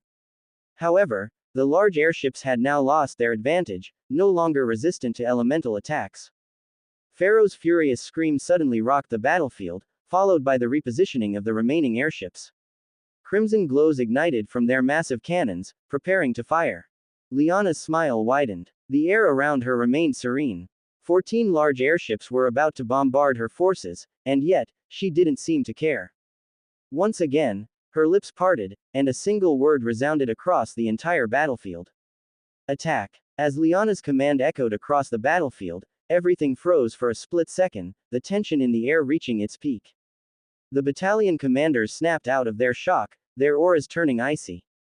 Suddenly, their power erupted like a storm across the battlefield, blanketing the area with an overwhelming force. In perfect unison, the commanders roared the same word, their voices shaking the earth. No survivors. As soon as the battalion commander's command rang out, not a second was wasted. All at once, the air trembled as the battalions moved, stomping forward in perfect unison with a thunderous crash. The large airships halted their advancement midair due to the force, and then all hell broke loose. The fire battalion erupted first. With a deafening roar, searing flames shot from their figures, merging and coalescing into a colossal dragon that towered over the combined size of the Ravenstein airships. The fiery beast surged toward the opposition airships, melting metal and shattering defenses as it blazed through the sky. The water battalion followed, their arms raised high. A massive tidal wave formed behind them, twisting into a gigantic serpent made of liquid, equally as enormous as the fiery dragon. It surged through the air, smashing into one of the airships, drowning its crew in a merciless flood before sending the vessel crashing down. The Earth Battalion reached into their space rings and slammed their fists into the ground, the Earth joining together to form a massive armored golem made of rock and soil that rose like a colossal giant. The towering giant smashed into an airship like a battering ram. The Air Battalion summoned an intense cyclone, fierce winds spiraling into a massive tornado. Its sheer force ripped airships apart, sending broken fragments spiraling to the ground like paper in a storm. Next, the Ice Battalion moved. They conjured jagged shards of frozen spikes, combining them into a massive ice spear. The spear shot forward, impaling ships and freezing metal and crew alike before they shattered under the pressure. The Lightning Battalion raised their hands to the sky. Clouds formed, and lightning crackled down, joining into a single devastating bolt. The energy exploded across the airships, frying circuits and turning entire vessels into balls of fire that crashed to the earth. The Light Battalion gathered their energy, summoning an enormous beam of pure radiance. It sliced through the air like a sword, cleaving airships in two with deadly precision, leaving nothing but burning wrecks in its path. The Darkness Battalion was last. Shadows swirled around them, forming into a monstrous black serpent that consumed the airships whole, pulling them into the void where they simply disappeared. Finally, the Mixed Battalion unleashed a storm of elements, combining all 8 forces into a massive, chaotic orb of destruction. It shot forward, crashing through the remaining ships, ripping metal apart and obliterating everything in its path. Each of the large airships of the Alvarian family represented different divisions in their military force. One was filled with pyroclastic alchemists focused solely on creating and utilizing explosives. The Transmutation Division focused on creating various items that could assist during battles, while the Toxic Division specialized in utilizing poisonous gases and toxins to fight. However, despite having these divisions, in the face of overwhelming power, none of it mattered. One by one, the massive airships fell from the sky, blazing and broken, leaving only destruction in their wake. At this point, Counselor Pharaoh had already lost his composure. His bloodshot eyes cut through the metal of the airship, locking onto Liana, who sat calmly on her throne.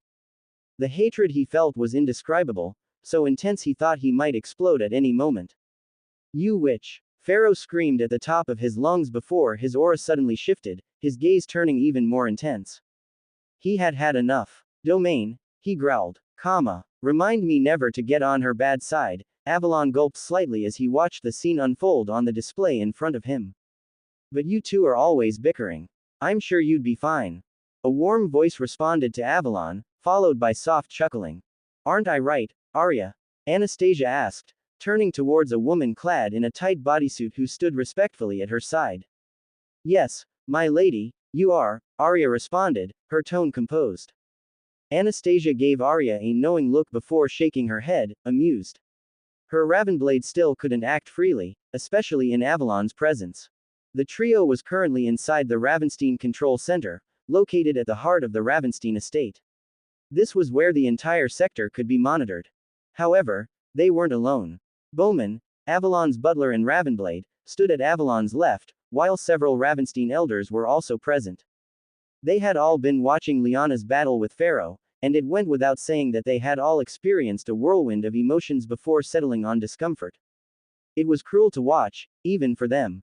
Lyanna always went several steps further when it came to crushing her opponents. While the exact scene varied, they had seen similar events unfold more times than they could count. Many were uncomfortable, yet they couldn't help but feel secretly relieved that Lyanna was on their side, born into their family, and their ally. A worrying thought crept into Anastasia's mind. Honey, are you sure he's fine at Sector 6? Arya's ears perked up, not wanting to miss Avalon's response. It had been years since she had last seen her young master, and she missed him dearly. Atticus was the most peculiar child she had ever met, and her heart warmed at the thought of seeing him again. I've told you countless times, Anna, he's fine. That boy avoids trouble, so I doubt anything will happen, Avalon replied with a straight face. He was still keeping Atticus's battle with Alvis and Ronid a secret from his wife. Although he had boasted about it to a few, he had made everyone swear to keep it a secret. Only he and Atticus knew the chaos that would ensue if Anastasia found out. But isn't it about time he visits? He's been out of the academy for a year now, Anastasia trailed off, her concern evident.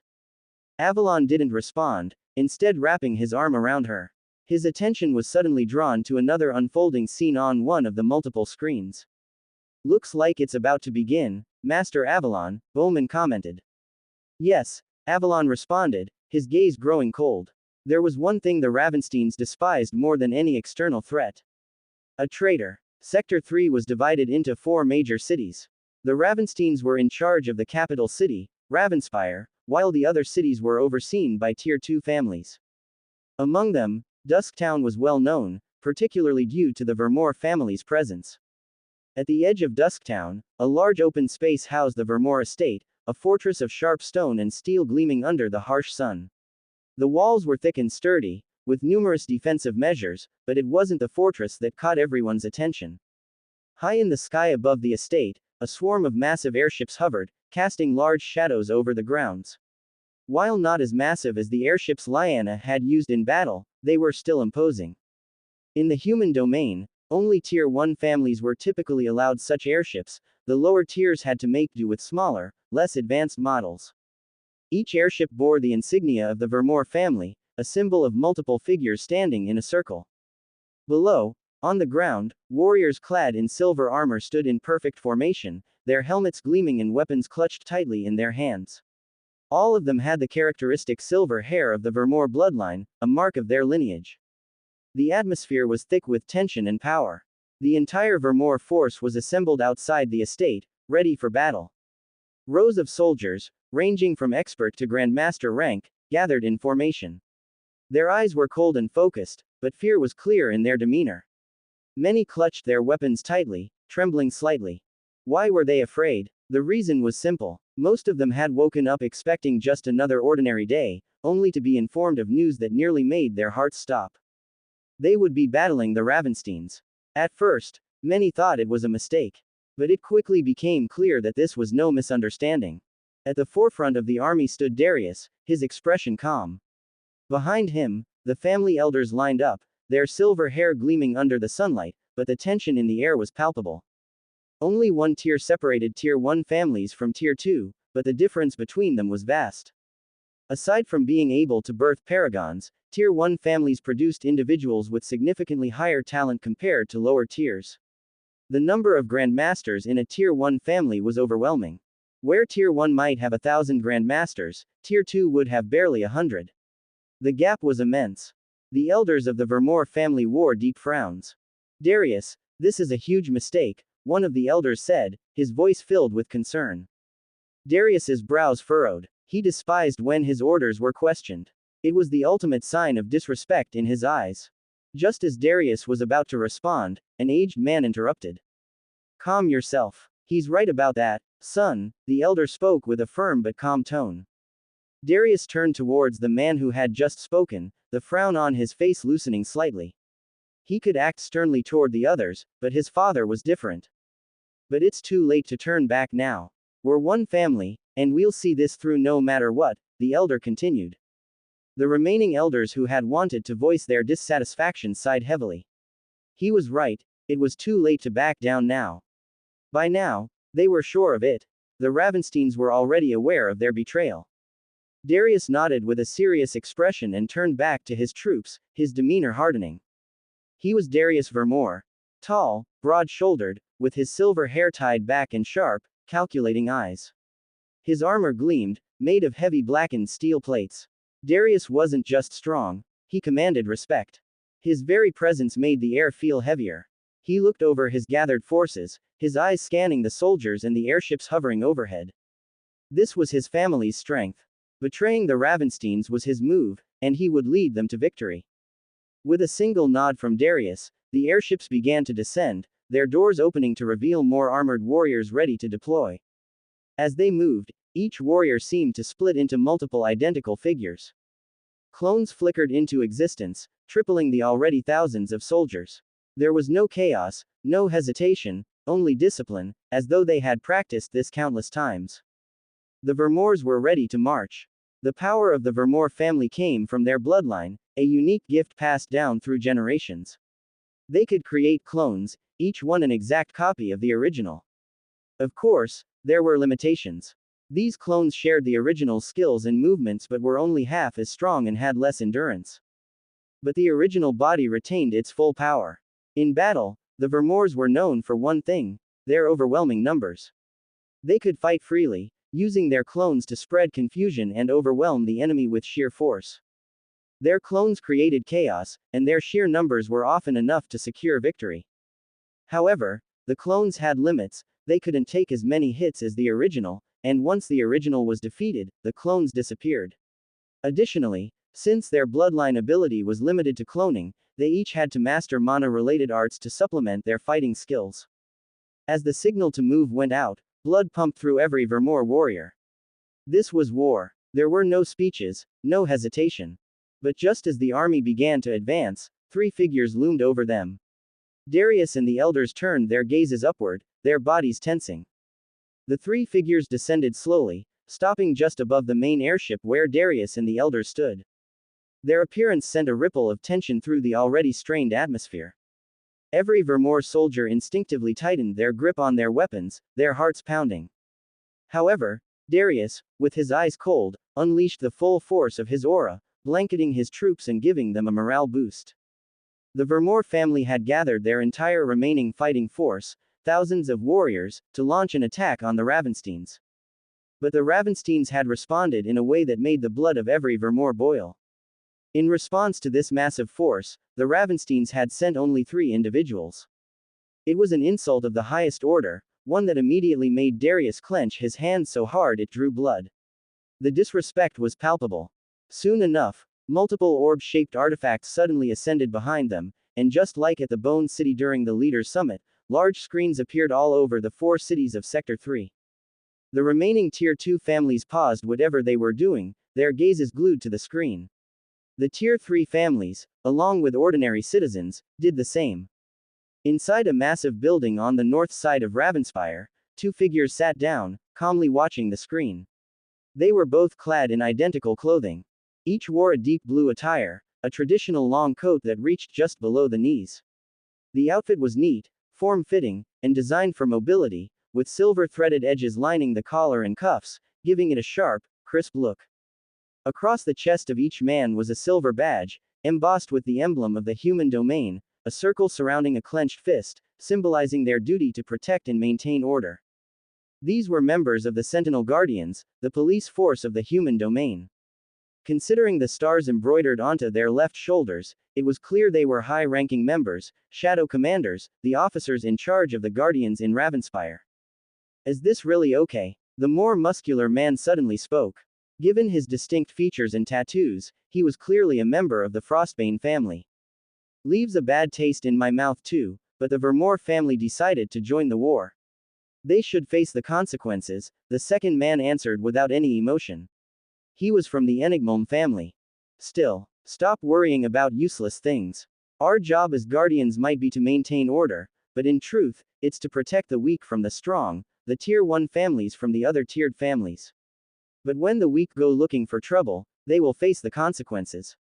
The man fell silent. Honestly, I'm more worried about the fact that they decided to broadcast the whole thing. And they sent those three together. It'll be a massacre. The Sentinel Guardians existed to maintain peace. However, their abilities were very limited. The Tier 1 families were the absolute rulers, and as long as they didn't blatantly kill innocents or unleash unreasonable massacres, there was no need for the Guardians to step in their way. War between families was allowed but governed by strict rules. Only family members would be involved, and it would not affect the lives of ordinary citizens. This was why, despite the current war, life in the sector continued as usual. The two Guardians, along with the millions of citizens of Sector 3, fixed their gazes on the figures on the screen. Kotaro Ravenstein, Barodo Ravenstein, Sirius Ravenstein. Everyone knew who Sirius Ravenstein was, but the other two men beside him were also famous across the human domain. The air around them was calm and tamed. Despite being high in the sky, not a single breeze hit them. The three titans, Kotaro and Barodo, had been Sirius's closest comrades back when he was in the Raven Vanguard Air Battalion. When the three of them stood together, only destruction awaited. The air above the Vermore army stilled, a suffocating pressure descending as Kotaro, Barodo, and Sirius Ravenstein floated in silence. I truly can't wrap my head around their stupidity, Kotaro remarked. He, you don't have to. We're only here to send a message. Right, Sirius. Barodo responded with a creepy laugh, turning toward Sirius, who didn't offer any response, his gaze fixed on the Vermore family fleet. Darius soon pulled himself together and opened his mouth to speak, but Sirius had already reached the end of his patience. His voice was cold, cutting through the tense air. No mercy for traitors. Without warning, Sirius raised his hand, and the winds responded fiercely. In an area with a 400-meter radius, a sudden vacuum formed, a complete absence of air.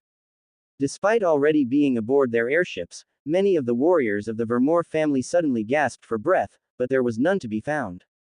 It was a strange, terrifying feeling. The remaining air in their lungs seemed to get siphoned by an unseen force. The weaker ranks crumbled first. Their chests heaved violently, eyes wide with panic. Then they fell, faces turning blue as their lungs starved for air. Darius and the elders of the Vermore family looked on in shock, but they weren't given any chance to react. It all happened so fast. Kotaro and Barodo acted next. The atmosphere around them thickened. With a single nod from Barodo, the air twisted and compressed around the Vermore warships, creating crushing walls of wind. The ships groaned under the pressure, metal bending and engines sputtering. Then, crack, the ships began to collapse, their hulls folding in on themselves as if squeezed by an unseen fist. One by one, they plummeted from the sky like broken toys, smashing into the ground below. Panic erupted in the Vermore ranks. Those who could still breathe looked on in horror. Then, Kotaro snapped his fingers. The air exploded around many of the warriors, shards of razor-sharp wind cutting through the ranks like invisible blades. Blood sprayed, screams muffled by the roaring wind as men collapsed, their bodies sliced cleanly in half. The Vermore family had a staggering number of men, but killing a few or an army of ants wasn't that different in the face of overwhelming power. Sirius took it further. With a simple gesture, those below the Master Plus rank in the battlefield felt an overwhelming pressure building up inside them before they imploded. Their bodies contorted grotesquely as the air pressure increased within, blood vessels bursting and organs collapsing. Within seconds, they were nothing more than crumpled heaps, lifeless. Ships rained from the skies, one after another. The once mighty Vermor fleet was now nothing more than wreckage, twisted metal and broken bodies littering the battlefield. Darius and the elders screamed in fury, launching themselves toward the trio in the air. The Grand Masters of the Vermor family, numbering close to 100, shot through the wrecked airships toward the Ravenstein trio. Every citizen and allied family in Sector 3 watched in stunned silence, shivers running down their spines as Sirius, Kotero, and Barodo effortlessly carried out a heart-wrenching massacre. The cities fell into an eerie stillness. Hover cars stopped, people paused in their work to watch the brutal scene unfold, the streets flooded with people. In merely minutes, the once elaborate Vermor estate had been reduced to a large open hole in the ground. Not a single person was left alive, except for Darius himself. With just 3 individuals and in the span of minutes, the Ravensteins had annihilated a Tier 2 family. They were the madmen of the human domain. Locate the rest and kill them. Yes, Lord Avalon. The atmosphere in the Ravenstein main control room was cold. Across Sector 3, many people still hadn't grasped the full significance of what the Ravensteins had just done. Instead, they focused on something else, the message the Ravensteins were trying to send. It was a warning, one that the other tiered families in Sector 3 received loud and clear. There was no mercy for traitors. However, the people in the control room, along with a select few, knew exactly what had just transpired. The Ravensteins had annihilated the entire Vermor family, erasing their estate from existence. This wasn't limited to their warriors and armies but included every single person who carried the Vermor bloodline. Every woman, every child, every youth.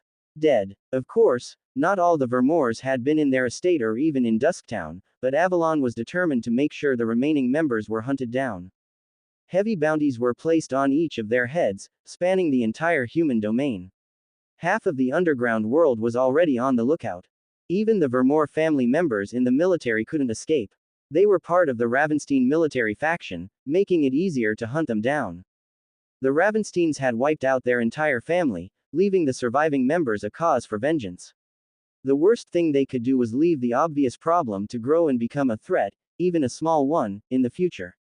Unfortunately, even Tier 1 families couldn't kill within the academy, meaning the Vermor youths there were the only remaining members of the family.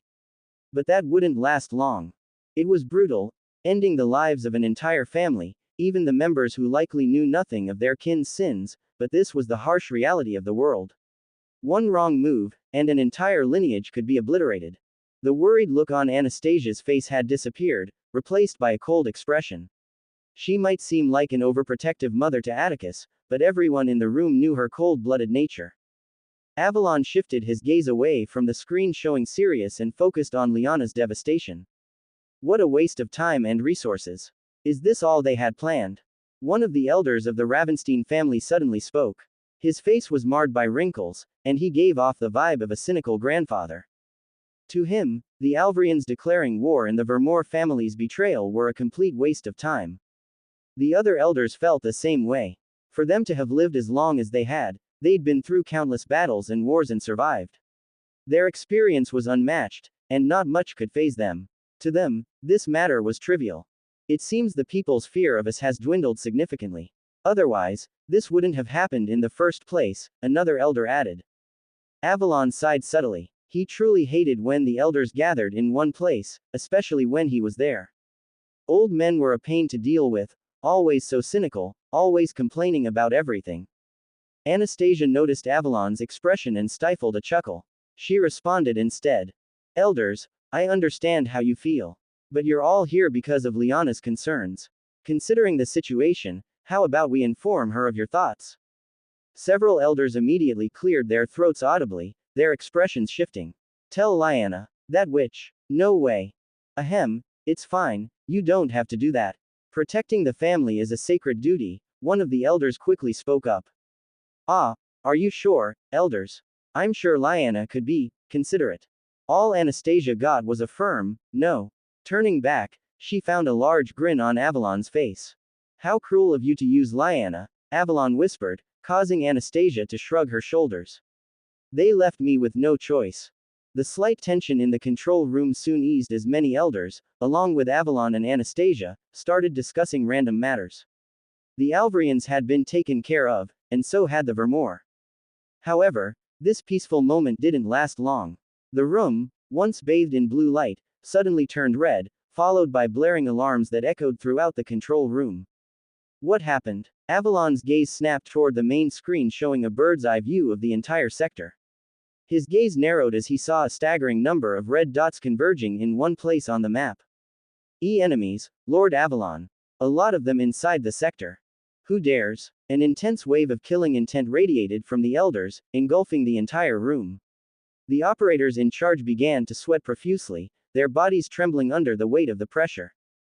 It's the Stellaris. The large screen suddenly shifted, displaying an armada of orange airships moving through the air. Etched on each side of the airships was an insignia that everyone in the control room knew all too well, an orange man holding a sun with one arm. Avalon's expression darkened. He wasn't focused on the sheer numbers of the army but instead their location. They've surrounded the estate. Avalon's gaze turned icy. The Stellaris had appeared out of nowhere, right in the heart of their sector. He didn't bother wasting time trying to figure out how they had managed to do it. Instead, his gaze met the other elders, each of their expressions equally cold. No one needed to say anything. Avalon turned toward Anastasia and gave her a reassuring nod. Without wasting time, Avalon and the elders strode out of the building. As they reached the entrance, Avalon's gaze softened when he saw a blue-haired woman standing by the door. The woman smiled warmly. Be careful, I'll stay here and help. Thanks, Mom. The woman was none other than Freya Ravenstein, Avalon's mother and Magnus's only wife. Avalon had insisted she stay out of war matters and rest. But considering the current circumstances, it was best that she was here. Freya gave Avalon a deep hug before walking into the building. Avalon's expression instantly shifted, his killing intent flaring once more. The Stellaris had dared to attack their home, he would make sure they paid the price for that. The sun shone down brightly and intensely, the sky ablaze in shades of orange and red as if ignited by the presence of the Stellaris Armada. Perched high atop a large hill overlooking Ravenspire stood the Ravenstein estate, a grand structure now overshadowed by the looming, fiery figures in the sky. The Stellaris Armada, numerous and massive, hovered like beasts born of the sun itself, their hulls glowing orange, reflecting the brilliance of the star upon which their powers were based. The very presence of the Stellaris army seemed to make the sun shine even fiercer, with the temperature climbing steadily as they advanced. Above, the warships pulsed with the energy of the sun, their engines emitting orange light that spilled across the land, casting long, flickering shadows on the hill. Their advancement was eerily slow, each fiery airship moving at a steady, deliberate pace. There was not a hint of urgency in their movements, a display of their absolute confidence. On the hull of the largest airship stood a multitude of powerful individuals, each one sporting large, intense grins. The heat radiating from them was palpable, as if the sun itself was blessing their presence. They were all donned in the same attire, mirroring the uniforms of the other warriors of the Stellaris family. Unlike the Alvarians, the Stellaris family, much like the Ravensteins, was a warrior family through and through, born and bred for the battlefield. Their war uniforms were form-fitting, vibrant orange suits that clung to their bodies like a second skin. The fabric seemed to blaze as though cut by an invisible breeze. There were no unnecessary adornments, just a sleek, smooth design that radiated power and heat. Ha ha ha. Yes. It worked. It fucking worked. The man standing at the forefront of the group screamed at the top of his lungs, his grin widening as he raised his arms in absolute thrill. He appeared truly ecstatic. The other men turned their eyes toward him, none of them showing any displeasure at his outburst. In fact, they joined in. The Stellaris family was known for their exuberant and fiery nature, so the current situation wasn't surprising in the least, despite the fact that the men currently shouting and screaming were seasoned elders of great power and authority. Haha. Yes, family head, I can't wait to crush those bastards. One added. We'll finally put those monkeys in their place. The man who had started it all smiled brightly, both hands on his waist as he looked down at the Ravenstein estate. He was none other than Helios Stellaris, the current family head of the Stellaris family and the father of Serafina and Gerald. Ever since he had heard about Atticus's altercation with his son, there were no words to describe the hatred that formed in his heart. Earning the Stellaris family's ire was not something anyone would want. Despite their bubbly and lively demeanor, they were shrewd and would stop at nothing, no matter how petty or dirty, to exact revenge on their enemies. The elders of the Stellaris family had joined this attack, making it clear that the Stellaris were going all out, seizing the opportunity while they could. Get ready. Helios's expression morphed, turning icy in the next second. His men responded in kind, the sound of a unified stomp echoing across the entire sky. The Stellaris warriors stood on the hulls of their ships, unmoving as the blazing orange of their form-fitting armor shimmered in the sunlight. Each warrior, clad in the sleek, battle-ready uniform, looked as though they were part of the ship itself, blazing with solar energy. As their ships approached, the forms of multiple individuals suddenly floated out of the estate. Stellaris burst into an intense chuckle as he saw Avalon's cold expression. Haha, Avalon, I love that look on your face. I'll be sure to savor the moment that expression crumbles, and you beg for your life. Stellaris's voice was loud, reaching the entire vicinity and even parts of the city farther away. The morale of the Stellaris family warriors intensified, each of them letting out another stomp. The current number disparity between both families was too vast to compare. Only Avalon and about 15 elders came out on the Ravenstein side, while thousands of master ranks and nearly 100 grandmaster ranks stood on the Stellaris side. It didn't help that it was noon, with the sun at its peak, when the Stellaris family was at its strongest. As the saying goes, never battle the Stellaris when the sun is high in the sky. To any observer, the odds were clearly stacked against the Ravensteins, and with their main force currently at the border, the situation appeared bleak. However, there was not a single hint of uncertainty in Avalon or the elders' gazes, only cold killing intent. Avalon didn't deem the clown worthy of a response. Instead, he uttered one word that instinctively made many of the Stellaris warriors narrow their gazes. Descend. As Avalon's voice echoed, the air itself seemed to freeze for a heartbeat. In that moment, a new sound cut through the tension, the unmistakable sound of a walking stick hitting the ground, loud and unyielding. It reverberated across the battlefield, and all eyes shifted to the skies. Suddenly, the clouds tore open, and 8 massive fortresses plummeted from the sky like divine judgments. The fire sanctum, the water sanctum, the air sanctum, the earth sanctum, the ice sanctum, the light sanctum, the darkness sanctum, the lightning sanctum, each sanctum crashed down with the force of a meteor, shaking the earth beneath their might. And atop each sanctum stood their respective masters, their gazes so cold they could freeze an ocean. Behind each of them were students, thousands of battle-hardened Master Plus ranks, eyes burning with intense killing intent. Avalon didn't give the Stellaris a single second to comprehend the situation, his mouth parting to utter another word. Now. Stellaris's eyes flashed dangerously, but time waited for no one.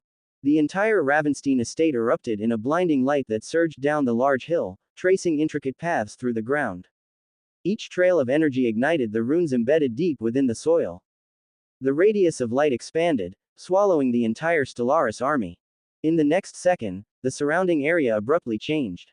Pillars of flame erupted all around, spiraling high into the air. But it wasn't just fire. From every corner of the battlefield, the other elements awakened. Torrents of water surged forth, crashing like tidal waves across the earth. Jagged spikes of earth shot up, their edges sharp as blades. Winds howled, spinning into violent cyclones that tore through the battlefield. Lightning cracked overhead, wild and uncontrollable, arcing between the swirling clouds. The other elements also raged, and the Stellaris army was caught completely off guard. However, what happened next made many of their hearts stop. Without warning, the sky darkened. The blazing sun suddenly flickered, then vanished completely.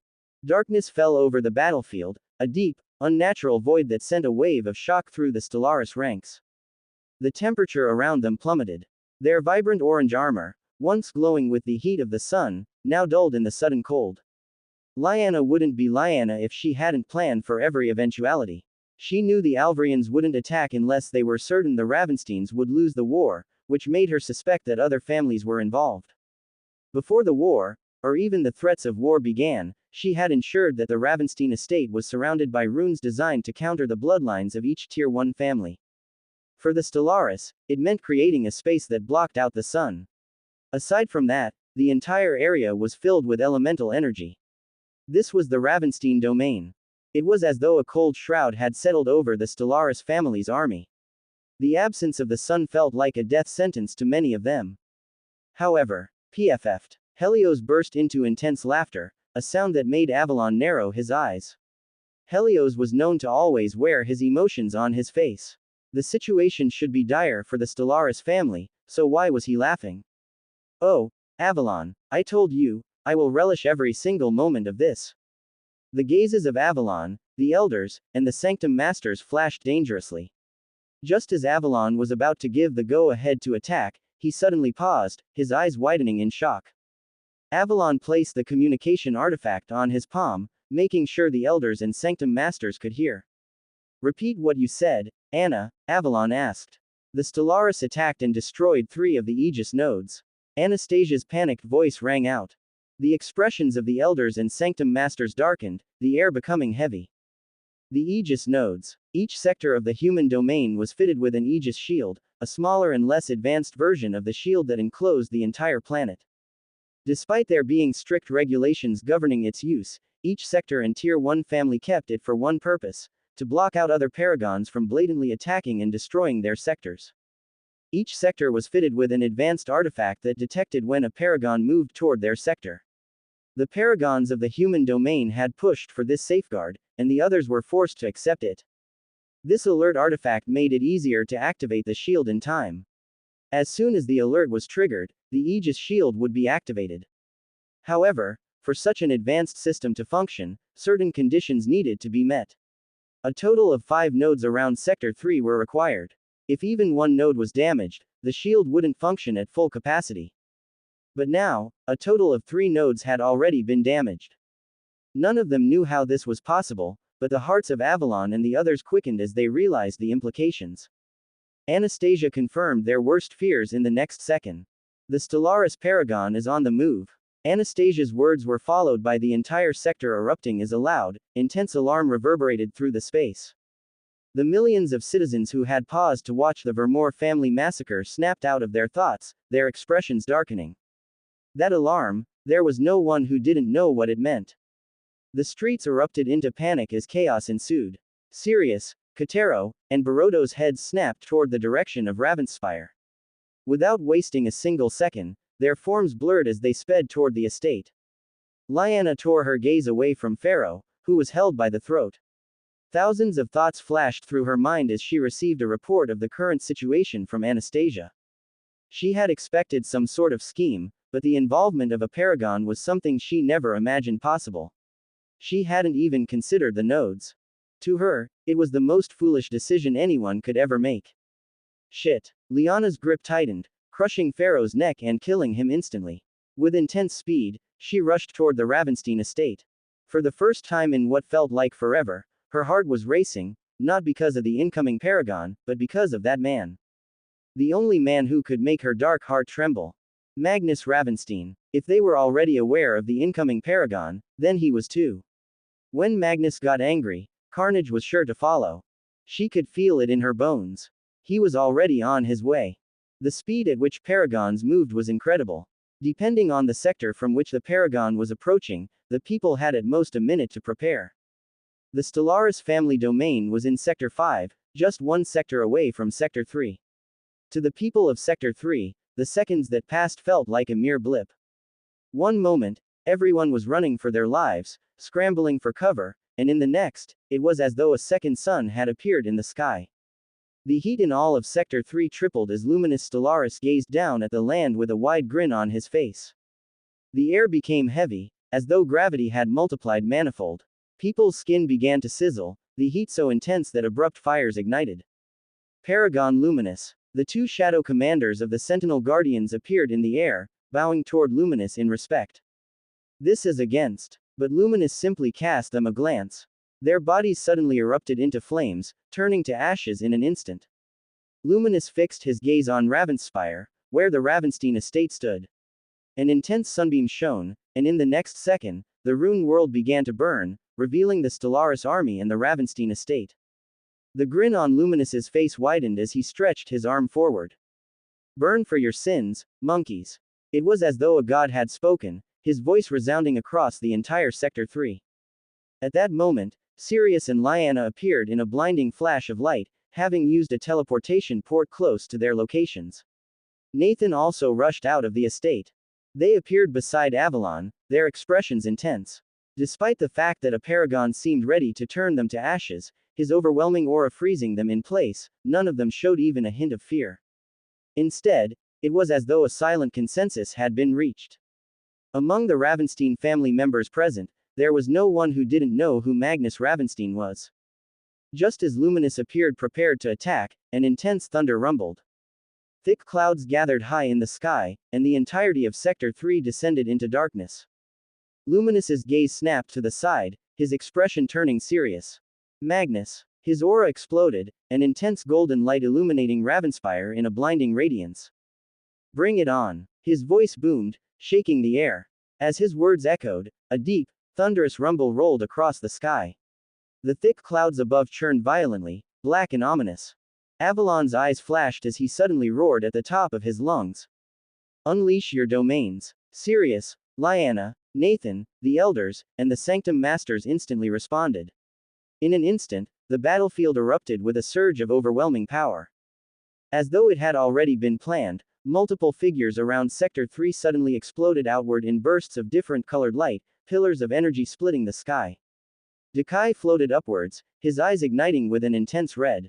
Each pillar of light suddenly converged around him, an immense power building before it exploded in a burst of light that radiated outward, encompassing all of Ravenspire and beyond.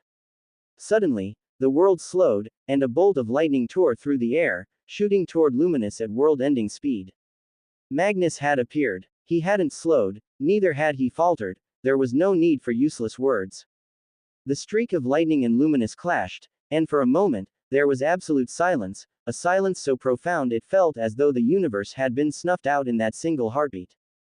Then, everything erupted. The sky shattered with a deafening roar, as though the heavens themselves were being torn apart.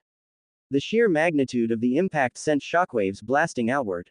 Despite the combined domains of many covering Ravenspire and more, the entire Sector 3 shook violently, the ground splitting open beneath the immense pressure. Entire sections of the earth were torn apart, cracks snaking out from the point of collision as if the world itself were breaking. Above, the clouds convulsed, twisting into a vortex of black and gold, swirling with chaotic energy. This was an event the human domain would never forget. In history, humans had faced great disasters, earthquakes that split mountains, storms that tore through cities, and even apocalyptic fires that threatened to consume the land. Each of these moments had left scars on the world, reminders of nature's uncontrollable power. However, what was occurring today was something far beyond even those terrible forces. This was no mere calamity of nature, no earthquake shaking the ground, no storm ripping through the skies. It wasn't an apocalypse, though it felt as though the world could end with every strike. It wasn't a storm, though the winds howled and the earth shook beneath the weight of their power. This was something different, something more devastating, more profound. It was the clash of paragons. For the majority of people in Sector 3, the day had started normally. The sun rose, its beautiful rays illuminating the entire sector. Hover cars zipped through the sky, their rumble a familiar background noise as people commuted to work or school. Automated vendors set up along the neon-lit streets, selling meals and advanced gadgets, while drones flitted around delivering goods to towering residential blocks. Hollow screens flickered to life in public spaces, broadcasting the morning news and advertisements for the latest innovations. Citizens, dressed in various styles, strolled through the bustling city center. The atmosphere was a mix of happiness and frustration, as it often was. To everyone in Sector 3, it was just another day, one that would end as boring and predictable as usual. However, words could not begin to describe how much they would soon wish that had been true. But reality, as always, was cruel. At exactly 12:43 p.m., to every single person in Sector 3, it felt as though the world was ending. The Ravensteins had annihilated a Tier 2 family in seconds. The Paragon alert had been triggered. The Stellaris Paragon appeared high above the sky. A sudden cloak covered the entire sky, plunging the whole sector into perpetual darkness. And then, a world-ending explosion shook the entire sector. People screamed. People panicked. Women wept. Children cried. The entire city was thrown into chaos. Imposing architectural buildings, once the envy of many architects, crumbled like Lego bricks in a child's game. Jagged fissures appeared on the sturdy earth, splitting the ground and creating chasms that would dwarf many canyons. The damage and deaths were incalculable. But it seemed as though the universe hadn't entirely forsaken the inhabitants of Sector 3. Seconds passed, and there was no second impact. However, this reprieve was for the inhabitants of Sector 3 alone. In the whole of Sector 3, only 2 beings remained in motion, the rest of the world standing still. The clash between Magnus and Luminous had torn reality itself. Where they collided, the sky shattered, a violent vortex of black and gold energy devouring everything in its path. For a single, terrifying nanosecond, it was as if existence teetered on the brink of destruction. Then, the vortex vanished. Luminous shot backward, faster than thought, his body a blazing comet of golden light. In an instant, he crossed the impossible distance between Sector 3 and Sector 2. The sheer speed ripped the very air apart in his wake, creating shockwaves that flattened the terrain. However, unlike Sector 3, the people of Sector 2 were already prepared, their Aegis shield fully activated. Luminous's momentum carried him straight into the impenetrable shield surrounding Sector 2, a force so unbreakable that not even a paragon's might could shatter it. Boom! The impact resounded like thunder, the force so intense that a shockwave rippled across Sector 2. The once calm, futuristic city inside shook violently. Skyscrapers swayed, hover cars in mid-flight lost control, and the holographic advertisements flickered and shorted out, casting the city in a sudden, eerie darkness. On the ground, people stumbled as the earth beneath their feet trembled. Windows shattered into 1,000 pieces, raining down deadly shards. Though the shield held firm, protecting the sector from total annihilation, words could not do justice to the fear that surged through the inhabitants of Sector 2. If they had been even a second late in activating their shield, only annihilation would have awaited them. Luminous's golden figure ricocheted off the Aegis shield of Sector 2, his body spiraling upward as if gravity itself had lost hold of him. "You bastard!" Luminous growled, his intense voice booming so loudly that it parted the clouds in the sky for kilometers. He had used a significant amount of power in that clash with Magnus, yet he had still lost. An intense sunbeam shone from the sky, striking him, his figure radiating an even more blinding light. "I'll show you." Luminous halted his momentum, his head snapping toward the direction he had just come from, intent on retaliating. However, before Luminous could even react, the sky split open with the deafening roar of thunder. Crack! Magnus appeared before him, faster than a blink, his fist already in motion. The force of his punch detonated like a cataclysmic bomb. The impact was instant, and the world seemed to explode. Luminous's golden figure was launched backward, his blinding light dimming for the briefest of moments as the sheer force tore through him. The sound of the punch echoed across Sector 2, as if the heavens themselves were being torn apart. Luminous was sent flying across the sky, crossing the entire sector in a second, a streak of radiant gold blazing through the atmosphere. His body collided with the Academy's shield at incomprehensible speed. Boom! The shield held, but the force of Luminous's impact made the entire Academy tremble. Aurora, Nate, Lucas, and every single student currently in the Academy felt the tremors, their gazes frantically searching as they struggled to remain standing. Harrison and many of the instructors flew out of various buildings, their expressions serious as they attempted to make sense of what was happening. Harrison's gaze soon landed on Eric Stormrider, the paragon of the Stormrider family, suspended high in the sky, his eyes fixed on the source of the tremor. His figure radiated intense battle intent, as though he was restraining himself from leaving the academy and joining the battle happening outside. What is happening? This same question rang in the minds of everyone in the academy. But there was no one to answer. I will end you. Luminous's aura exploded, a nuclear blaze of golden fury that bathed the entire landscape in blinding light. The temperature soared, melting the earth itself as the sand for miles around crystallized into shimmering glass. His hands erupted in a thick, radiant glow, and he turned his head just in time to see Magnus's fist rocketing toward him with unstoppable momentum. Fist met fist, and the whole world shattered. Parts of the academy and Sector 2 shook with unrelenting, bone-rattling intensity as Magnus and Luminous's fists collided with world-ending speed. The first impact sent shockwaves so powerful, the air itself seemed to scream. The ground split, the sky cracked, and the very atmosphere trembled as if it couldn't bear the force. Then came another collision. And another. Each blow was more violent, more destructive than the last. Their fists met with impossible speed, thunder and gold flashing in rapid succession, the earth trembling with every strike. The clash was so fast, so devastating, it seemed as though reality itself might collapse under the weight of their power. But what was even more terrifying, more incredible, was that all of this, the deafening quakes, the flashes of lightning and golden light, was already in the past. For in that single, breathless moment, Magnus and Luminous had already clashed billions of times. Their fists moved faster than thought, faster than time itself.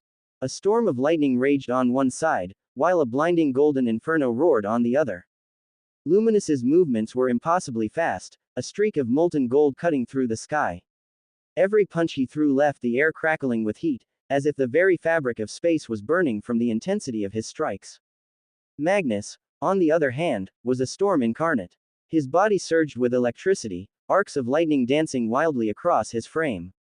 Each movement crackled with thunderous power, the air around him charged with a deadly, electric hum.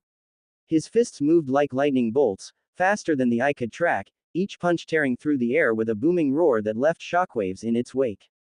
The two paragons clashed at a speed beyond comprehension, their fists meeting in midair with explosive force. "I will burn you out of existence, Magnus." Luminous's voice boomed across the sky, the golden light enveloping his body shining brighter. The large grin on his face had long since disappeared, replaced by intense anger. He had planned a surprise attack on the Ravenstein estate, intending to destroy their home and kill their next paragon. The death of Avalon would be devastating for the Ravenstein family. It would mean that after Magnus's death, there would be no paragon in the Ravenstein family for a brief but significant period. It would be their end, no doubt about that. However, Magnus had shown up before he could execute his plan. It should have been impossible, never supposed to happen. It was noon. The sun was high in the sky. There should have been no one in the human domain, as powerful as him. And yet, here was Magnus. Not only was he matching his speed and punches, but he was also dealing him massive damage. And what infuriated Luminous even more was the fact that, since the battle had begun, Magnus hadn't uttered a single word. Luminous's anger peaked, massive amounts of steam erupting from his nostrils. He muttered under his breath, his aura shifting. "Red sun." Instantly, the blinding golden light that surrounded him began to change. The brilliant radiance pouring from his form dimmed, replaced by a deep, ominous crimson. Above, the sun itself seemed to heed his command, its bright yellow hue morphing into a blood-red giant, casting a terrifying crimson glow across the entire horizon. The temperature in the air skyrocketed, far beyond anything imaginable. The clouds evaporated in an instant, leaving the once blue sky barren and scorched. Suddenly, a weapon began to take form in Luminous's hand, an enormous warhammer. The hammerhead glowed with an intense, molten red, its surface shimmering like the heart of a dying star.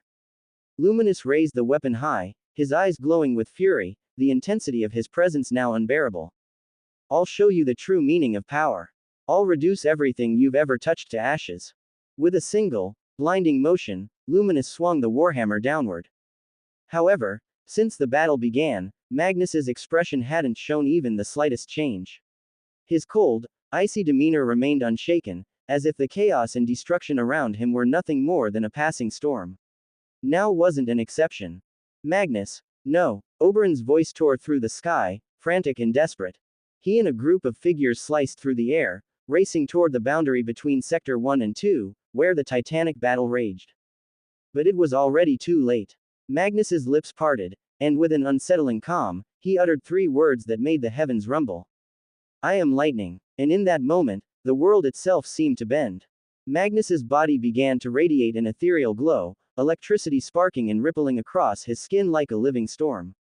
For those at the Master Plus rank, mastery over an element meant they could wield its raw, primal form, controlling the molecules in ways only a few could comprehend.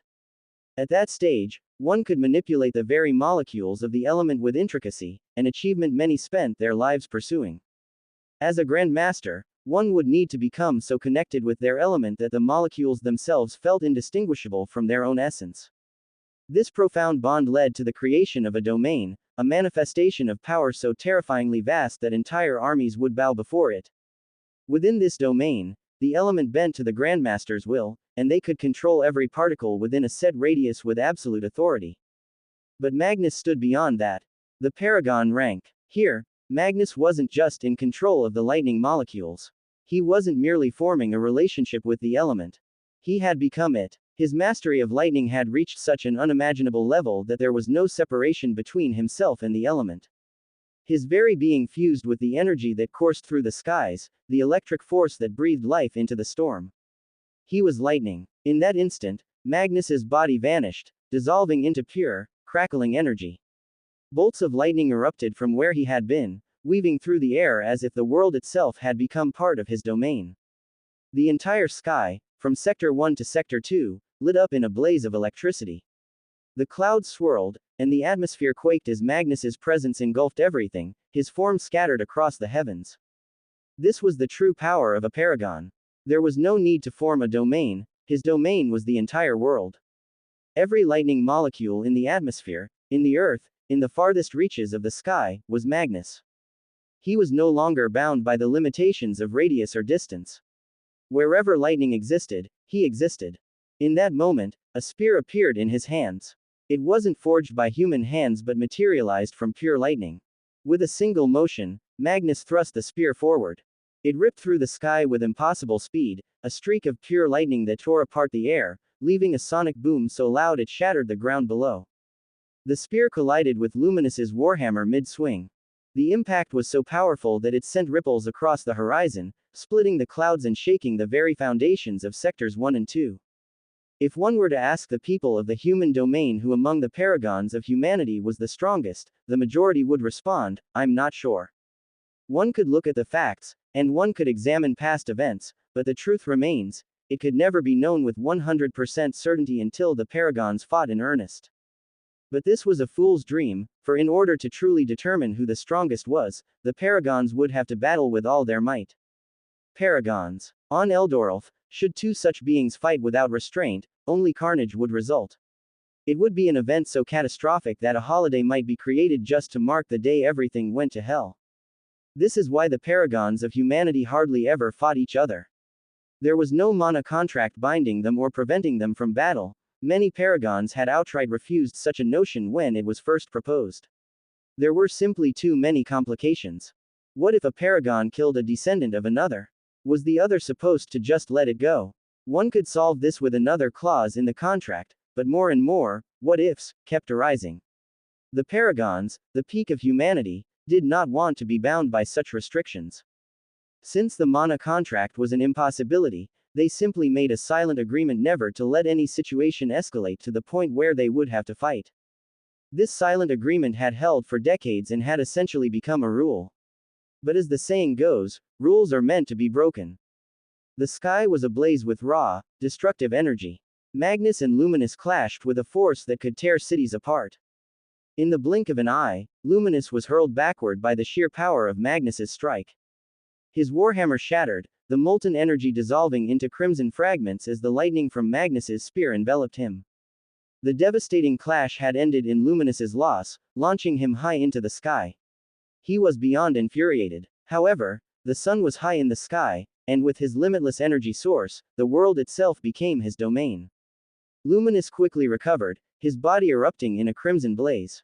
A radiant warhammer formed in his hand as he shot back toward Magnus with immense speed, their blows causing world-shaking clashes. Magnus was everywhere. 1 second, he was a streak of blinding lightning, the next, his spear was crashing down from above. His form flickered like a bolt, constantly shifting in and out of sight, flashing across the battlefield faster than thought. Every time he struck, the earth cracked beneath his feet, and the air itself screamed from the pressure of his attacks. The sky rumbled as he moved, each step crackling with the sound of thunder. It was as though the heavens themselves were enraged, thunder roaring with every second. Luminous swung his warhammer, its radiant crimson glow burning hotter than a dying sun. Each swing sent molten energy erupting across the horizon, the sheer heat vaporizing the clouds. The sun above fueled him, its rays bathing his form in an unending supply of power, his stamina seemingly limitless. The ground melted beneath him with every movement, pools of lava forming where his feet touched. He was a force of raw power, unstoppable, if not for Magnus. Crack. Magnus's spear slammed into Luminus's warhammer with a deafening roar. The collision sent shockwaves rippling outward, blasting through the impenetrable shields surrounding sectors 1 and 2. Buildings shook, windows shattered, and people miles away felt the earth tremble beneath their feet. Luminus was once again overwhelmed, an intense anger settling deep in his heart. However, he recovered instantly.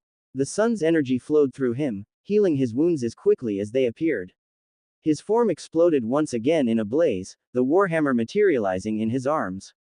He roared, swinging his warhammer again, summoning a wave of molten energy that stretched for miles, a blazing wall of pure destruction. But Magnus was already gone. In a flash of lightning, Magnus appeared behind him. His spear struck like a viper, piercing through the wave of molten energy as if it were nothing, moving towards the back of Luminus's head. Luminus's gaze widened as an intense wave of danger hit him. Though he had a limitless supply of energy and could heal and recover instantly, should Magnus pierce his head and brain, not even he could survive that. His body shifted instinctively just in time to change the location of the thrust. The hit landed, an intense crack of lightning blasting away Luminus's entire left arm. The impact sent him flying, his body crashing into the ground and leaving a crater the size of a city block. Magnus didn't wait for a second. He appeared above Luminus, his spear raised high. In the next moment, the skies cracked with intense lightning, flashes of white and blue filling the air. The sky darkened, the clouds swirling as if the heavens themselves feared what was about to come. Lightning arced around Magnus's form, crackling with unstoppable power. His voice boomed across the sky, the air trembling. Descend. The moment the words left his lips, the sky roared in response. A massive bolt of lightning, brighter than the sun itself, ripped through the darkened sky, aiming straight for the crater where Luminus lay. Boom. The impact was cataclysmic. The lightning bolt struck with such force that the ground beneath Luminus exploded outward, sending molten debris flying in every direction.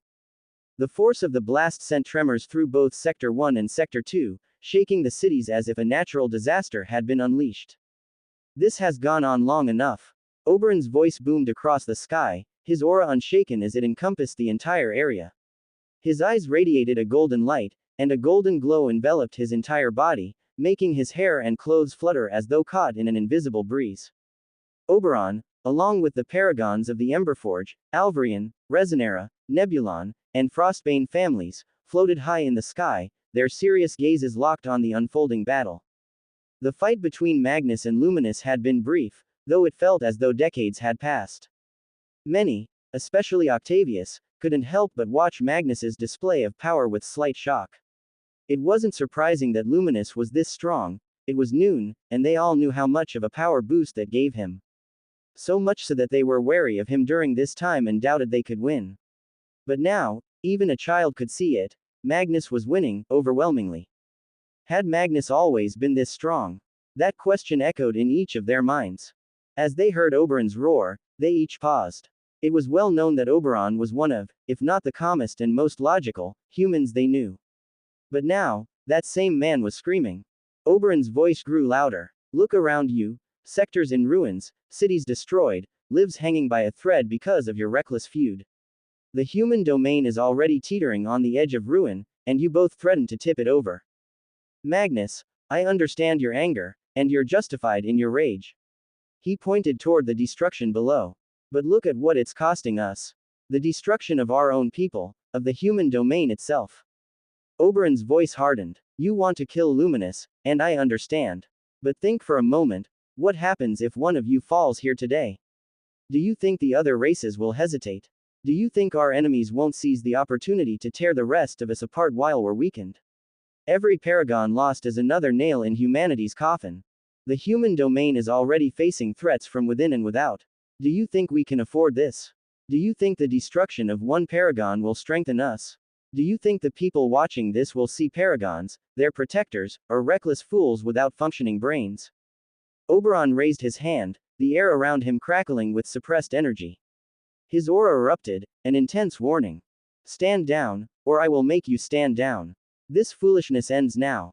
The entire area descended into a tense silence, a silence so heavy it was deafening. But Magnus and Luminous were already too far gone.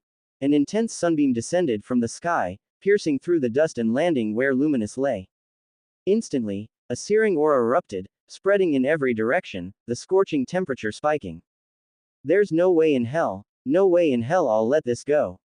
I'll burn you out of existence, Magnus. Luminous's voice roared through the sky, trembling with rage. His bloodied and battered body recovered with the energy from the sun as he launched into the sky, molten wings of energy sprouting from his back. He drew more energy from the sun, and the sky turned crimson once again, the temperature rising to unbearable levels. In the next instant, multiple molten orbs of pure sun energy formed everywhere in the sky, and he hurled them toward Magnus, each one capable of leveling a city and reducing it to cinders.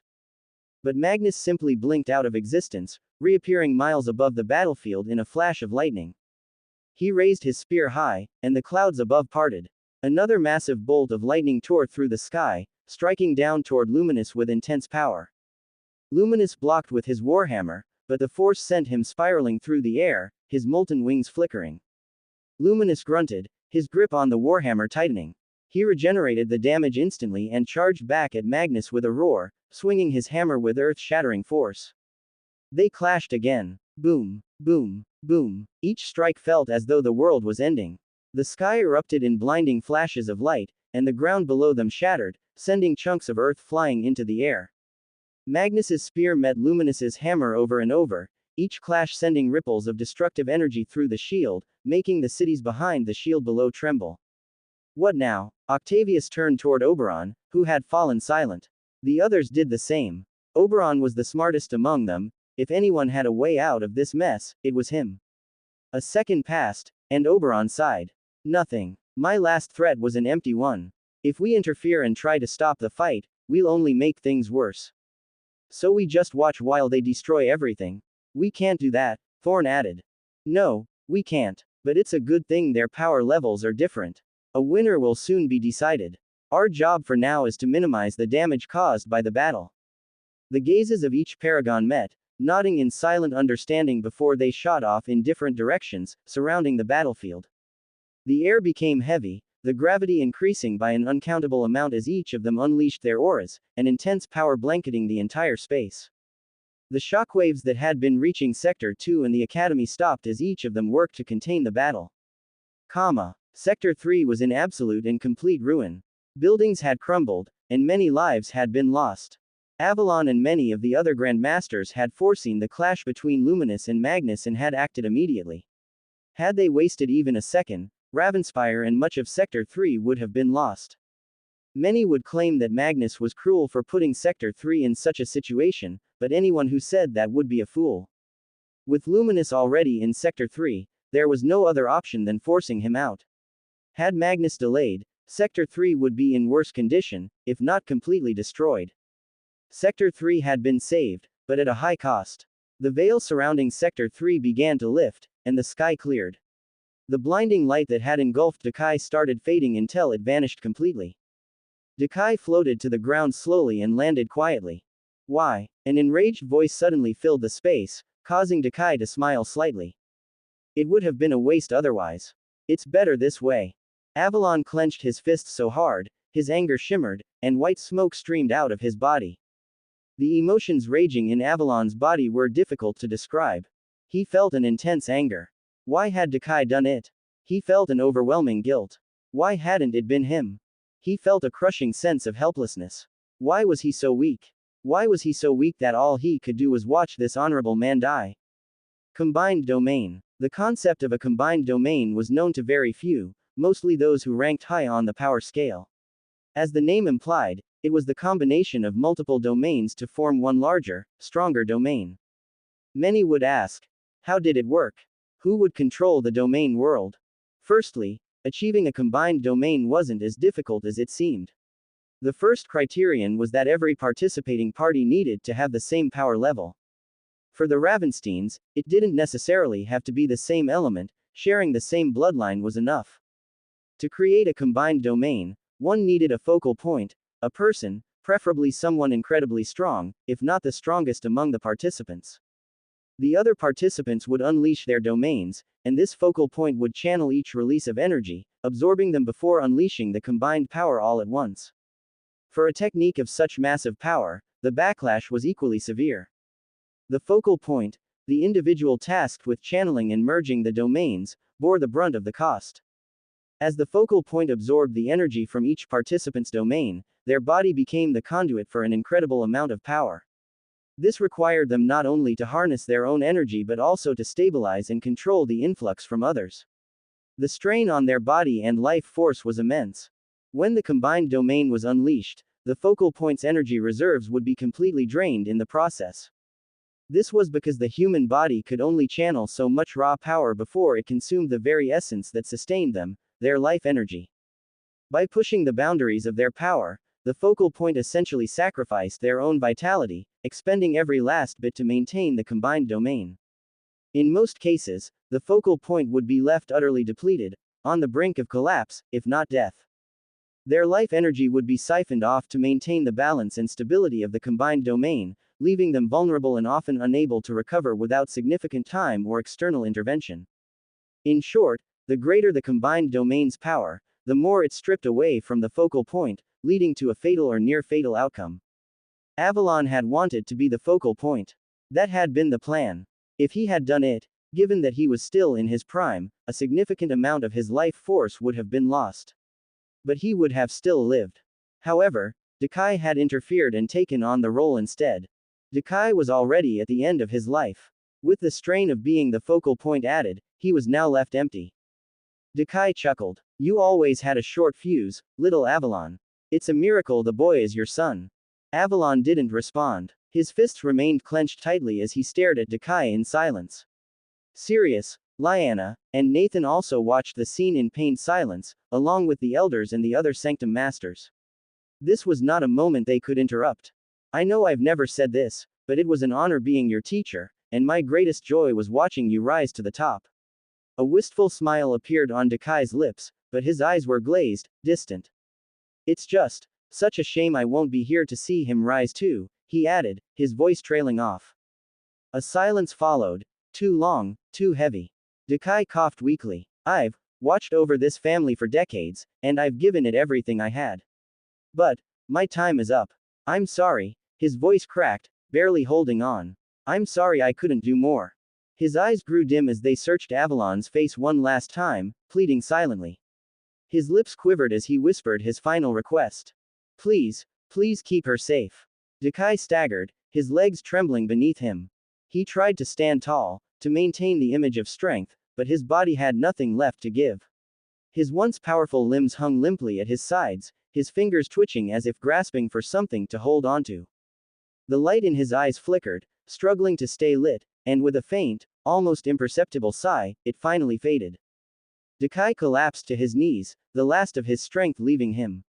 His body slumped forward, falling gently to the ground, his walking stick hitting the earth with one last thud. There was no grand explosion, no violent end, just the quiet, inevitable conclusion of a man who had given everything he had to protect his family. The silence that followed was deafening. At that moment, for Avalon and every single member of the Ravenstein family present, it was as though the sounds of millions of Ravenspire's people screaming for help and the crumbling of buildings didn't exist. Every Ravenstein stared at Atticus's body on the ground, a wave of intense emotions washing over them. Sadness, grief, incompetence, powerlessness. It was too much to count. The Ravensteins were a family of madmen, people who valued strength and had little tolerance for weakness. A family of warriors. Yet, despite their madness, they each harbored a deep love for the family. Seeing a man who had dedicated his life to the growth of the family lying on the ground dead was enough to make them all feel sorrow. However, the emotions felt by each person were different, or almost. Out of all of them, one feeling remained constant and unchanging. Anger. As the reality of Atticus's death settled into their minds, an intense, shimmering, and palpable anger reared its head. The combined domain had managed to block a significant portion of the force from reaching them, but it hadn't blocked everything. Many of the Stellaris armada surrounding the Ravenstein estate had crashed due to the force of the Paragons clashing, but some still remained. Among those that survived, the Stellaris main warship still floated high in the sky. An intense orange shield surrounded the airship, along with many of the surviving ones, allowing them to withstand the aftermath. The blazing orange shield around the main warship receded, revealing Helios still standing in his earlier spot. Helios fixed his gaze on the silent Ravensteins, focusing on Avalon, and erupted into boisterous, mocking laughter. Ah, Avalon, there it is. The look I've been waiting for. You always wear that cold mask, but now, look at you. He spread his arms wide, reveling in the moment. That look in your eyes, I told you I'd relish the moment when I finally cracked you. Helios stepped forward, his grin widening. Tell me, Avalon, how does it feel to realize you're not untouchable after all? I've been waiting for this moment for so long, and it's even sweeter than I imagined. The temperature in the surrounding area continued to rise as the Stellaris army began regaining their momentum. The Stellaris elders watched the scene with wide grins. Although it had been a shame that their paragon hadn't been able to destroy the estate and kill Avalon before Magnus appeared, they still felt confident about their odds. It was noon. To the rest of the human domain, the Stellaris family members were more like the undead during this time of day. Their stamina was limitless, and their power was incredible. With this advantage, their paragon was currently fighting the paragon of the Ravenstein family. The battle was so intense that the tremors could be felt even from this distance. Lord Helios, I think it's best we take care of them before Master Luminous finishes his battle, one of the elders suggested, the others nodding in agreement. There was no doubt in their minds that Luminous would emerge victorious against Magnus. Helios continued his laughter for a few seconds before deciding to listen to the elders. Just as he was about to give the order to attack, he suddenly paused, his gaze narrowing. The atmosphere had changed. It didn't get hotter or colder, but the earlier sorrowful air around the Ravensteins had vanished. In its place was an unsettling, oppressive aura. What happened? Helios's gaze shot back toward the Ravensteins, only to meet a pair of piercing blue eyes staring at him with calm indifference. Helios's eyes narrowed to pinpricks. What the hell? Everything about the situation was odd. The Ravensteins, who had been mourning moments ago, had completely and suddenly shed their grief. What made it even stranger was that only Avalon was staring directly at him. The others, Sirius, Lyanna, Nathan, the elders of the Ravenstein family, the Sanctum Masters, and even the students of the Elemental Sanctums, were all focused on separate individuals, as if they had silently chosen their targets. The rage in the air was so thick it was palpable. The Stellaris army tensed. Weren't the Ravensteins supposed to be their prey? Why were they suddenly being looked at as if they were the prey? Avalon said nothing, not a single word or utterance. But his actions spoke volumes. He took a single step forward, and then blurred. In an instant, the ground beneath him cracked violently before it imploded. Before anyone could process what had happened, a shockwave of such intensity hit the Stellaris army that it felt as though the air itself had imploded. Avalon tore through the sky, his body a blazing comet, as he pierced through the Stellaris main warship like a blade slicing through paper. In a blur, he appeared right in front of Helios, his fist connecting with Helios's chin in a devastating uppercut. The force of the blow sent Helios rocketing skyward, his body flailing like a ragdoll as it soared through the atmosphere, while the warship beneath him began to crumble. The Stellaris elders and many of the Stellaris warriors widened their eyes, struggling to regain their balance. But before they could fully react, all hell broke loose. The Ravensteins erupted with a ferocity that sent shockwaves across the battlefield. It was as if a dam of raw, unbridled power had shattered. Elements flared to life, filling the skies with a display of power that made the Stellaris army stagger in fear. Lyanna was the first to strike. She had allowed Avalon the lead because it had been right. Only she knew what it took for her to hold herself back until now.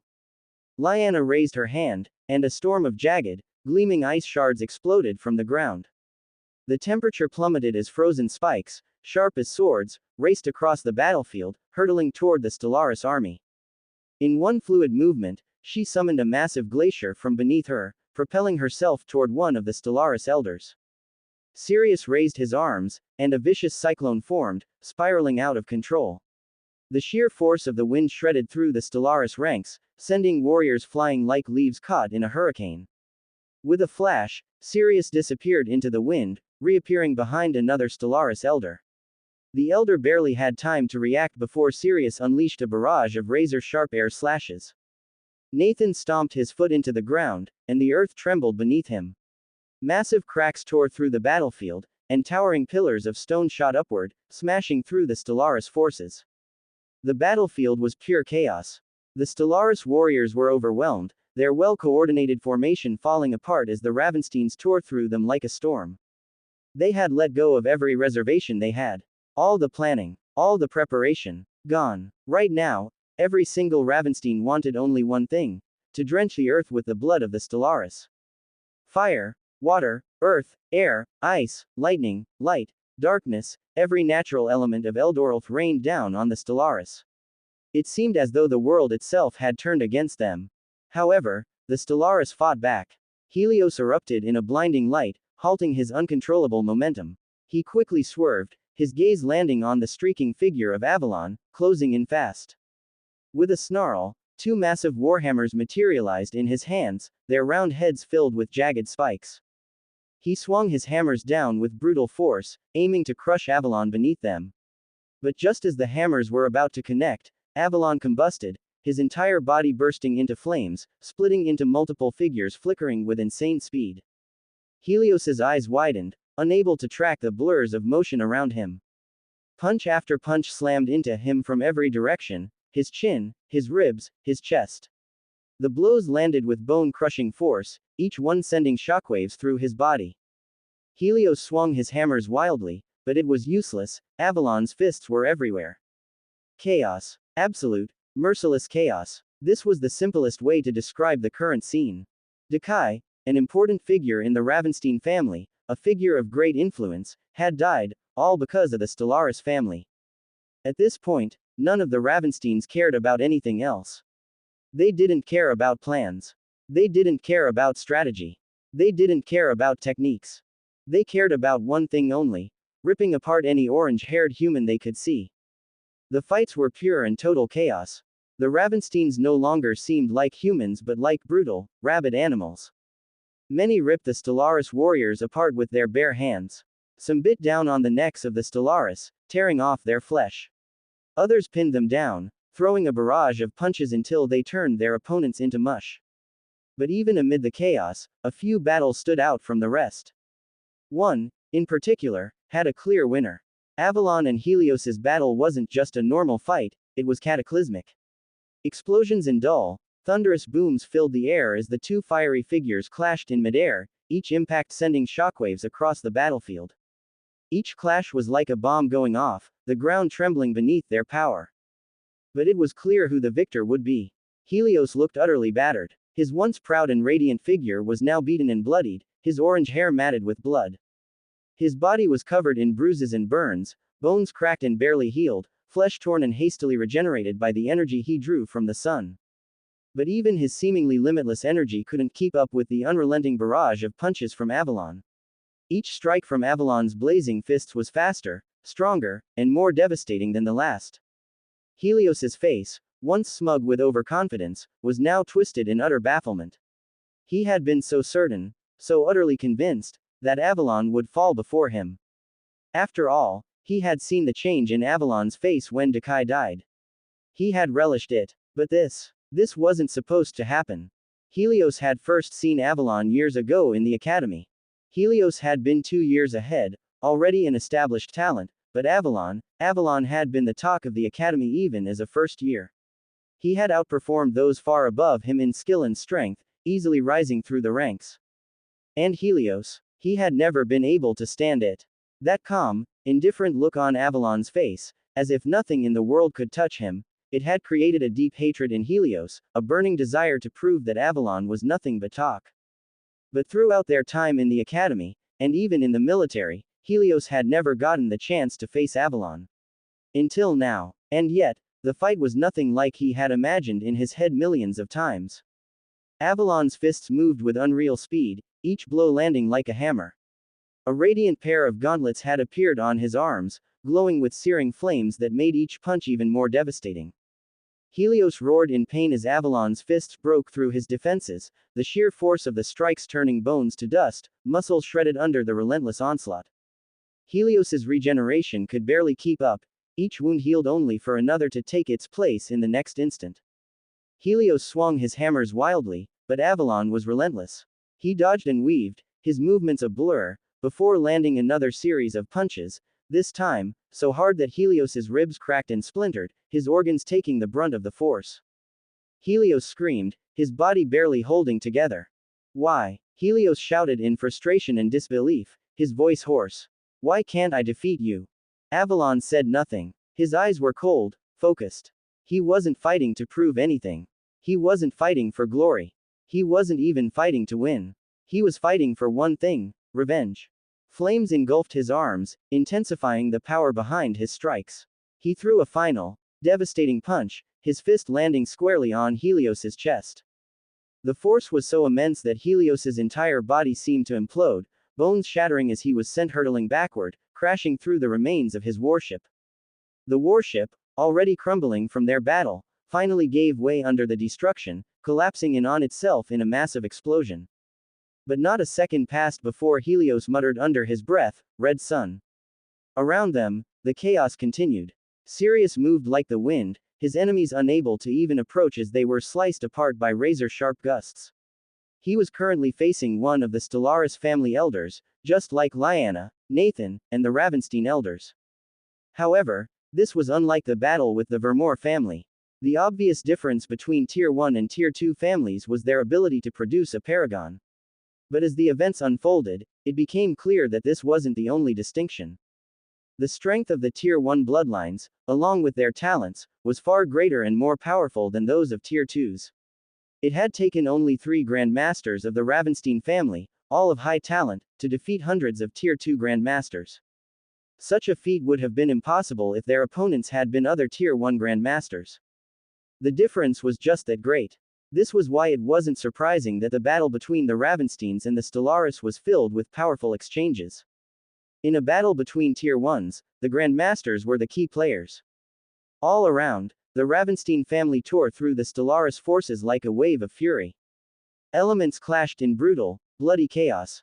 Fire, ice, earth, and air, all converging on the Stellaris forces, whose once unshakable formation had been reduced to a broken mess. However, due to the effects of the sun, the Stellaris warriors' recovery rate was off the charts.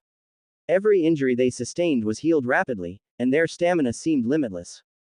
The initial momentum of the Ravensteins began to wane as more and more Stellaris members recovered. It didn't help that the Ravensteins were outnumbered from the start. This was all because of one thing: the sun. However, everything soon changed when a dark voice suddenly resounded across the battlefield.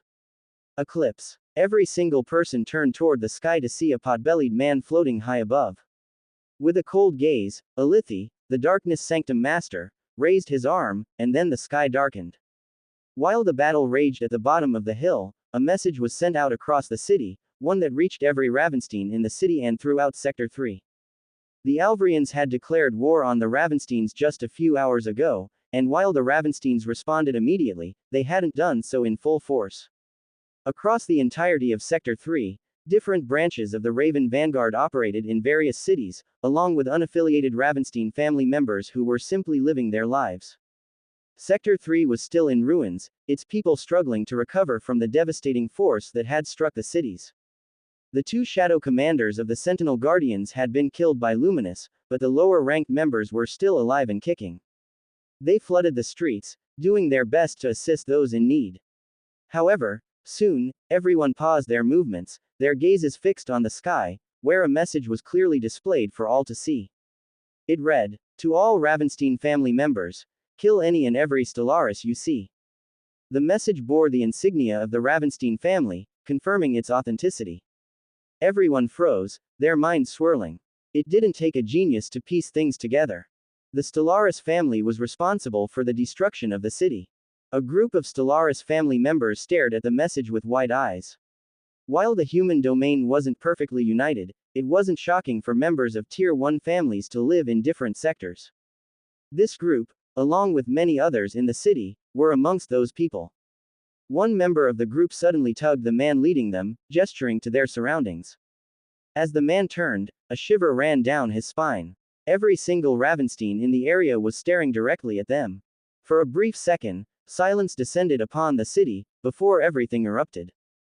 Before the group could react, they were bombarded by a rain of elemental attacks from all directions. A hunt soon began across Sector 3, leading to pure carnage. Every Ravenstein flooded the streets, and any Stellaris seen walking was immediately attacked by the ravenous Ravensteins. Enough. Tier 1 family or not, you have no right to commit mass murder. It's against the law. The Sentinel Guardians tried to stop the chaos, claiming that the Ravensteins had no right to commit blatant massacres. But the Ravensteins soon attacked them as well. Sector 3 was their domain.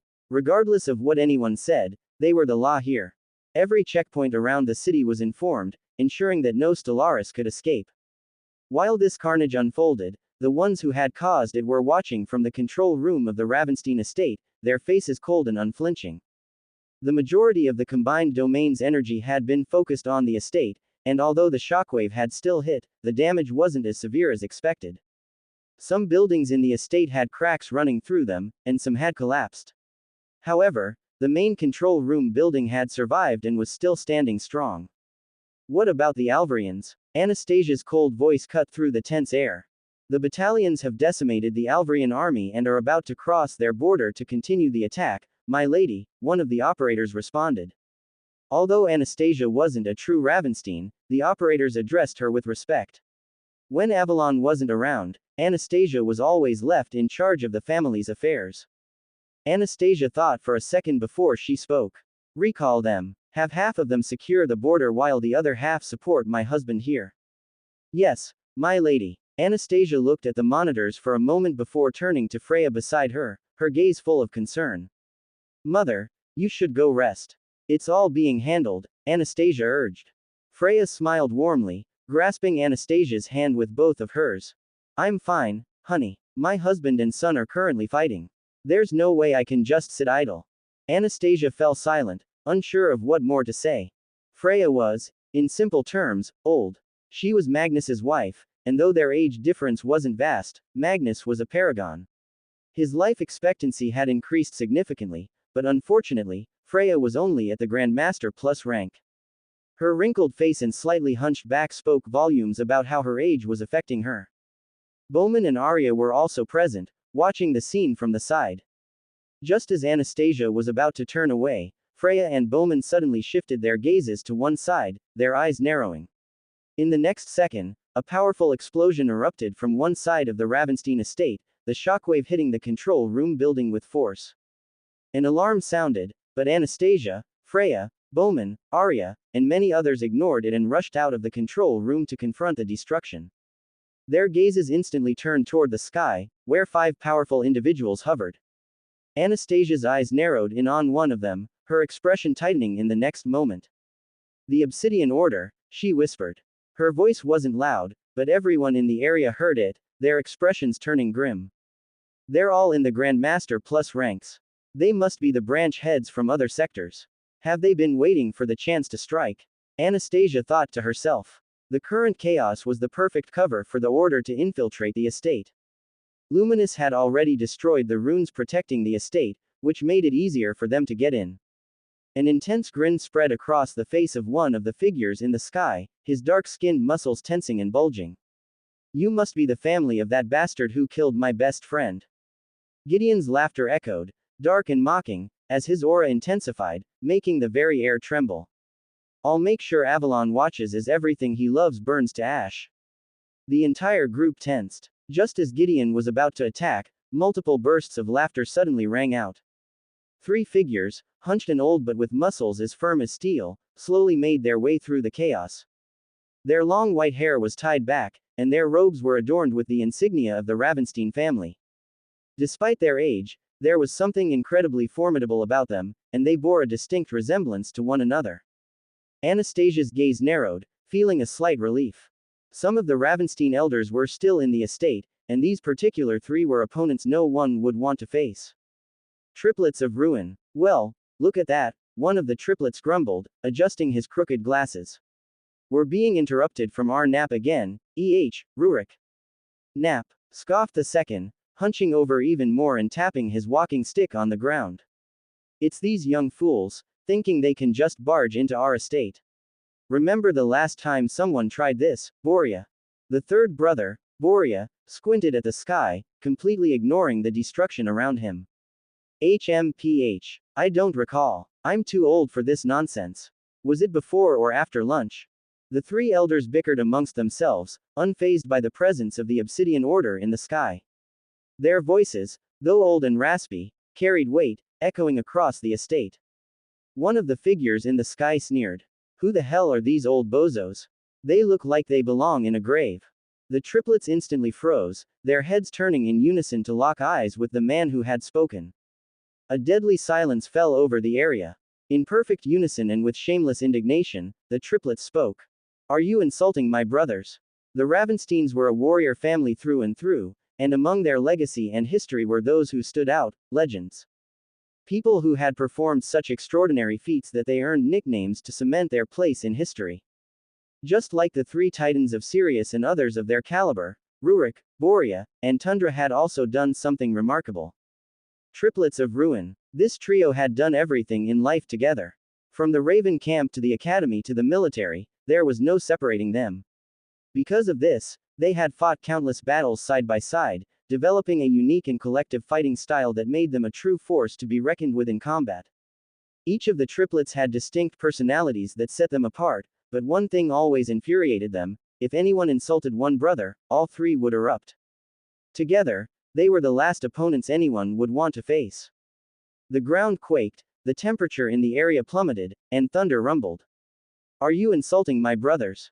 The triplets growled in unison, none of them willing to admit they had been the ones called old. Their hunched backs straightened as they stood taller, their auras exploding outward in perfect synchrony, shaking the very ground beneath them. Despite their age, the sheer power they unleashed dwarfed the threat in the sky, sending a shockwave that made even the Grandmaster Plus ranked members of the Obsidian Order pause. Be careful, idiot. Those three are the triplets of Ruin. They're a bad matchup for you, Elysia warned, turning toward Gideon, who had a wide grin on his face, eager for battle. Do I look like I care? Gideon responded, his aura already rising to match the triplets' release of power. You might not care, but we do. You're not the only one here, remember that. Cassandra, Vorik, and Gregor will handle them. We handle the rest. Gideon frowned, finally turning toward Elysia.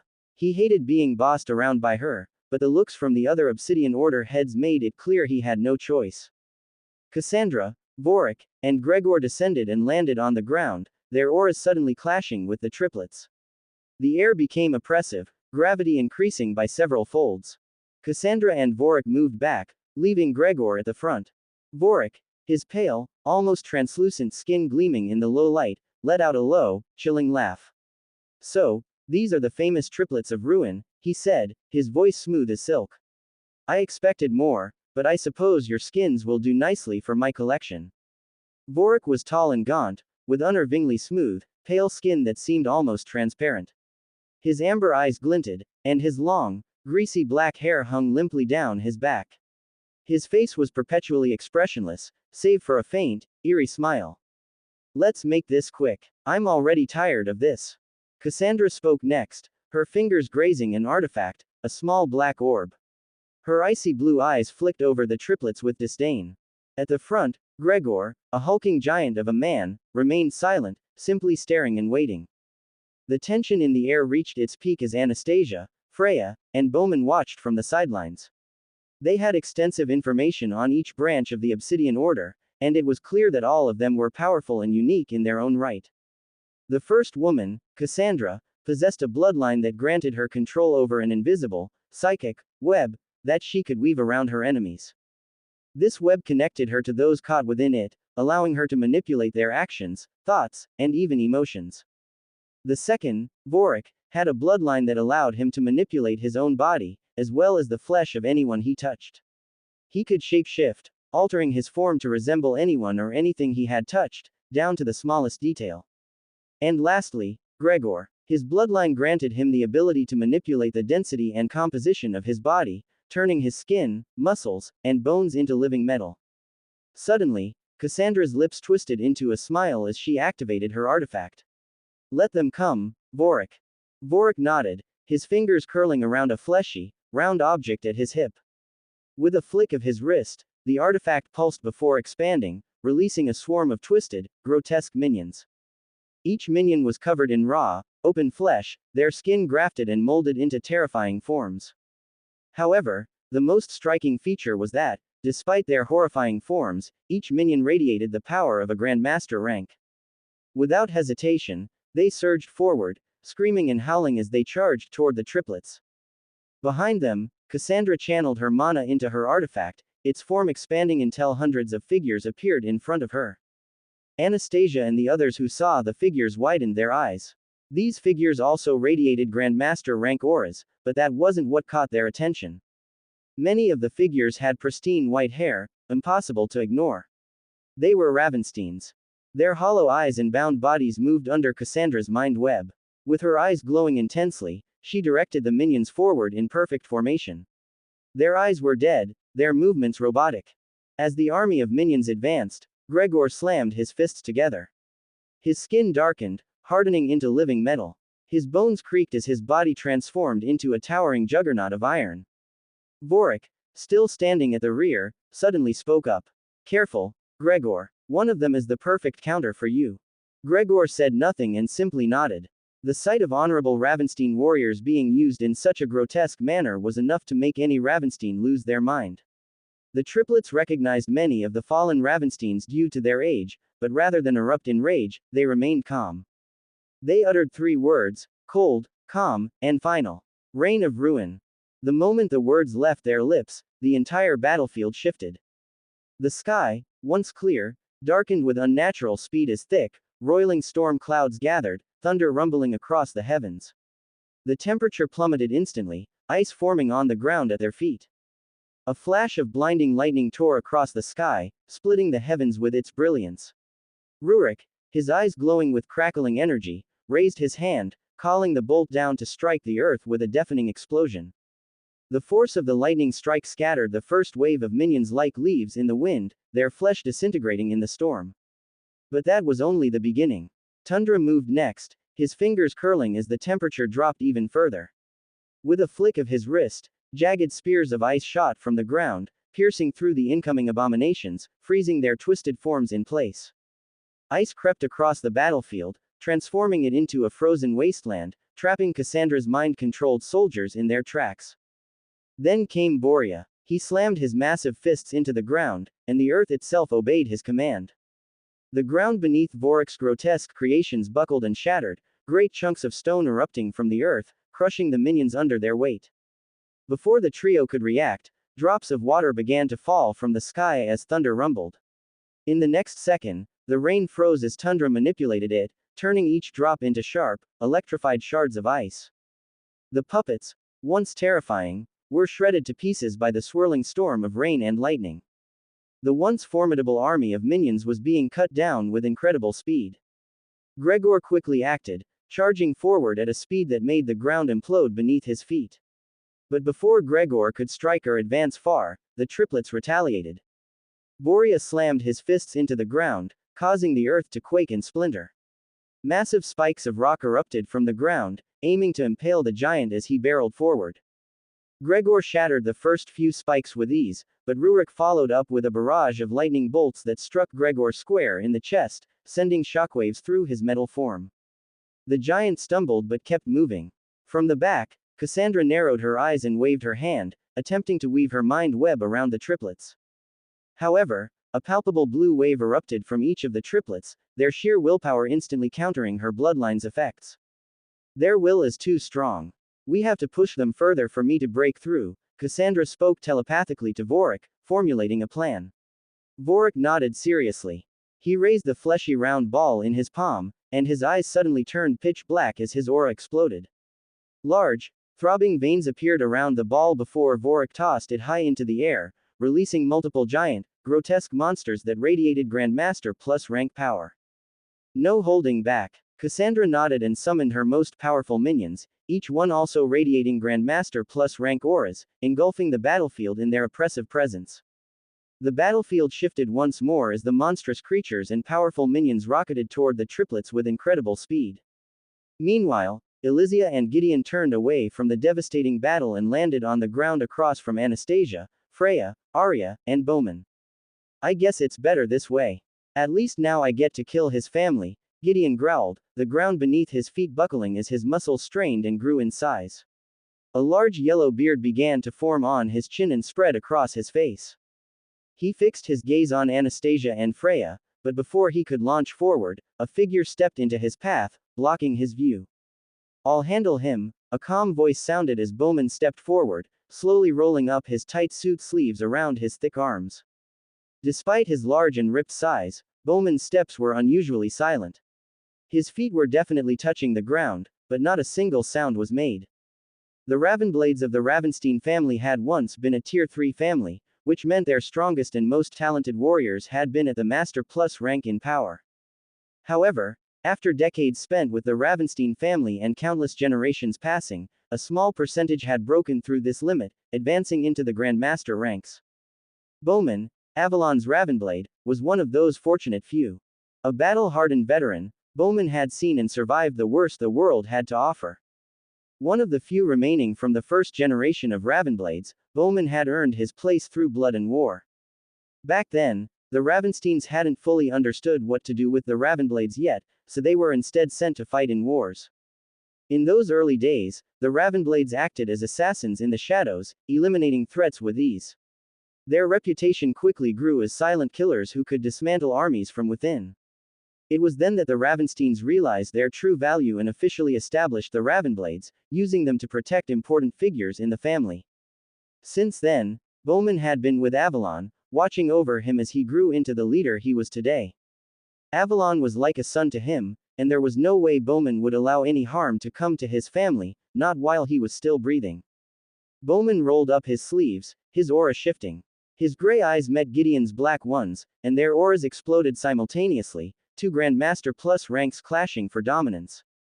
The ground cracked under the pressure, and the air became increasingly unbearable. Anastasia and the others shifted away from the scene, their eyes glued to the impending battle. Anastasia and Arya were both at the Master Plus rank in strength, which meant that neither of them could even dream of participating in this battle. Gideon suddenly burst into laughter, a wide grin on his face.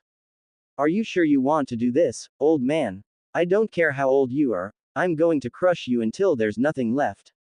Bowman didn't respond in words, but his actions spoke volumes. Cloak. The temperature in the area suddenly plummeted, as an intense darkness swirled around him. The shadows coiled around Bowman like a living entity, wrapping his body in tendrils of pure black. Silent and cold, the darkness enveloped him, curling around his fists and body, solidifying into a dense armor of shadow.